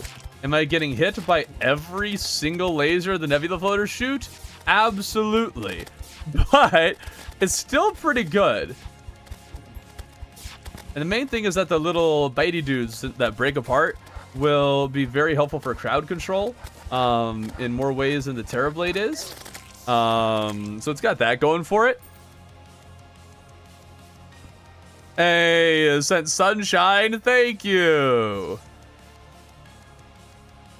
How do I use a Shadow Flame Dagger at this phase? Okay, are both of them here? They are.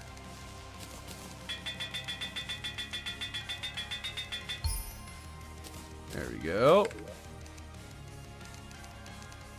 Freeze time. Let's try our Sky Dragon's Fury against the filthy peasants of the Pillars. It tips the Skulltron your mage and melee. Mage and melee isn't a great combo.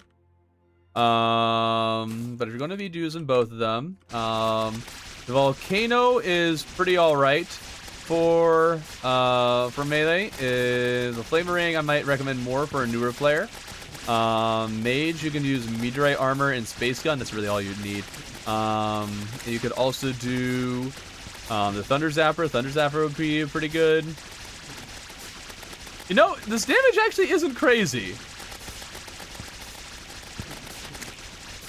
That is nothing like I'd write home about. But I guess overall, this isn't really doing that much damage in the first place. Let's switch to this one then. Still pretty fast, but also with some extra damage. The main thing is that these do not seem to apply much in the way of knockback. So it's not very good at keeping enemies off me.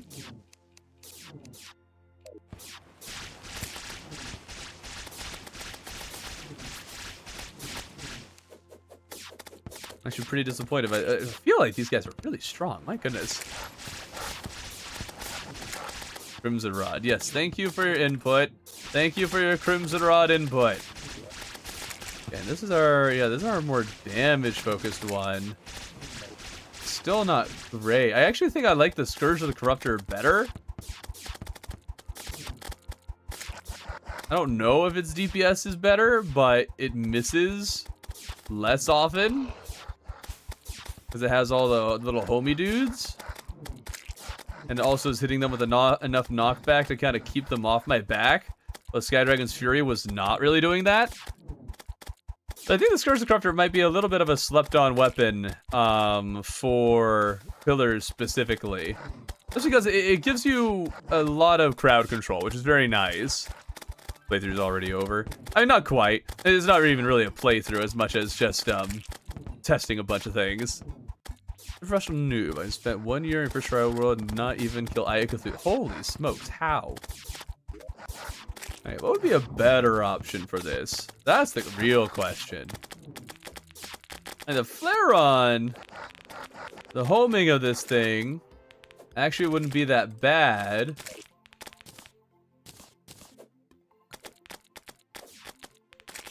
Okay, what's the difference between this one and the other one? This one doesn't pierce.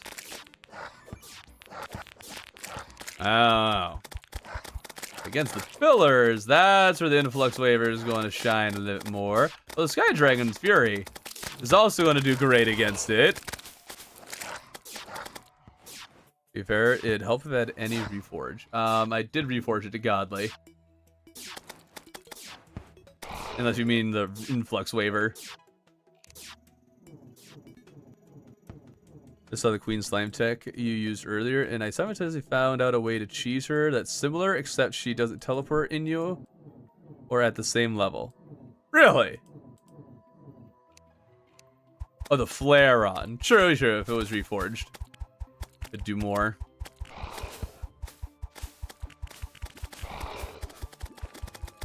Yeah, I think the Scourge of the Corruptor is a bit slept on as a pillar clearer. But keep in mind, again, this is Master Mode that we're set on. It's doing really well at keeping the enemies off of me. Is it the fastest at killing them? No. But it's still pretty fast.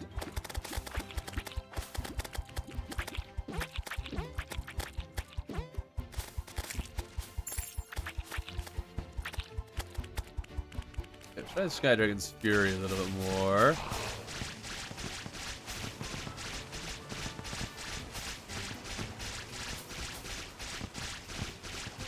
Nothing crazy there.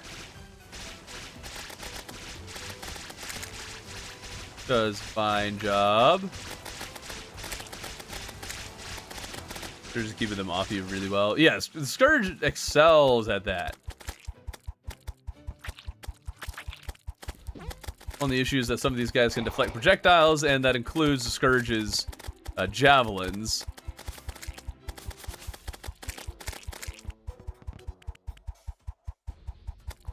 I just realized that the pillar's only 50 enemies. That's nice. Makes us a bit easier. Keep forgetting that's something that they added in the update.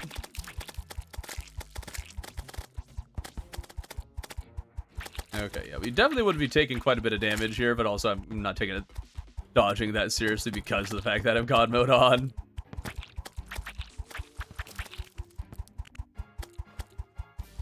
Okay, perish all you filthy heathens. There we go. Need to remember to set up my Moonlord Shredder. I guess it's not really Shredder as much as a Survivor. Oh, dude, yeah, Sky Dragon Fury. That's pretty dang quick. I wonder how well this will keep the enemies off of me at Stardust.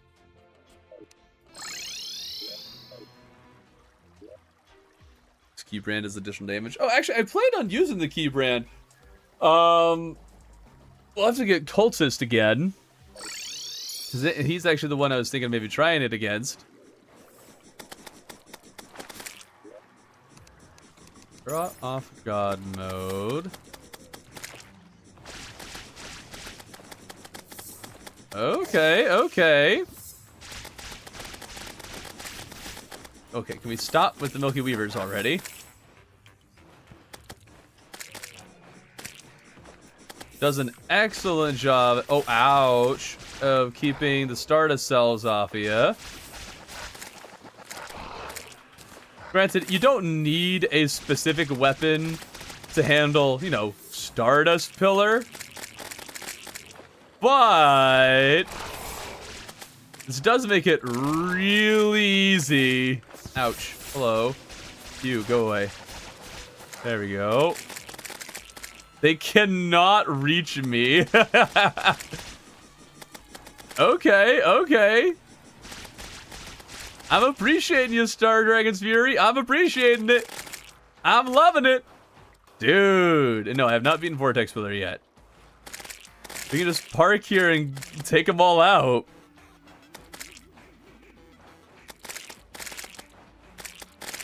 There was an armor set that specialized in making you chuck them.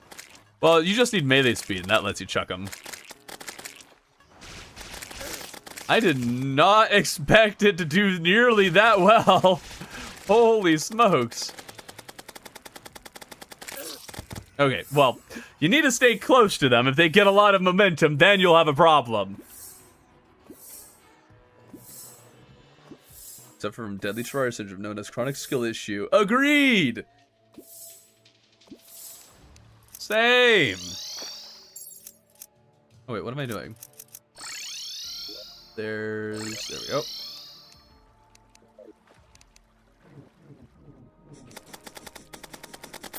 There we go.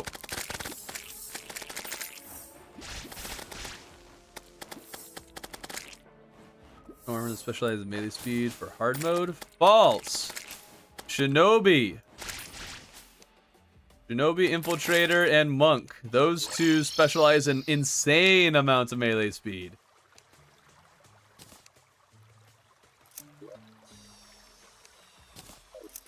Okay, let's see. We need to set up ourselves a survival setup. I don't really actually know how to set this up, so I'm gonna need a little bit of guidance here. Maybe we'll keep the Brain Star Veil. Okay, so we have this. Set up our little box for honey. We probably don't want it to be that tall, so we can still shoot out of it with our weapons nice and easy like. Okay, I know Valhalla is part of it. Life regen. And let's see, that's movement speed. Squire, that's the name of the other one. Hello, I'm clicking on it, so type Y. Movement speed, damage, life regen. There we go. Okay. I don't know, Matt, you're about to get kicked out of here. That's a lot of chess. This world where you fought the sand gun? I don't remember. I do this world for a lot of just testing things. I don't know what the best defense would be here. That might make sense. Probably want to charm my myths. We want the celestial stuff.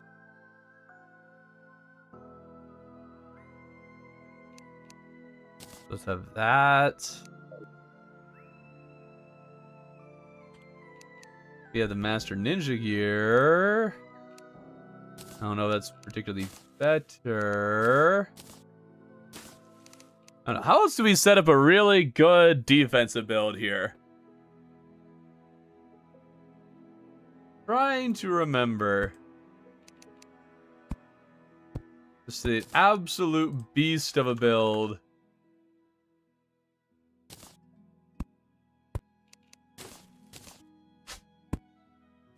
That will never die. Campfire. Statue. There we go. Sunstone? I mean, I can add those. I guess like if we just add all the different ones. We can increase our regen by an insane amount. So we have that. We also want some of these for extra defense and you know, damage reduction. We'll have that. And then if we also add the Celestial Stone, maybe something like this build? Maybe? 3 legs. What? What are you doing? I'm working on setting up a impossible to kill melee setup. Trying to become as impossible to kill as possible for Moonlord. There's warding. That's warding. This one. Warding.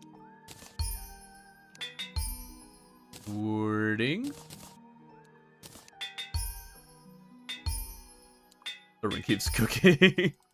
I'm trying. Did I become family friendly on purpose? I just don't swear or do anything that wouldn't be family friendly. That's just my life. Christian dude. So it's just kind of how it is. Okay, we now have our theoretically impossible to kill dude. Not sure how well it'll work, but we'll try it. We'll get jungle juice. There we go. And then we'll need endurance potions and life force potions. There we are. We have God mode enabled. We want to try out, see how much damage we take here. Humans do not have tentacles to... Get out of here, that nonsense. This still did 200 damage? Are you kidding me? Okay, this might not be nearly as unkillable as I was hoping it would be. Then again, I guess some of the buffs is just like regenning enough. Let's get a worm scarf and replace the charm of myths. Actually, we'll do a charm of myths instead of the sunstone. I think that makes sense, right? Instead of slight life regen, it is just life regen. And then we can also use potions more often. I think that makes sense. Look on third phase. Oh, Fishron. So there's a few tricks that you can do with Fishron in third phase. During third phase, if you have the Shield of Cthulhu, when he's dashing towards you, just go bonk. And that'll give you some iframes. That'll only work on the first two. Like you can't do it 2 times in a row, generally. Sunstone, other parts don't stack with a Celestial Shell. Wait, really? Oh. Good to know. Lame. Okay, what else can we do with this then? There's a shiny stone. Shiny stone won't do anything for us. Okay, I think that's everything then. I think we just need to do a defense. See, that's a 6 defense. That's another 6 defense. That's a 10 defense. Where's the goblin? Just doing homework while watching. Nice. Appreciate it. Glad you're here.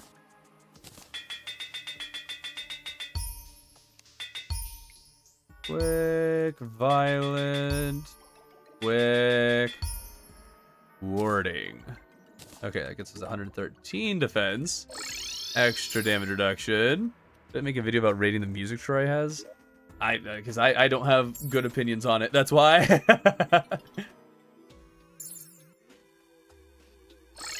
Oh, come on.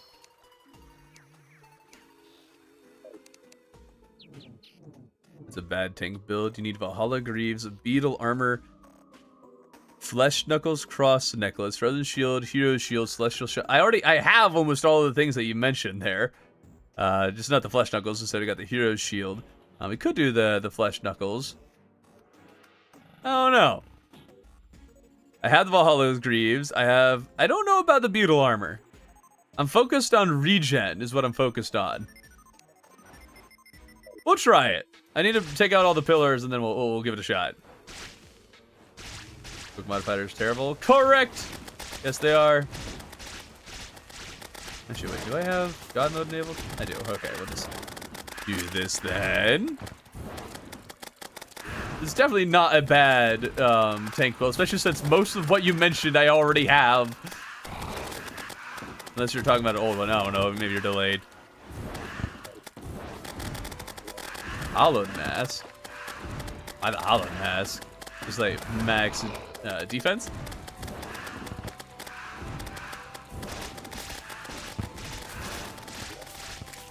Okay, you decide on what solar weapon we're going to use. I think we'll use the eruption one. Nah, we'll use the other one. It's the same weapon as you would use normally, but I think it's we're focusing more on just doing a little bit of a different build for this one. Right, Sky Dragon's Fury actually killing things faster, but only when you're face tanking everything, which you probably couldn't do this phase.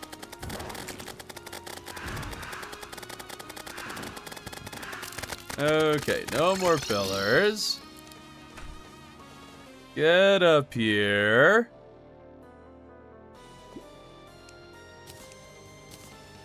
And we'll see how this goes. Our defense beats regen all the time. I don't know. Does this thing give defense too?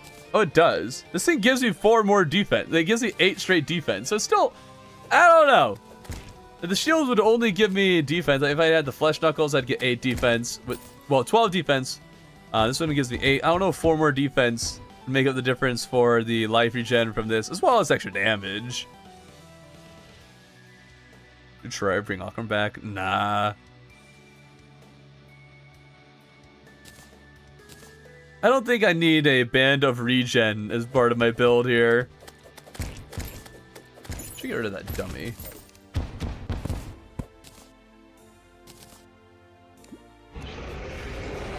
We'll see how this goes. I have God mode enabled. There we go.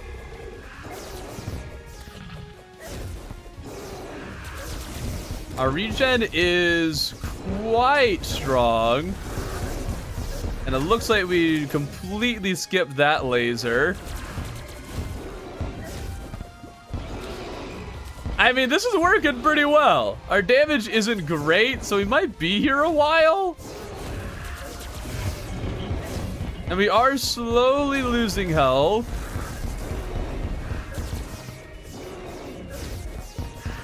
Yeah, this might not be quite bulky enough. Need to think here. What else could we do? I think I've already done the shimmered buffs as well. I know there's some way that people do this. Maybe they don't do it in master mode. I don't know. We got pretty far. Listen, Ninja Gear, I think that dodge saved me quite a lot. Oh, wait, I forgot potions. You guys are right. I totally forgot to drink all the potions I have. Endurance, Life Force, Regen, Iron Skin. Oh my goodness. I totally forgot to chug those. So let's do that this time. I don't trust the Dryad to survive if I bring her over here. And yes, this is the daybreak. There we go. Okay. Alright. Let's actually use our buffs this time. That will help tremendously.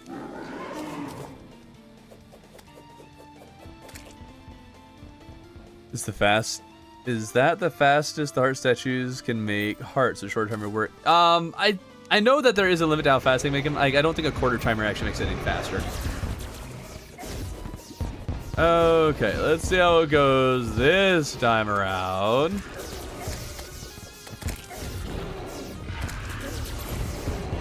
I feel like I'm actually dying faster this time.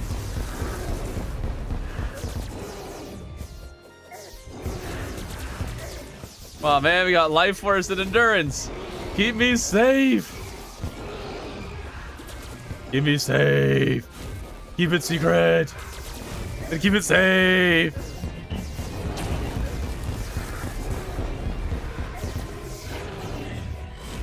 Okay, we seem to have stabilized at the amount of health that we currently have. Around half health. Not a bad place to be. Okay, it fell slightly, but we've almost got a healing potion ready.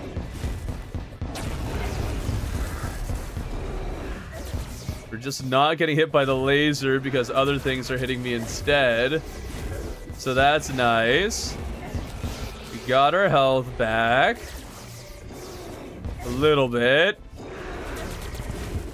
I have no idea if popping the eyes would be smart at all, or if I should just leave them be. And try to pop them all at the same time.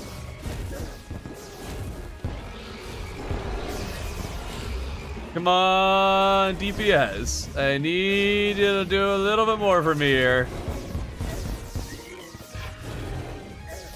Okay, let's see if that true eye causes me any issues. Now we don't have the top eye to worry about. That's nice. Okay, there comes our health back. That laser missed. That's nice. We're barely hanging on, but we are hanging on. Just around half health. The vampire knives, the problem is that they will have their, they lose their healing effect because of the tongue. So I don't think I'd benefit very much from that. Okay, okay. Come a little bit more into view, little hand. There we go. Now the core is out. Can this hit it? Only periodically. I need you to come up a little bit for me, Moonlord.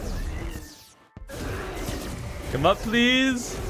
I should have gotten the eruption. That would have been good for this phase. Here, let's just grab it. Not like my damage is helping me heal at all. There we go. That's better. I wonder if people still do classic runs to enjoy themselves for a change. Oh, I do it from time to time, yeah. Nice. All right, this actually worked. This worked quite well. There might be ways to optimize it even better. I don't know how, but this is more than good enough for me. It is definitely really slow on damage, so this is taking a long time. But we're thriving. It's doing great. A flying dragon would make sense too. Yeah, yeah. I'm gonna use the eruption. I'm gonna use some of the solar weapons for this. And the fact that this is master mode, Moonlord, and you're able to do this is kind of crazy, right? Shiny stone doesn't work if you're attacking, or being attacked, for that matter. Oh, hold on. I'm actually dying here. Oh no. Oh no. Did his damage go up? What? What do you mean that did? What happened at the end there? What is happening? Oh, that's so sad. All right, well, I need to get going. Thank you guys so much for watching. We're going to say that basically worked. I'm not sure, like, why did I suddenly start dying? Dude, ripped off. But have a good one.